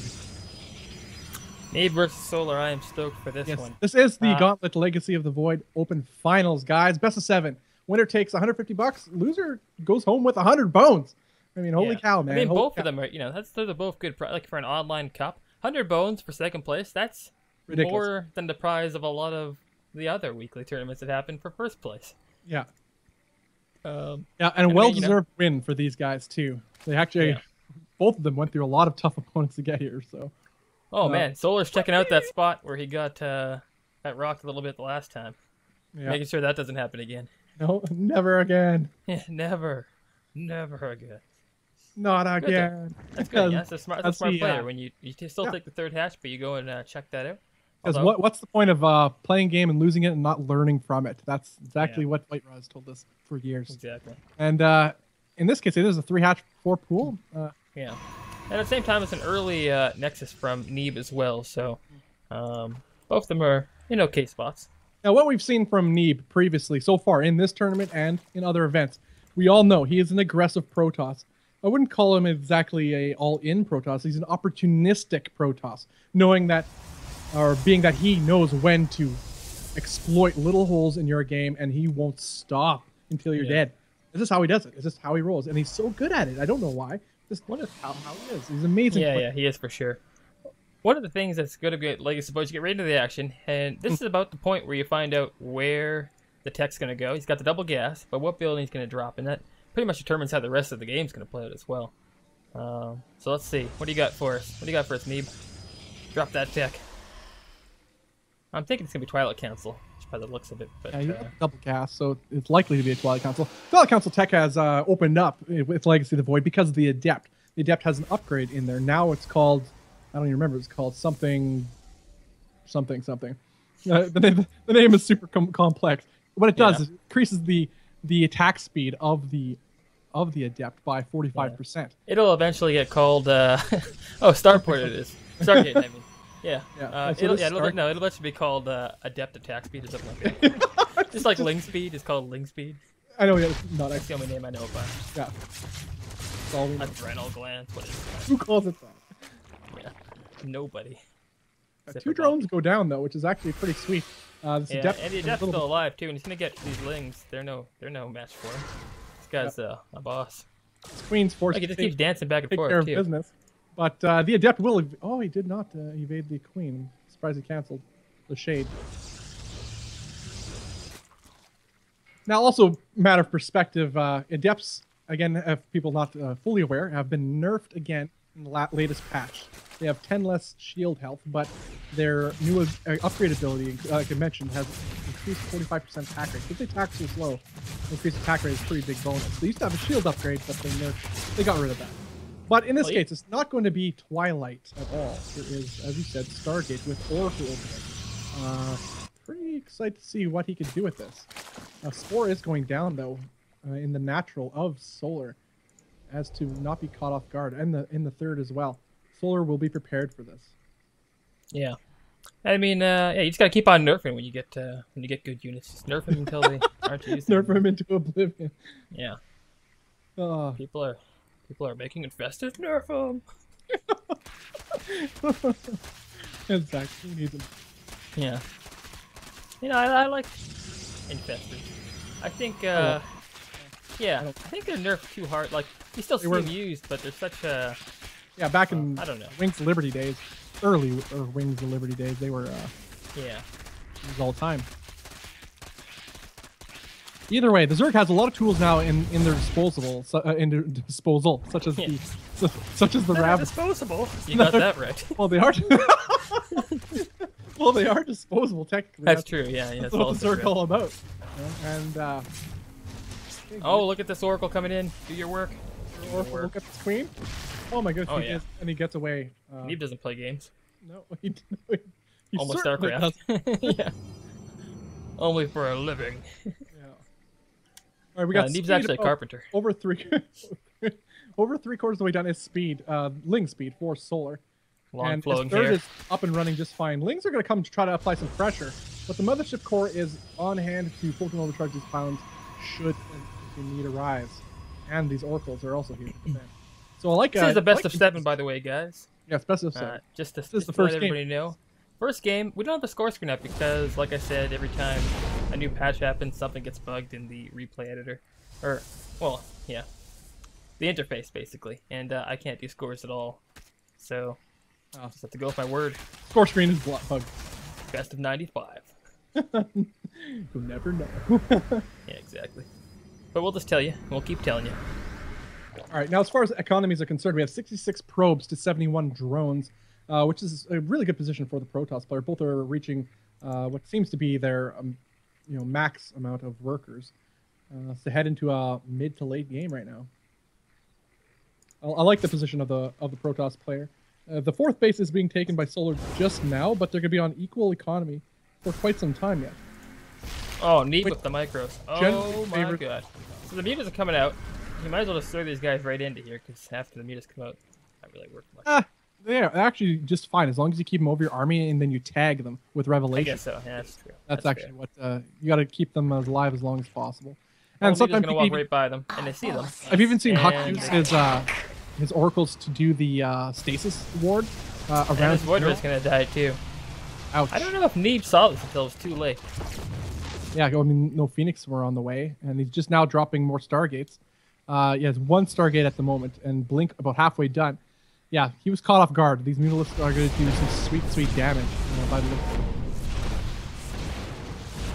Yeah, a couple probes going down, nothing critical.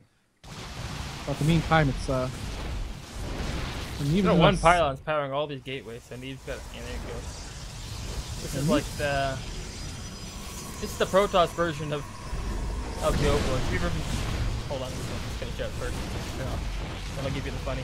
Yeah, well, fourth base going up for Solar, as we said before, it's not done and starting to mine from it too. Well, the pressure is on. Neeb is losing a couple workers here and there, nothing critical again. So many mutas though, this might be too much. Yeah, a couple structures going down, just not enough Blink's almost done. That won't help. Even with Blink. He has quite a bit of Stalkers. There are 13 Stalkers on the field and 19 Mutalisks. Again, Mutas with these Lings are going to break through by the rocks by the looks of it. Yeah, the Phoenix were attacking from both sides, and that was pretty challenging, I think, for Neeb because you have to micro them each way. Yeah. And he lost a couple of them unnecessary. Yeah. All that said, the double production of Phoenix is well underway and is starting to raise up his Phoenix count. That's 3 right now, but you don't need that ball. Ow, nice blink underneath to pick off some of these Mutalisks. Well, you don't want to get caught by these Zerglings. Nice little surround here by Solar. I think it's still good for Neeb, though. Yeah, not bad at all, because the supplementing power of these Adepts really putting the hurt on those Zerglings. At the same time, there's 5 bases almost for Solar. It's coming up. It's halfway down. Yeah. So this push for Neeb's got to probably do some damage, or else he's going to be down economically. Well, he has to kill the 5th base for sure. Yeah, and he's going to see it. It's right beside him. Oh, no. He hasn't seen it yet, and he's not going to. Well, he doesn't want to commit. He has no forward pylon. No, but the 5th base, though, is right beside. So not seeing that and not killing that might. Oh, yeah. I mean, it's game changing. It is, absolutely. Of course. Because he got his own 4th now, so he thinks, oh, I'm in a good spot. I held off. Got my own 4th base, but... Little does he know that the 5th well... Yeah.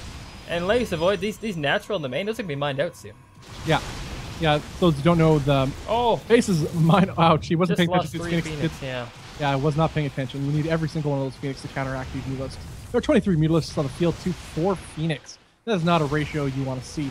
On paper, Phoenix can micro against Mutalisks all day. Here he goes. But life doesn't work out like paper, not usually. I don't know. What's going on with this one gateway? Is that unpowered? It must be. Yeah, it is. That's funny. Yeah, that is a little bit weird, a frozen animation. Don't see that too often. Beta. Yeah. Hashtag beta. Exactly. All 4 of those gateways aren't working. Oh my god, massive surround. But it's still okay. Like, Adepts are just really good against Lings. Until you get the surface area like that. Yeah, and almost all the Adepts are gone. There's only Blinkstalkers left, and they don't do a lot versus Lings. There are only 1-0 Lings compared to... Being whittled down, though, to the point where... Yeah, he can't sustain this. Really, supply is now double for our Zerg player as he's busting down the 3rd of Neeb, and GG's called. Solar takes game number 1 of this best of 7, and the Gauntlet, Legacy of the Void, $300 open. Number 2. Yep. Indeed. Hey guys, head over to Twitter, follow @GauntletSC2 on Twitter. He makes this whole event possible, sponsored it, shelled up the money, and said, hey, StarCraft's awesome. Go forth and play. Exactly. And that is what we're witnessing right now, so please hit him up on Twitter. Let's jump into a quick video here before, well, @GauntletSC2 on Twitter. Let's put that out first. Jump into a quick video, and then we'll get right back into the next one. For 5 years, StarCraft 2 has been a beacon and pioneer for all esports and gamers alike. At a time when esports in the foreign scene was uncertain, untested, and underground, StarCraft 2's arrival catalyzed the growth of what is now an ever-growing and ever-thriving foreign esports scene. With the arrival of Wings of Liberty, we saw the genesis of a host of StarCraft 2 leagues and events, pushing the envelope of entertainment and raising the bar of production. With the rise of many notable StarCraft 2 pros and personalities, the StarCraft 2 esports scene broke walls and opened minds to what is possible with this relatively new entertainment genre. In 2013, Blizzard released the StarCraft 2 expansion, Heart of the Swarm, which saw StarCraft 2 esports continue in even more exciting and entertaining ways. But as 5 years have now passed since the release of Wings of Liberty, the StarCraft 2 scene has been yearning for change, and a sign that the game we love and pour our lives into will have a fresh and sustainable future. Enter Legacy of the Void, the 3rd and final expansion in the StarCraft 2 series, which sees dramatic changes to the competitive aspect of the game. From the new, faster economy to Archon mode, Legacy of the Void brings forth a multi-pronged offensive to further grow its place in the competitive esports scene. Legacy of the Void takes StarCraft 2 to the next level, making it not only more fun to play, but also more fun to watch. 5 years on, StarCraft 2 has been given a rebirth, positioning itself to grow and entertain for many years to come. Tell your friends, tell your family, tweet it, and Facebook post it. Get hyped, you nerds. The future of esports is at hand. StarCraft 2 Legacy of the Void is here.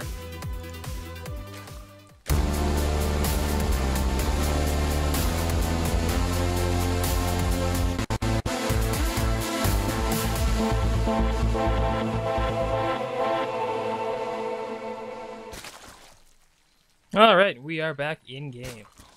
Let you take it away. All right, cool, guys. In the bottom right-hand side of the map, we have the Zerg player taking game number 1. It is Solar. Okay.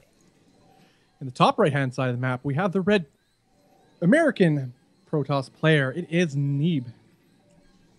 Fantastic. We have the Gateway first coming out of Neeb. Of course, 3 hatches out of Solar. I would Why expect play it any other way? I would expect 3 hatches, and it's really good against Gateway first. And it's exactly what's going to happen. It's going to be 3 hatch before pool by our Korean Zerg player.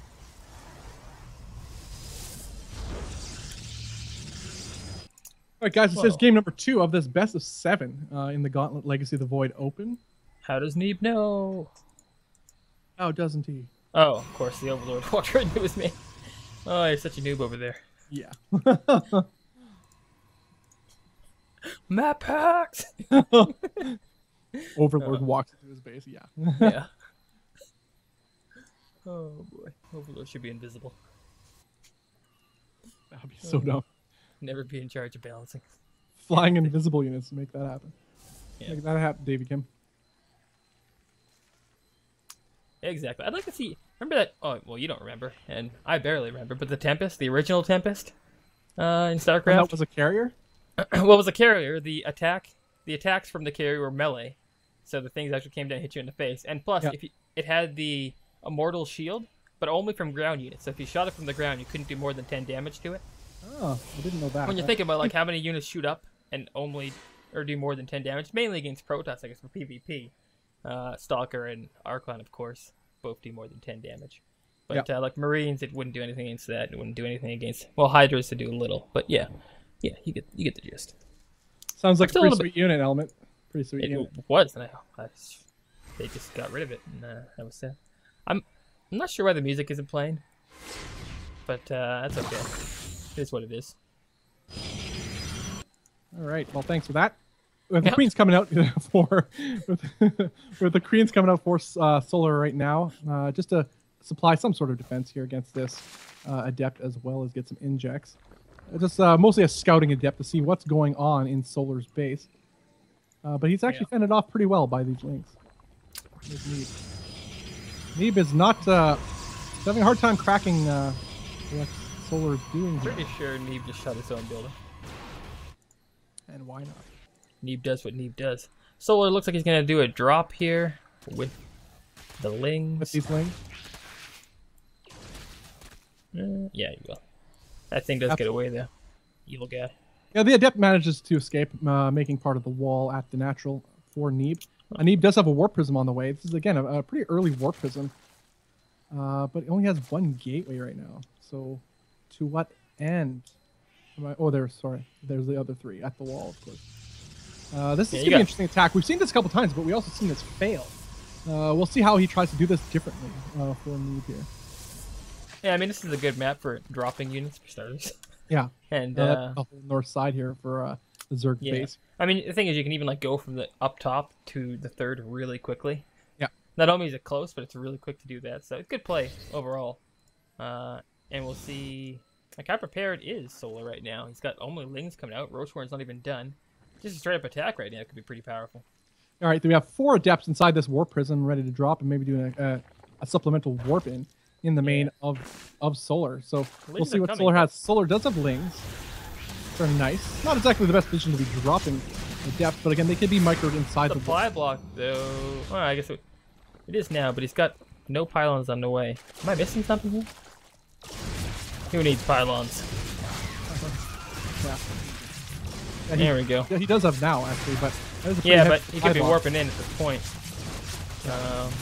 He can still warp in, but his units die. So. Well, supply block or not, he has 7 drone kills right now in this attack, which is pretty nice. He needs to probably get a little bit more. He got 9. In fact, he could probably go down to this base here.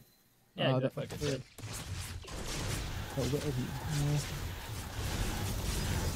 Q control by him. He is an unsupply block now and does another extra warp in of Adepts further to put on pressure on Solar. The micro is really nice here too. Yeah, excellent micro with the Warp Prism. The Lings and a couple Roaches are now popping out. But will they be enough? The supplies are surprisingly close right now. 54 drones to 46 probes. So it's still a little bit ahead for Solar. Not bad. But this is something that Neeb actually needed to do. Try to supplies this game. And he's doing the same, like, you know, he's got the Immortals coming out with the extra gateways at home. So this is just the whole thing. There's more to happen. And he's already done quite a bit of damage to the worker line. They're pretty close. Protoss is Neeb, for those who are wondering in the chat. Yes, Protoss is Neeb, Neeblet. Once a Terran, now the Toss. Yeah. Uh, Premier League Terran. Yeah. What was it, Terran? Yes. 5 extra drones killed. So there are 51 drones to 46 SCVs. SCV production probes. Oh my goodness. Probe production has halted for our Protoss players, so he looks to be going all in. 4 more gateways being dropped down. Templar Archives on the way as well. So the pressure is non-stop here by Neeb. Yeah. The thing is, this War Prism's a little low on health. There's no pylon up here. I think that would be the thing, you know, the one place where you might be able to stop this. All right, the Adepts are pressuring inside the main as the main core army with the Immortals and Sentries are pushing up the front creep towards the third of Solar. Solar's attention is split, but these Ravagers are actually doing quite a bit of work on these Adepts. Yeah, there's a lot of army There's a lot, here now. yeah, a lot of the third. These Immortals will have to put in double time of the work here to try to equalize this out. Extra warpins of Adepts coming in for Neeb. But he's running out of energy, in fact. He used maybe a bit too many force fields as he's out of energy. And now these, this army can just be surrounded. As the drone pull occurs to push back Neeb's army, this is looking like a very solid defense by our Korean player. Micro is pretty great here. Excellent, Neeb. Oh, God. Like I said, though, that shuts it down completely. Yeah. Warping didn't happen. And loses both Immortals, too. There's not a whole lot. No third on the way yet either for Neeb. Third, but he did kill a couple workers, or even a worker. He must have a plan behind this. I mean, during all that, he was getting his Templar Archives. He still hasn't researched the Storm. Yeah. But why? The thing is, he's not going to be able to get a third either. No. Solar just won't let it. It's not going to happen. Solar's going to push down the front here, which will completely prevent a third from going up. Storm is not on the way. Blink is on the way, though. We got Blink about less than 1/4 of the way done. Another War Prism on the way as well for Neeb. Yeah, Solar's not going to let him take this third either. Just poking at him, letting him know he's still here. It's a pretty tough one for Neeb. Good idea that he had to try to get ahead due to the opening of Solar and try to equalize things at least, but I think perhaps maybe he overextended. Solar's pulling back. War Prism in the main. Thinking like, in the main would have been nice, but okay, a couple on either side. Something. It's something, but it's not going to be enough. There's a host of links still back with him here. It does force the whole army of Solar back. Yeah. And allows him to get his third up, but once, pardon me, once Solar consolidates his forces, he could probably force this third to cancel. And in fact, that looks exactly like what he's going to do. Yeah. Oof, I don't know. It's still a huge, it's an uphill battle for sure. And what happens in the main again of Solar? Just trying to put on the pressure is Neeb. But the big thing is, can he hold this third here? That's what he's got to do. And if he can do that, then he might be able to stabilize, work off of that, and build himself back into this game. Yes. Oh God. Oh, that's a decent. Could have been worse. 6-2. Yeah, 2 is not bad at all. But this third will go down. This third. Yeah. The third is a good plan. Solar should think about taking a fourth, maybe too, just to cement his lead. But with the Muta switch coming in here, lots of gas saved up. That's also there are 2 disruptors on the field, which is pretty nice to deal with this Roach Ravager army. But as you said, Mutalisks will. Yeah. Although, like you said, Blink's in play, and there is already a Templar Archive, so Templar Archives can be in there. I don't know why he did. I think it was maybe a mistake. He built the Templar Archive. Definitely a mistake. He hasn't used it yet. Still no Definitely Storm. Yeah. But I'm just saying he has. It's mistake or not, it is there. True enough. And the Mutas are coming out 9 at first, 10 +1 attack on the way for them. So there's really nothing to defend in the main, and it might just be an instant GG. You know, some people would do that. Yeah. I don't know. And I wouldn't fault them for doing that. Lots of pylons, though. That's one thing. So this Ravager every army can pressure again this upcoming third for Neeb. There are 3 disruptors on the field, and they are to be respected, but barring a lack of attention by Solar, he's not going to lose everything. The army just kind of pass each other in the middle. Yeah. So the one good thing is he might be able to get some damage done with these disruptors right now. And oh my God! Oh wow! That was actually a really good hit. But the main's getting ravaged though. He's coming very back. nice. Oh, got another one. Whoa. Yeah, excellent hits. A lot of damage there. Well, let's be real. That's the dream hits. Yeah, that was the dream hits he could have imagined with his disruptors. Excellent splitting of the disruptor ability, but it wasn't enough. The Muta's in the main. really sealed the deal for Solar. Well, guys, Solar takes game number 2 and is now ahead 2-0 in this best of 7 at the Gauntlet Legacy of the Void $300 Open number 2 that is sponsored by @Gauntlet SC2. Please do head over to the Twitters, you know you have one, and head over to @Gauntlet SC2. Follow him, hit up that follow button, guys, and show him some love for creating an event like this. So we could watch some StarCraft, guys. Oh, everybody wants to watch StarCraft. Yeah, except for you. That's the best I know game. You don't. I watched so much StarCraft. I've it's ridiculous. More than I should. Let's just say that. Yeah, I just like going full out with this music, and these guys are gonna have to deal with it. What music? The in-game music. Oh. Like turn on all the tabs. All right. All right, guys. I'm Bobby Austin. With me is Element for NexusRecall.com. Pretty awesomely casting events like this, and just watching StarCraft from a first-hand perspective, really, well, first-hand, I guess, whatever, in-game perspective, it really changes things too. It's different than watching a stream, that's for certain. Yeah. From my point of view, pretty exciting, and then you get to see like the nuances of these high-level players, and you realize, man, that's why I'll never be that good. I'll never be as good as these guys. But you know what? It's fun. StarCraft 2 is fun. I don't need to be as good as them to have fun with it. And, that's exactly. You. Right, guys, we're heading to game number 3 right now. Solar versus Neeb. Game number 3. Solar up 2-0 in the bottom right-hand side of the map. We have the Zerg player from Korea. It is Solar. And the top left-hand side of the map, we have the American Hope. It is Neeb. Very nicely done. Get that production tab up, as the guys in chat always like. Or as the one guy in chat always likes. Everybody appreciates production. Everybody appreciates it, but I prefer the there's unit always tab. one guy. Don't have it up for 5 seconds. Name's Nerio. Riots! Yeah. Riot! Anyways, yes. Let's get back to it. Got the first hatchery going down. Probably, I mean, what do you expect right now this game? Maybe 3 hatch? Yeah, I think so. Oh, yeah. Oh, yeah. There's no other play for Solar. No. He knows. Does he take the gold, though? That would be a ballsy move. I don't think so. No. That would be nice, though. I'd like to see that. But it's another gateway opening, so yeah, you could take 3 hatch before pool and not be punished for it. It's just, yeah, it's just pretty basic. Like when I see a gateway and I'm against Protoss, I just fill up with joy inside, because you know the 3rd hatch can't be punished. You know you can't. Oh, dear. 10 adepts walk across the map. Well, it's not going to happen. That's it. It's just not the way it works. It's not. The timing doesn't work unless they're proxying. Yeah, we saw that happen. Yeah, we have. We did. The things we've seen. Yeah, the things we've seen, we done did see it done. We done did see her done did. Indeed. Done. Right. The spawning pool is about 1/3 of the way done for Solar. We have the natural about halfway done for Neeb. Double gas going down for Protoss buddy. And there's a Cybernetics core almost done as well. So the chat's saying your planet spins too fast to be realistic. It's taking a day in like 10 seconds.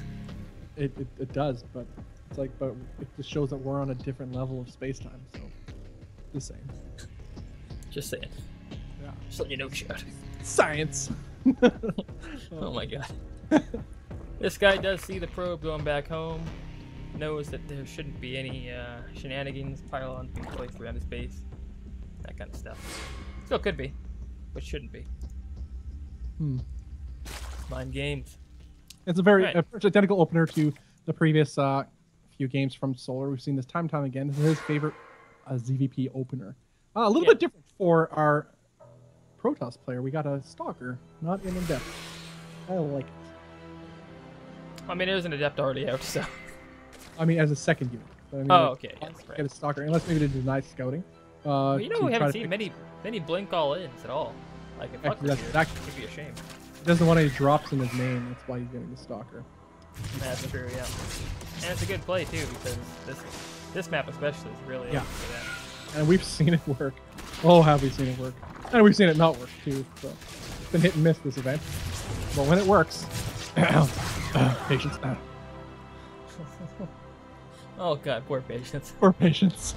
It's what all the workers did. All the workers. It's like he's like, nope. I There's held that rather nothing's well. being attacked here. Yeah. So, like doesn't look in his main. Oh god. I really feel sorry for that guy. Yeah. And patience the last map too. He's like, I'm coming for the money. Yeah. Oh, Bill's Yeah. Money's money. Right again. Oh, nice little. Oh, that's Except it didn't do it. Oh, poor that's Neeb. just a couple of shiny. We're so Try happy. I'm the Neeb. most creative guy on the planet, in the world. Yeah. In the planet. In the. Oh, good try. All right. So could kill it. Nah, probably couldn't kill It it. was really good by Solar though, because that more than anything was an excellent scout. So there's Yeah. nothing that Neeb is doing right now that Solar doesn't know how to deal with. Now it all depends now. Then that means the ball is in Neeb's court. How will he adapt to this, knowing that Solar knows how to deal with what he's doing? Yeah, exactly. And Solar's been playing relatively the same every time, basically. Well, little adaptations, but I'd like to see lurkers. I'd like to see. Well, of course, whatever you study, whenever you play best is what you play, especially in a game that's so new. But I'm hoping we'll see some of that stuff. Yeah. All right, we got this little adept attack going on. Some nice little micro too, but I like this queen focusing down the warp prism, giving this He's attack almost done. a time. Nothing right now. Oh wow, he's gonna Off get it. creep, This supposed to be. Oh, he's gonna get queen it. is gonna get it. Oh my god. Oh my god. 2 How much health. health? 2. Oh. Jeez. The other queen was gonna attack walking off creep, but started to go down the ramp. I think that might have been what did it. Wow. Well, Neeb got off a little lucky there. That's for sure. Yeah. Oh, there are the Hydra. So you asked for lurkers, and there's a possibility now. Although it's full on attack with these lings. Getting his muscular augment upgrade for his Hydralisks, which you may as well get. Like that. God, he's right up against. Getting a little toasty in here. Wow, this base is just. Yeah. Well, I like the lings are coming back. He's microing back too. I actually like this a little attack by Neeb, forcing again more units. Hydralisks are on the way anyway, and Hydralisks are a pretty good unit, well considered light with the Zealots, with the Zerglings. Oh, it's gonna kill this. It's gonna kill the Warp Prism. That's important. Yeah, You can really tell damage. when that upgrade isn't done how So much less fast. effective they are. Yeah. You'll kill quite a bit of Hydras. That third base though, and Ling drop in the main. Hydralisks, despite the low attack rate of the I death. don't think any workers died there though. Hydralisks, Although Dark Shrine is up, however there's an Overseer looking at it, so not sure how effective that'll be. And he lost that Warp Prism, so that's also pretty unfortunate. it's just Let's just Archon. see though. He hasn't put any spores down yet. All right, Although- Hydralisk Dan is turning into your favorite little. Look, then I asked for it and it happened. It is happening. Alright, there's the Warp Prism. It's going to make him into Archon. Smart choice, except for the fact that Lurkers are on the field and Archon's absolutely Well, suspect. it's the way his tech tree worked out. This is the logical conclusion, and Solar read that as much. Charge was being researched and is now finished. So this is going to be a Charge Lot Archon, maybe Okay. some Adept supplement. Attack to gonna- try to kill this third. He has a timer, though. He has to get here before Lurkers happen. Oh, now, unfortunately, there's a Zerg run by right into the main of Neeb, not paying attention. Oh, that is really unfortunate. He's Yeah. going to lose a lot of workers here. And, yeah, that sucks for our Protoss buddy here. This Every is time something- Okay, keep going. He can't afford this. He can't afford this. Every time I try to cut you off, I feel like I'm Kanye West or something going in here and just breaking off your award show. That's okay. They get cut Oh, off boy. this time. Yeah. But yeah, the Charge Lot Archon is on its way. There are 3 Archons. A lot of Hydralisks. Doesn't look like any Lurkers yet. Lurkers are Yeah. So He has enough to hold off for the time being. And by the High time, time there will be for a force that can challenge this, Mm. the Lurkers will be up. So not scary, but same time Neeb's taking a third. A little bit Yes. late, but he's taking it. I think he knows what's coming as far as Lurkers. against Lurkers, And- that's the worst base to take. Oh, Yeah, that's true. because Lurkers I have mean- excellent range. Was it 9 range or something? I don't know. Yeah, they do. At but, 9 yeah. range. Yeah. And And- that mineral line to kill it. Yeah, I mean, you can attack the base and the mineral line at the same time if you get right up against it. Yeah. He's being really, well, yeah, Oh, another defensive is Solar. Oh, this one's less effective though. Manages to get a warp into his zone. Except for that same, that same double-sided opening there. Oh, yeah. Warps in the Zealot, they just go around the other side. The They got a foil. couple workers there too. You know what, Right now, I think Neeb's just trying to conclusion buy is time as he Neeb takes goes up his third base, which is a pretty good plan. But fourth with base workers on taken the for field, Solar at the same time. Odd fourth base as well. You know, you usually didn't take a move towards the corners, right? Further away. Especially when you have a defensive, oh god, yeah, unit set like the Lurker. I don't know. With lurkers though, I think he's perfectly fine because he's trying to push forward anyway and take position. With a positional unit such as a lurker, I think taking that base, as far as Solar's concerned, is actually not a bad choice. Oh, see, here's the thing that I said. You just kind of push her lurkers in there. And Yeah, go straight up because they're pretty tanky too. They could take the hit and move right up front. The Hydralisk in the back dealing a ton of damage as well. The army just absolutely evaporates for the Protoss player. GG's called. Solar takes the game. That is 3-0 lead. Right? I'm terrible at math. That is 3-0. Yes. Yeah. You are correct. Wow, guys. Okay. Solar is ahead 3-0 in this best of 7. He's on match point. Neeb is up against the ropes. This is the Gauntlet. Legacy of the Void. $300 open. Number 2. The event is sponsored by @GauntletSC2. Just go over to the twitter.com and hit follow @GauntletSC2. He sponsors this event and made this all possible. Show him some love to so we can get more events like this. I'm Bobby Awesome. The other bloke is Element. We're next. I am here. We're having a blast I casting am. these spectacular Legacy of the Void games.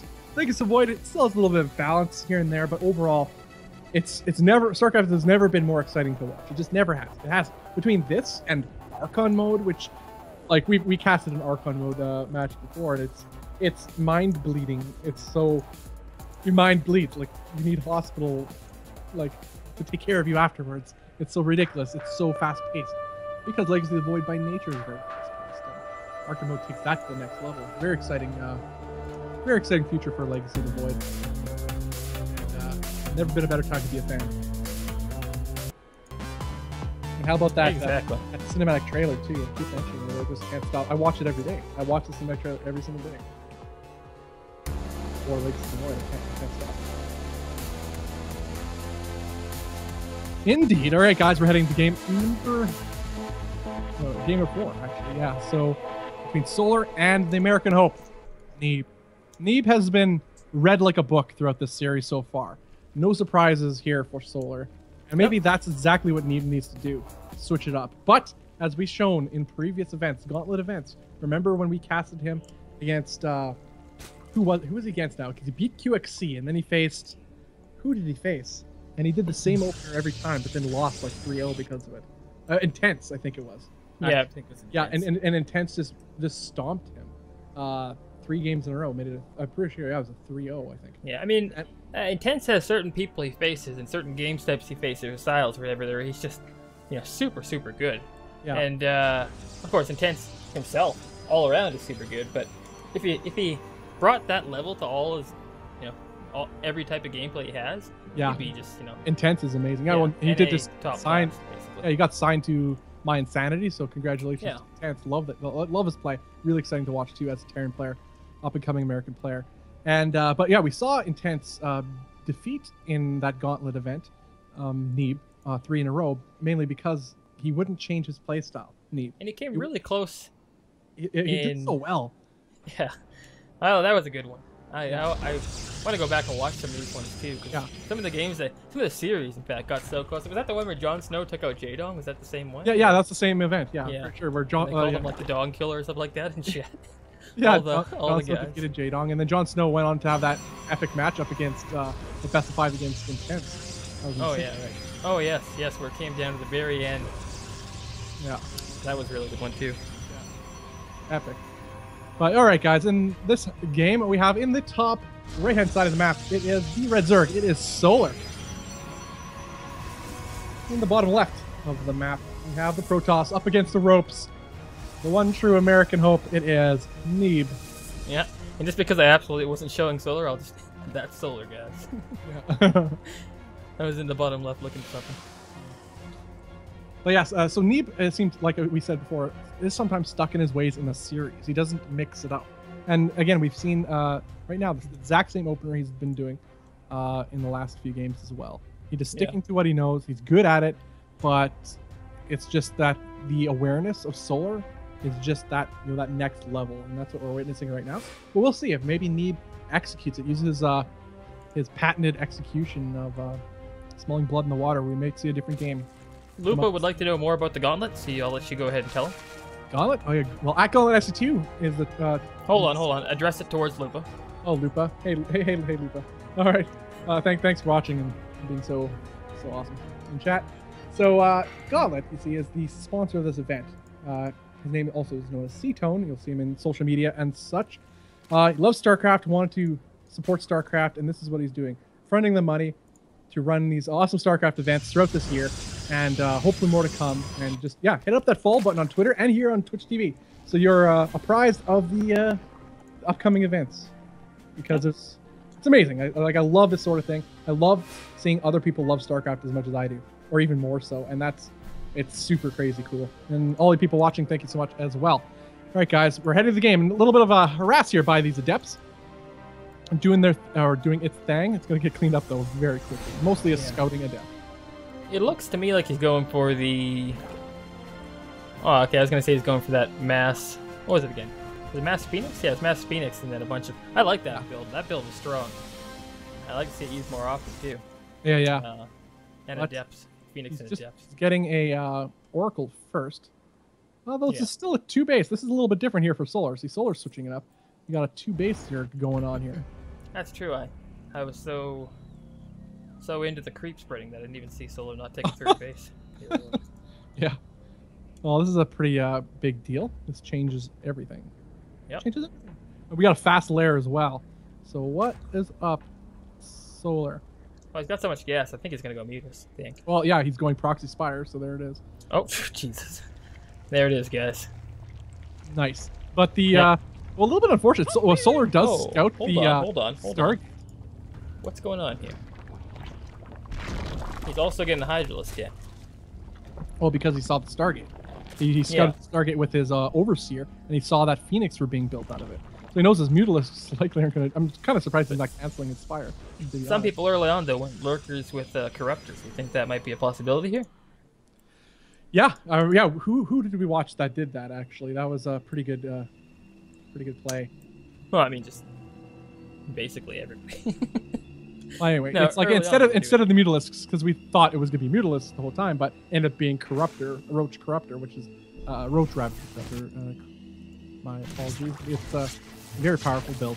Love it. One of my favorites to do, that's for sure. But that was against Aaron, against Protoss, so we'll see.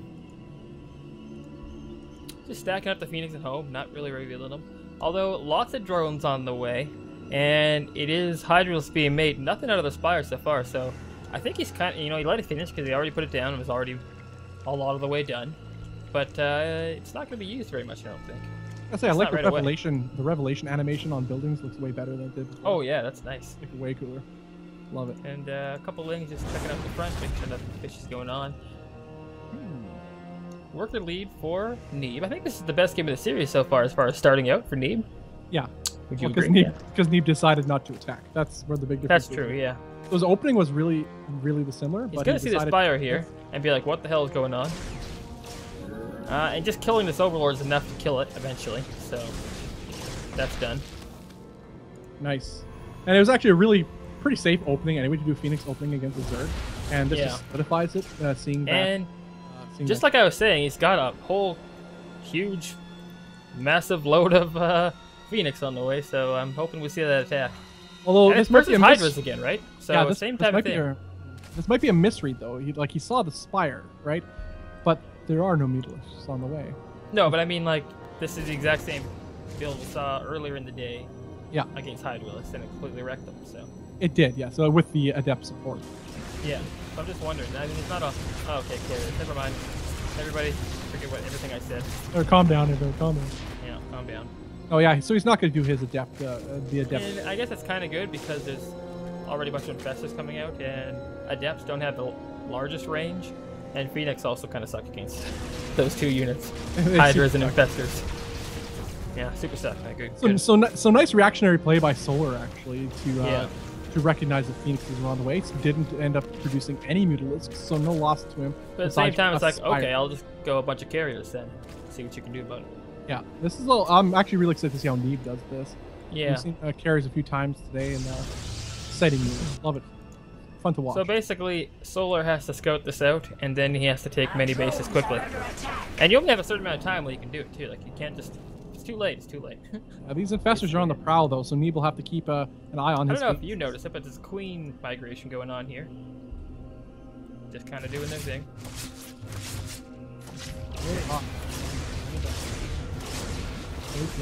Oh no, nice transfuse. Wow. Yeah. I mean, these Hydras aren't going to get anything done, I don't think. This is like the... Oh, okay, with the Fungalers, maybe? But still, it's like there's a bunch of cannons up. There's a Mothership Core full energy. Oh, nice. Oh. Gets 4 of the... you know what, actually, though? I'm okay with this. Wasting all that energy. If you can get them to do another 1 or 2, maybe. I think he'd rather have the Phoenix to lift up some of these infestors or Hydralisks during the battle. The battle is about to commence here. A nice fungal actually right on some of this Gateway army and the carriers. Doesn't do a whole lot for the carriers. Other than interceptors for nothing, actually. That's the problem though. Yes, losing interceptors. Carriers, beautiful unit. Even though the carrier out though, I think he's okay. He shouldn't push forward past these though.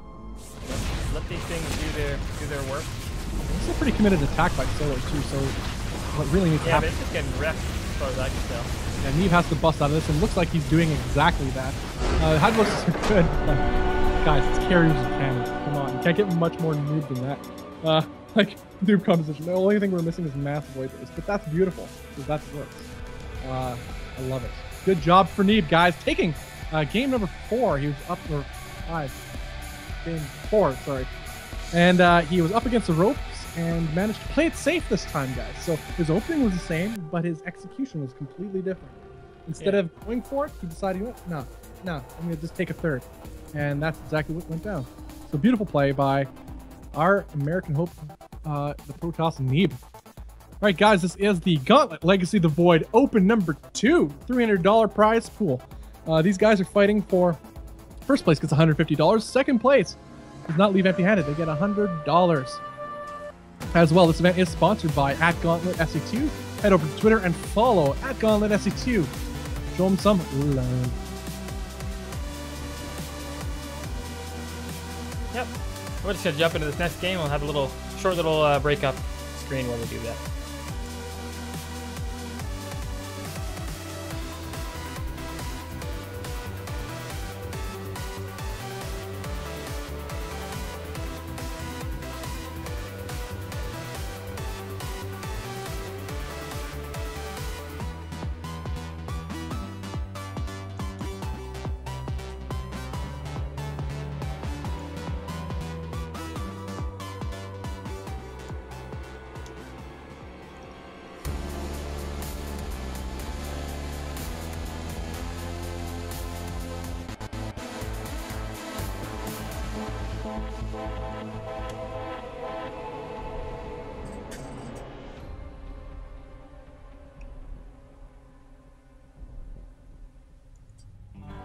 All right, and we are in game. All right. Quick reference to chat. Lupa says, Element, did you refer to infestors as fungalers? Yes, he did, and he does. Don't read his follow-up comments. They go places we shouldn't take this. All right, I'll let you go ahead. All right, cool. In the right side of the map, we have the Red Zerg up in this series 3-1. It is Solar. To the north of this beautiful map, one of my favorites, it is our American Protoss. It is Neeb. Fantastic. Showing that carriers happen. When they happen, they work. Big risk, though, but it paid off for him.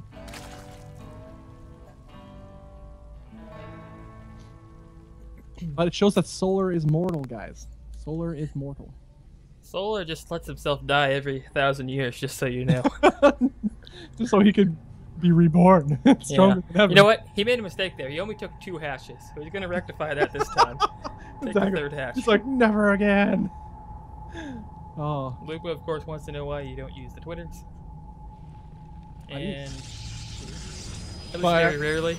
I don't use personal Twitter actually. I only use the Nexus Recall one. That's true.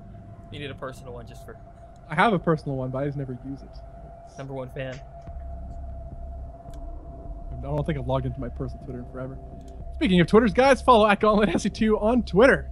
For serious though, show them some love. Huge deal. Support events like this. Because, you know what, I love StarCraft. There's days I'm sitting around at home and there's nothing on. It's like, oh, there's not even any streamers on, anything like that. And guess what? It would be awesome if there was an event running then. Oh, guess what? There is! Right now. It's called the Gauntlet. You got to thank a person willing to take initiative to create an event series like this. Seriously, huge shout out to Gauntlet. And there's gauntlets all over the place. Gauntlets all every day. Just gauntlets in the face. Gauntlet in the face. Which is good because you can't get enough gauntlet. No. No? I don't even know what you're talking about anymore, but where we have the 3 hatch going down here as well. So this is a solar build we've well. Lupa thinks it's a little bit rude that you censored him and didn't say his secondary line. Second line. There was other lines, but it wasn't in reference to you. Oh boy. Okay. All right, good times, guys. Good times. We got double gas going down and mining for our Protoss player, which is actually pretty standard in this case. Yeah. Nothing revealing yet for our Zerg player, mainly because he's just trying to drone up and not die. Again, standard. We got 6 lings popping out that will take care, at least mitigate any damage this Adept can do with that Queen support as well. Is there no shade? Oh dear lord, there was no shade. Died. A little bit sloppy. That's happened 2 games now, at least. Which will allow these Zerglings to walk across the map and see whatever they want. Nice little wall off going on here, though. Not a lot going to get done for Solar, except we'll just get the season buildings and maybe pick at them a bit. And it is a Stargate. Is that within range of that Overlord? No. Nope. Solar Can't see does it. not see the... Well, he will right away, though. He's now moving it up as if on cue. He does see it, and you will see that an Oracle is on its way, and he moves. Yeah. It's a good scout. Again, Is no this a wall? star- This is a wall. Everybody always thinks, is this a wall or not? It is a wall. It is. Doesn't look like one, but it is. Alright, All right. Spore Crawler's going up in the mineral lines of Solar as well. He's playing this safe. He's not going to take any chances Yeah, he's ready. of being caught off guard by Oracles. Oracle, I don't know. Okay, yeah. I was gonna say, wasn't sure. But he does take the Oracle and kill all those lings. Which is actually really nice. It eliminates some of the map vision of our Zerg player. The second Oracle is on the way. It's about halfway Of course, done. Solar, such a boss, pulls his Overlord in after losing those links just to confirm if the 3rd base has gone up, and it has. Yeah. And he uses his other Overlord to scout to see what else is coming out of the Stargate, and will confirm that it was another Oracle. So he knows for sure 2 Oracles are on the field. What's nice though is we have Neeb going for a 3-base play. I like that. Yeah. Yeah. None of this all-in fail or win type play, which didn't work in the first 3 games. Yeah. And I think he has the, well, we've seen him beat a lot of good players today, so. Yeah, absolutely. There's no doubt that again. Neeb is a top level player, and he's playing Spire going at an down. extraordinarily high level too. So just has to adapt, and he is. Thank goodness. Thank you, Neeb. Thank you. Thank you, Neeb. All right, a Void Ray's on the way. So this will be an interesting to see what they both plan. Spire going down also for Solar. So looking to go for a little bit of air counter himself. Oh, Fleet Beacon. All right, so double. We had another Stargate on the way and a Fleet Beacon almost done. For Neeb, he's going straight to carriers. Straight to carriers. There is already a Spire on the way. I wonder if he'll be able to get enough units out. That's the question. Many... Carriers are take so long Yeah, to just build. like I'm trying to look around here how many gateways he has. He has 3 gateways. If it's just like a Muta swell, I think that could do quite a bit of damage. Yeah. Just because you can't, I mean, what do? You stop building the carriers, start building Phoenix? I guess that's what you have to do. But then you don't have carriers, so... Yeah. Good spot either way. And, of course, Solar does a good job of taking a 4th base. What the other Zergs didn't do. Remember we were talking about them? Mhm. They didn't do that. Nope. Yeah. Nope. Didn't happen. All right, Neeb is actually in a pretty safe position, just the way this map is. He's not in a big threat of dying anytime soon. So 3 base is a powerful place for Protoss to be in any version of StarCraft 2. I'd say right now the main is still pretty healthy in minerals. It is going to be running out in the next minute or two, but the carriers are well on their way. Two going to pop out right away with their graviton catapult being researched as well, which enables the interceptors to launch quickly, a lot faster anyway. Which is a bonus when you're trying to kill things fast, such as corruptors, which are many of them are on the way right now. But this will likely be spotted by this Oracle of Neeb too, scouting out the main of Solar. I like it. Both these players playing a really top-notch game right now. Both on top of it. Although, that being said, the creep spread is a little bit meh on Solar's part, I think.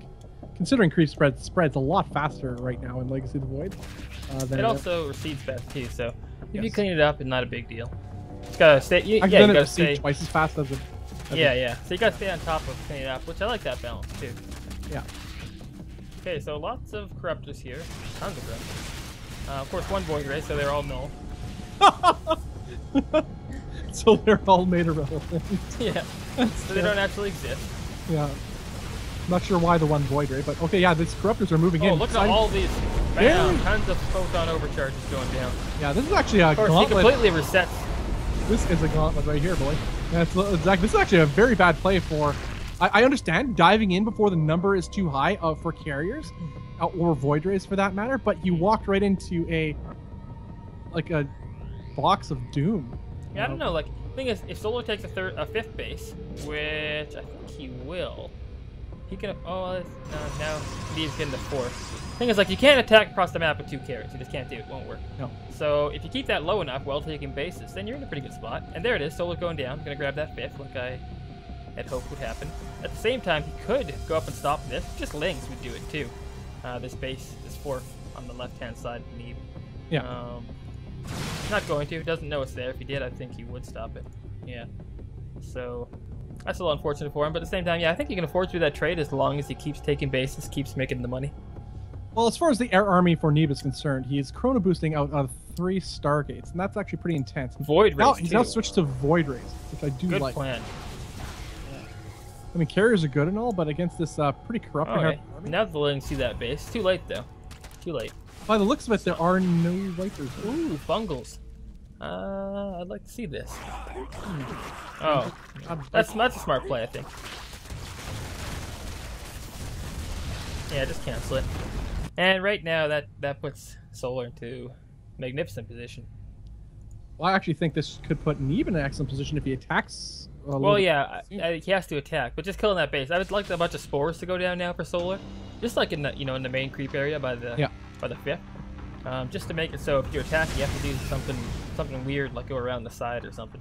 It looks like Neeb is gonna still hang back. Now switching back to carriers, I like the Void Ray option because there's no Vipers on the field to do their 19 corruptors though. Bile bomb thing, whatever.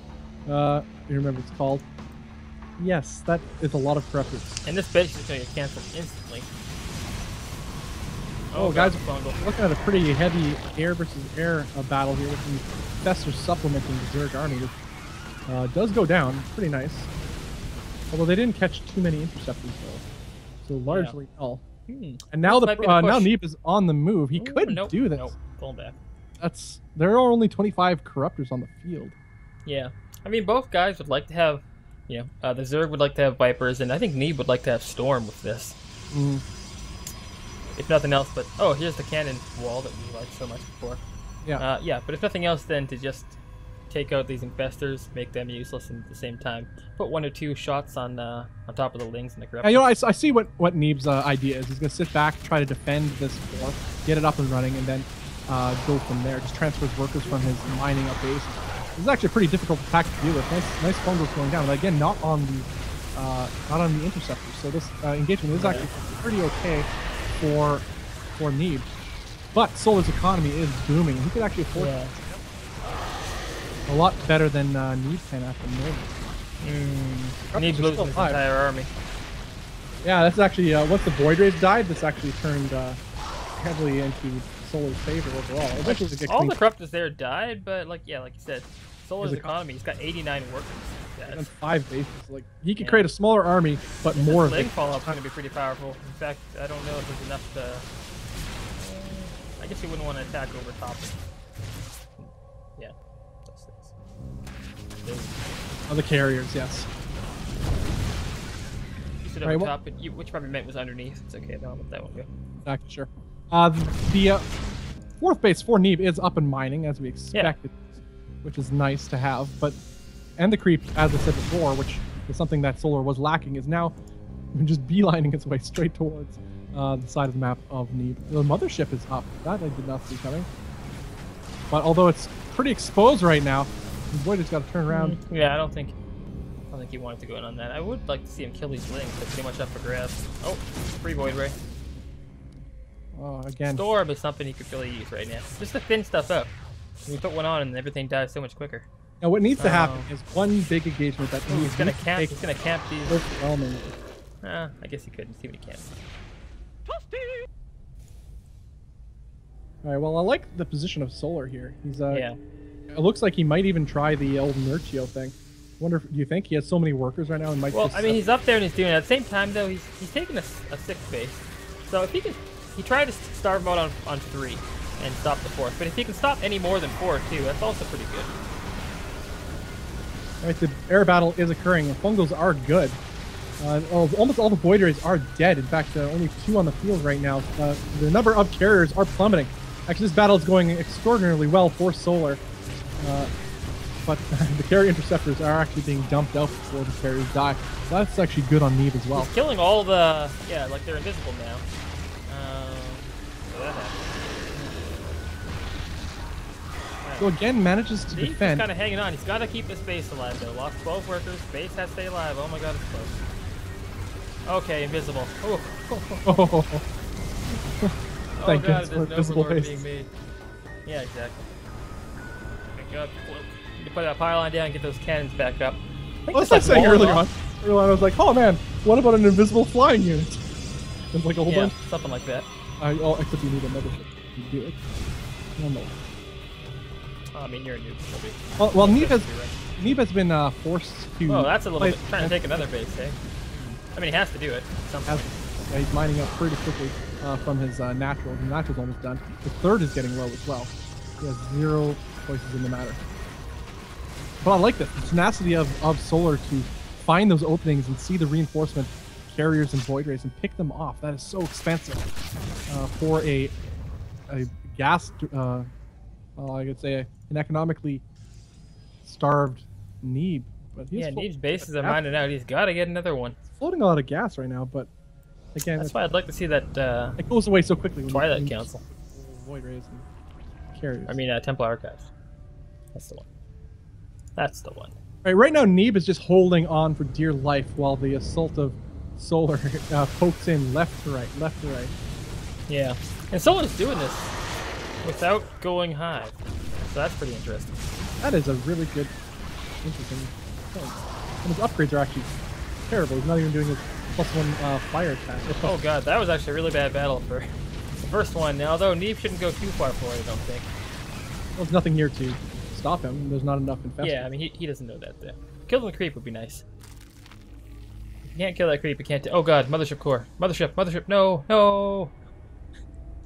I think it might be dead. Oh, nice! Recall. Clutch. Neeb. Classic. Where did it recall to, though? Oh, over there.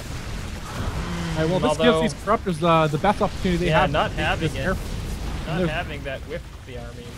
That's it. Yeah, Enough. a couple more carriers come in to try to defeat this corruptor army, and they will probably fend this off yet again. This is just somebody punching a wall, but eventually that fist is going to go through it. Yeah. Oh, and he's gonna get... damn. Shouldn't... I gotta stop calling that, because some of those lings got Because you're stuck. terrible at telling the future. Well, okay, actually, I would get this. I would get this. Because you These throw lings, it. though. Oh, they go the other way. Lings, why? Oh my god, is Neeb gonna try and attack this base? I think he's gonna get it too. Well, at least Solar's just giving it up. Yeah, I don't think, What's again, happening? Solar doesn't have much here. He only has what, Solar six running out of money? corruptors here. Solar only has 12 corruptors on the field right now. Yeah, so Solar has been trading extraordinarily inefficient. Look at the offer. He can't fight. I don't think he can fight this. I'm not sure why Yeah. Neeb's running, actually. Yeah, resources lost. It's extraordinarily high. Oh my god, look at all the void rays Neeb has. Where'd they come Is there from? more Stargates up now or something? There is. There's Yeah, 5 Stargates now. Up 2 more. Well, look at the units lost tab. I don't know if you have that up or not. 38,000 resources lost for solar compared to 23,000. And Neeb's gonna go put that base down. And Solar's, by trying to force, I don't know why Solar takes that base, by the way. She'd be taking the bottom right, I think. But yeah, by trying to force Neeb, you know, basically drown him out, give him no money, starve him. He's almost starved himself. Yeah. Because he can't take on these void rays. There's no way. He definitely needs to go hive now. Like that's the only way I can see. Well, I liked Solar's position most of this game, but as you said, the engagements, a couple of them were a little bit questionable. He didn't have enough supporting fungals, nor queens for transfuse. He started to lack in his supporting army over his corruptors, and just corruptors. He's still having trouble getting another base. But if he just kills his base on the bottom again, it's like, okay, well, it doesn't really matter. You've spent a whole base worth of minerals more than me. Yeah. That is exactly... These carriers are going to probably die. That's okay. I guess they're free to live. Yeah, the carriers are just walking across the map there. Now, Neeb is playing the starvation game, but it is getting pretty dire for himself. He's mined out... Where'd Archon come from? He's mined out from everywhere except for his 4th base. Neeb absolutely needs a base. Oh, there is the Templar Archives now, though, but Storm hasn't been researched, I don't think. He just loves building the building, I guess. He just likes the look of it. He doesn't use it,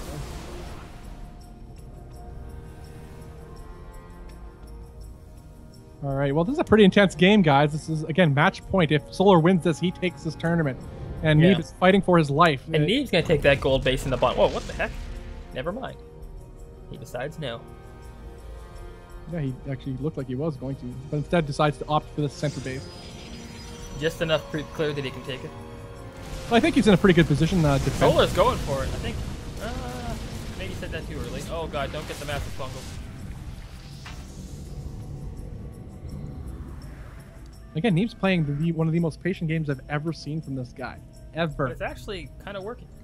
Yeah, it is. No, absolutely. Well, it worked the previous game, which brought him to 3-1 at least, so he's still in it.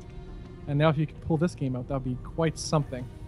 But it's still far from over, and Solar is actually, getting that gold base. Well, he has these bungles, though. That's going to be...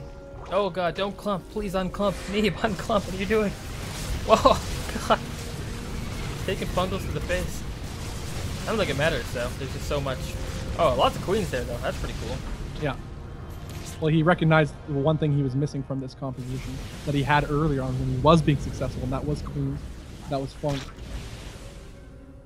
Fungals, I realize, aren't a unit, but... Again, no. Storms. Just get them. Negates everything. Negates the queens. Yeah. Well, you can negates the infestors. Yeah. Really messes with the lings. So yeah, just do it. It doesn't seem to be the plan right now as far as Neeb's game plan is concerned. It looks like he's just he's got such a powerful army. I don't think it matters, to be honest. Yeah, these Void Rays plus the cloak really does it. It's focusing down, if you haven't noticed. Charge him up, Neeb. He gets charge button, everything dies. He's gonna get it. There you go. Oh wow, there's also a counterattack happening with a couple little adepts. Killing 10 workers, not bad. Respectable. Now the supply there's not enough overseers. Such a dominant air force right now, this Golden Armada, that he slowly built up over time. Critical amount of Void Rays and support for carriers to mess up any AI and will do damage themselves. This attack there's no vision. You can't see the army here. Yeah. And nice, he's controlling his mothership, making sure it's safe behind the powerful attack of his army here. And the Corruptors just melt what the queens have. Yeah, it's happening. It is happening. It's happening. Yes, it is. Guys, Neeb takes game number 5. And right, that was 5. Yep. I lost 3-2 now. 3-2 for Neeb. Yes, it's 3-2. Oh, 3-2 for Solar. 3-2 for Solar. 3-2 for Solar. Wow, bringing it back. So, guys, patience is a virtue. Allegedly. Guys, this is the Gauntlet, Legacy of the Void. $300 open number 2. Brought to you by @GauntletSC2. He's the sponsor of this event. Please head over to Twitter and follow @GauntletSC2. Show him some love. And this pretty awesome finals, guys. Can he claw back? Can he make it happen? Neeb versus Solar. Solar is in the lead, 3-2. Best of 7. Winning 2 games in a row now is Neeb. Being as patient as ever. Getting his way back into this game. It's a beautiful thing to witness. A Neeb that decides to not die right away. Exactly. Yeah, I'm enjoying this one so far. Sinestro was like 4-1? No. You let him know. Okay. What? Oh yeah, I can. There we go. Oh, what just happened? Okay, yeah, short little video up while we take care of getting this next one set up, and we'll be right back, guys.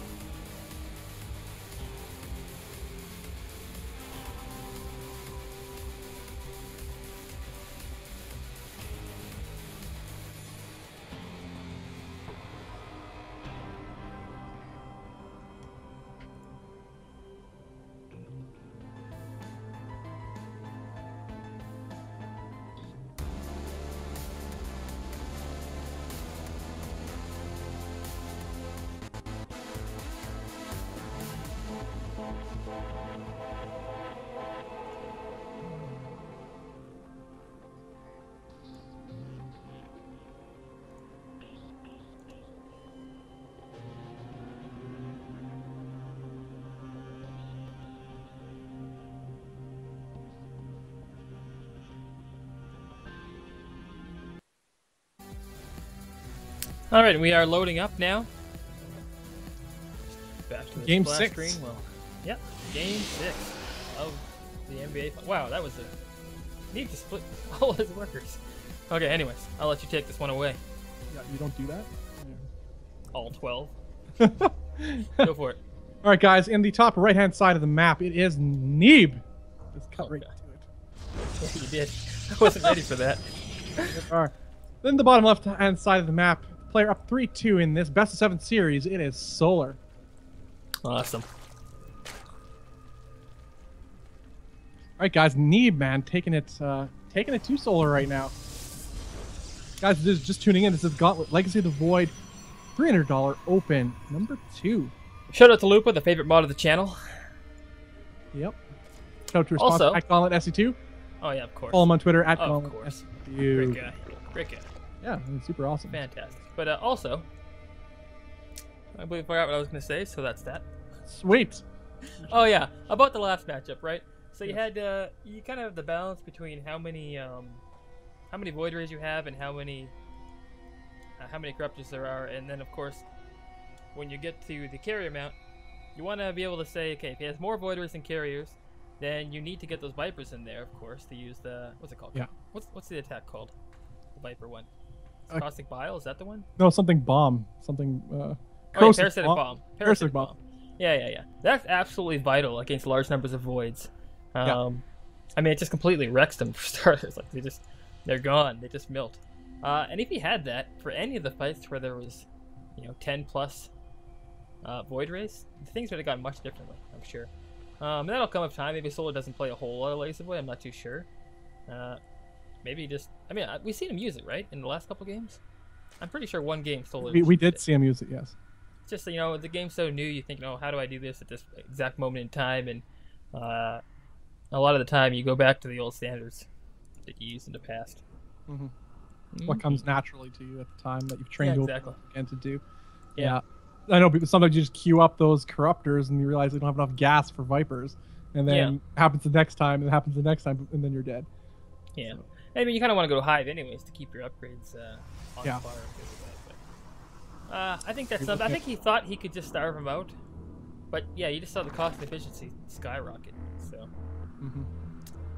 news to everybody. Indeed. All right. What do we got going on here so far? Get the protection tab up. 3 queens come out. Of course, it's a 3 hatch before pool again. And at the same time, Neeb just doing his thing. I like, you know what? Oh wow, Twilight counts pretty early this time. Hoping for a blink all in. Come on, Neeb, do it. Oh, Neeb's got excellent control. His blink is madness. Absolutely. Yeah. But at the same time, his 3-base play has been getting it done. So that's the thing. Like, why mess with what works? Like, think of it this way: he's been playing macro games against Solar. Yeah, Like, a player who I'm you know, yeah. yeah, one of the We best talked players about it in the world. earlier. Yeah, exactly. Kespa level. Yeah. He's just going straight up with it. Yeah. Oh, he didn't want to let that get through. He's going blink, but that was huge. Yeah. He tried to get the gateway in time, but didn't. Yeah, that's a pretty Unfortunate. big. That would have been like a sneak blink attack in your face, get her done. But when it's seen, a little bit harder to pull off. I mean, one could think it could be adepts. That's been common using their upgrades, but at this time, not likely. I wouldn't say. Yeah. So it's usually not even that early. It's still because you try to get that 4-gate adept push, you get some units killed, then you attack again, just kind of like right after. Yeah. But we'll see what happens. He's got the robotic facility for the easy warping on the field. With Blink such a mobile force, you don't want to have to babysit your pylon. So it's really nice to get that out there. Plus, you get the quick warpings right away. You don't have to worry about the... Oh, what the heck? That is not a wall. Oh, Neeb and his Even wall. if we got that gateway on earlier, it wouldn't have mattered. Yeah. He sees all the gateways coming down. That's unfortunate. It's bad news for Neeb right now. Doesn't mean he can't pull it off, though, because remember, this was a 3 hatch before pool. Well, the third hatch is being saturated. It's still, that's a lot of economic spending that Solar used as not an army right now. 3 hatch before pool, though, is almost, especially if you can get to this point where you know exactly when to start making units, it's almost better. First, you get more production, but it's almost better than 2 hatch. Oh, it is. Because It is. of the fact It really that is. against Blink Stalkers, you're I'm going to just be trying to inefficient. make it sound good. It's you're trying to hide that. I said before that when you go 3 hatch before pool against a gateway opening, gateway first, there's almost nothing that can beat it. The 3 hatch. Although Neeb's not going all in here. So that's good. At the same time, though, Solar did see it. Good guys. Oh no, he didn't see it. Wow. He just about saw it. And so he's droning up at home. So overall, let's go into a later game. Spire's coming up. Roach speed on the way. Evolution chambers for all those nice fancy upgrades. Well, I think that because, he knows he was scouted, Neeb decided not to. Solar's gas in his main was really weirdly done there. A bunch of workers sitting behind one gas geyser, and the other guys are only has 2 in it. Like the complete fail. Pretty funny. Okay, so it's going to be a Roach Ravager composition from... Yeah. I like this little bit of harass with the adepts. Maybe kill a couple... Actually, a decent number of drones right now. 6 going down. Yeah. And why not? Because you can just lift them up. No big deal. Absolutely worth it. As long as he keeps his 3rd alive and doesn't leave too many folks himself of getting it up, Neeb should be in a pretty sweet position right now, especially with his coming. Disruptor. Oh, Ball of Doom, hey? Interesting. The Disruptor. But there is only one, and there's not a whole lot of supporting. Oh, it's going to get caught off guard, too. Oh, no. Uh-oh. Well, I don't know if you attack it. It's kind of a crazy unit. Oh, my God. Oh, my no, God. he just killed his own worker. no. Oh, well, he moved it that way and didn't adjust accordingly. A little bit of his attention was split 7 workers, dear Lord. Here you were saying, as long as he doesn't take damage from... Yeah, then he would have been fine. Meanwhile, it takes damage from himself. And his wall is actually working at this ramp. I mean, overall, it's actually not too bad. He's got to save these workers, though. Then he'll be okay. Oh, Disruptor shot. Oh, my God, that was pretty excellent. Yeah, I think he's okay. No, he's going to survive, and the 3rd lives. He may have lost 11 workers. 12 mutas on the way. That's going to be a problem. There's nothing. Blink's good, but it's not good enough. No, it's a delaying. On this map. Yeah. You're not going to beat a huge muta transition with Blink. Not unless the muta player is terrible. Not usually, anyway. And it's going into melee upgrades, Lings, and that sort of unit. So it's going to be Muta Ling. It's nice. You want to keep all that gas for the mutas, of course. He's moving out as Solar moves in. This is going to be some damage done for sure. A little bit more adept harass from Neeb inside the main base. And Neeb's going to have to go all in here. Pull the workers to your main. Get some photon overcharges going. And just kind of kill what you can. Well, looks like he's having a little bit of hesitation here. He has nothing to reinforce. Well, he does have actually, at the same time, I say that Neeb killed an awful lot of workers himself, so...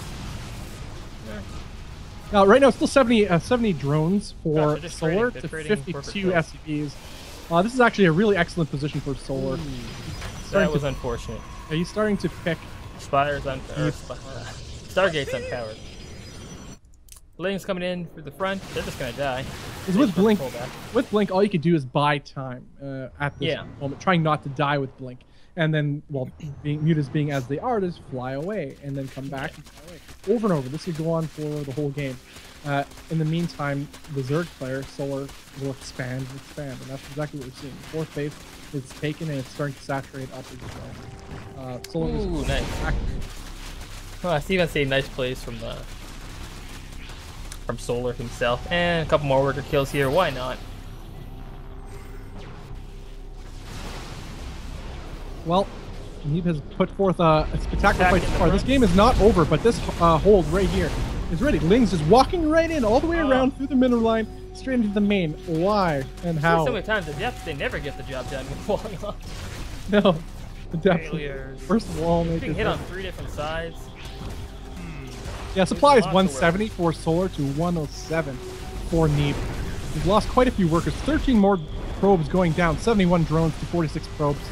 An economic lead that may indeed... And Solar's just using these mutas like a precision instrument. Gunning in there, cutting off what he needs to, and pulling back out. You know, just even unpowering. Like, Neeb needs units right now. You can't have those things unpowered. Gateways and such. He needs all his orphan cycles that he can get, absolutely. Lose a couple Phoenix. These Phoenix aren't even being microed. Not only that, but he also lost 3? No, I think it was 2 sentries at the same time. I think there's almost enough mutas to swoop in here. There are 27 mutalisks on the field and only 14 stalkers. Yeah. And Solar's putting on the hurt. Neeb still, you know. But yeah, pretty much writing was on the wall. GG is called. Solar takes the series and therefore the event. Gauntlet Legacy Void Open Champion. Yeah, Neeb gets the $100 as well for second place, so it's also pretty good. Yeah, that's pretty dang good. Yeah, good all around. Solar gets the 150 bones. Congratulations to bones, the winner. Yeah, Solar played amazing throughout this series, but give credit's due, man. Neeb, I think if he played the macro game like he did in the 2 wins he had, if he played it in the first 3 games, we would see a different series, and it almost became that series. Very close. Excellent to see what Neeb's future holds for him. So congratulations to him. Congratulations to our other top 4 players as well. Let's look actually at this bracket, see the road to some of these players. We had in the top 4 we had Solar and Patience, and the Neeb and Belaya. Oh yeah, Belaya, that's right.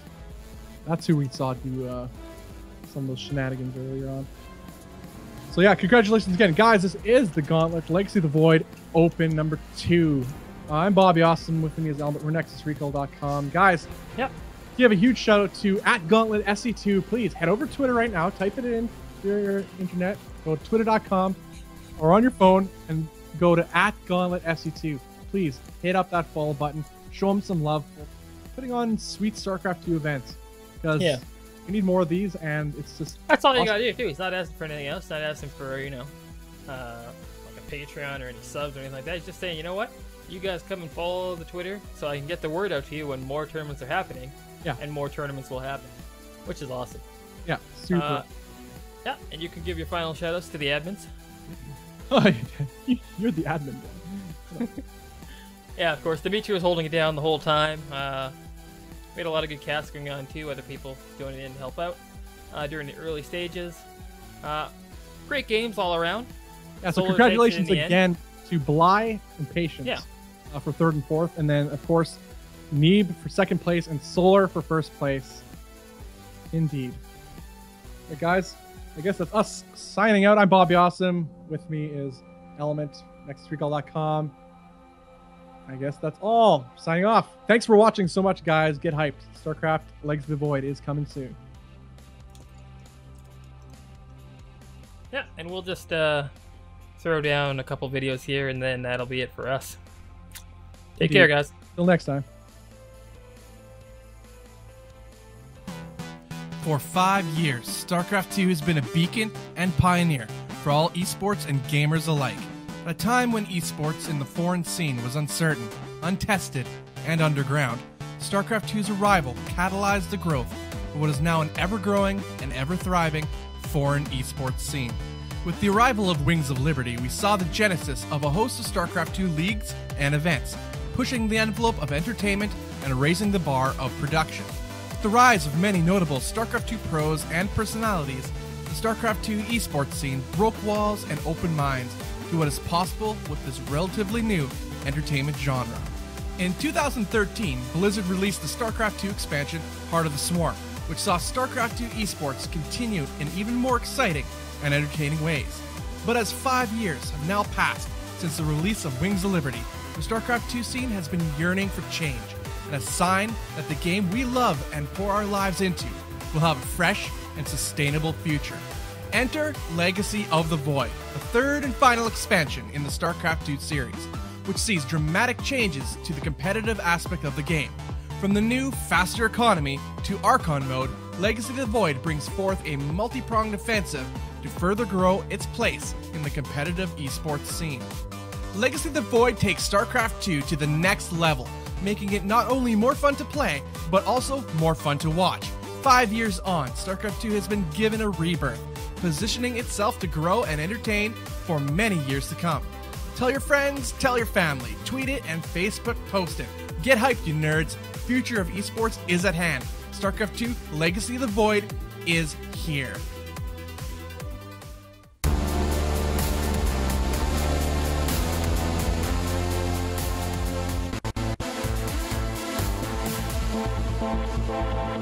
Gauntlet Legacy of the Void Open is a new event series with a completely open format. Anyone with Legacy of the Void Beta can join up and test their skills, or simply just have some good times, versus players of all skill levels, from pros to your sweet innocent noobs. With a $300 prize pool that has the top 4 getting a taste of the Benjamins, the level of StarCraft 2 play is guaranteed to be high, and above all, exciting. The Gauntlet series has seen some exciting events throughout the year, with champions such as Jade, Kelazur, and Hydra taking home the big prizes. With the release of Legacy of the Void fast approaching, the excitement, skill, and drama are all sure to reach critical levels. With many more events planned for the Gauntlet, join us as we experience the rebirth of StarCraft 2. The event series is made possible by @GauntletSE2. Follow them on Twitter and hit up that follow button right here on Twitch TV.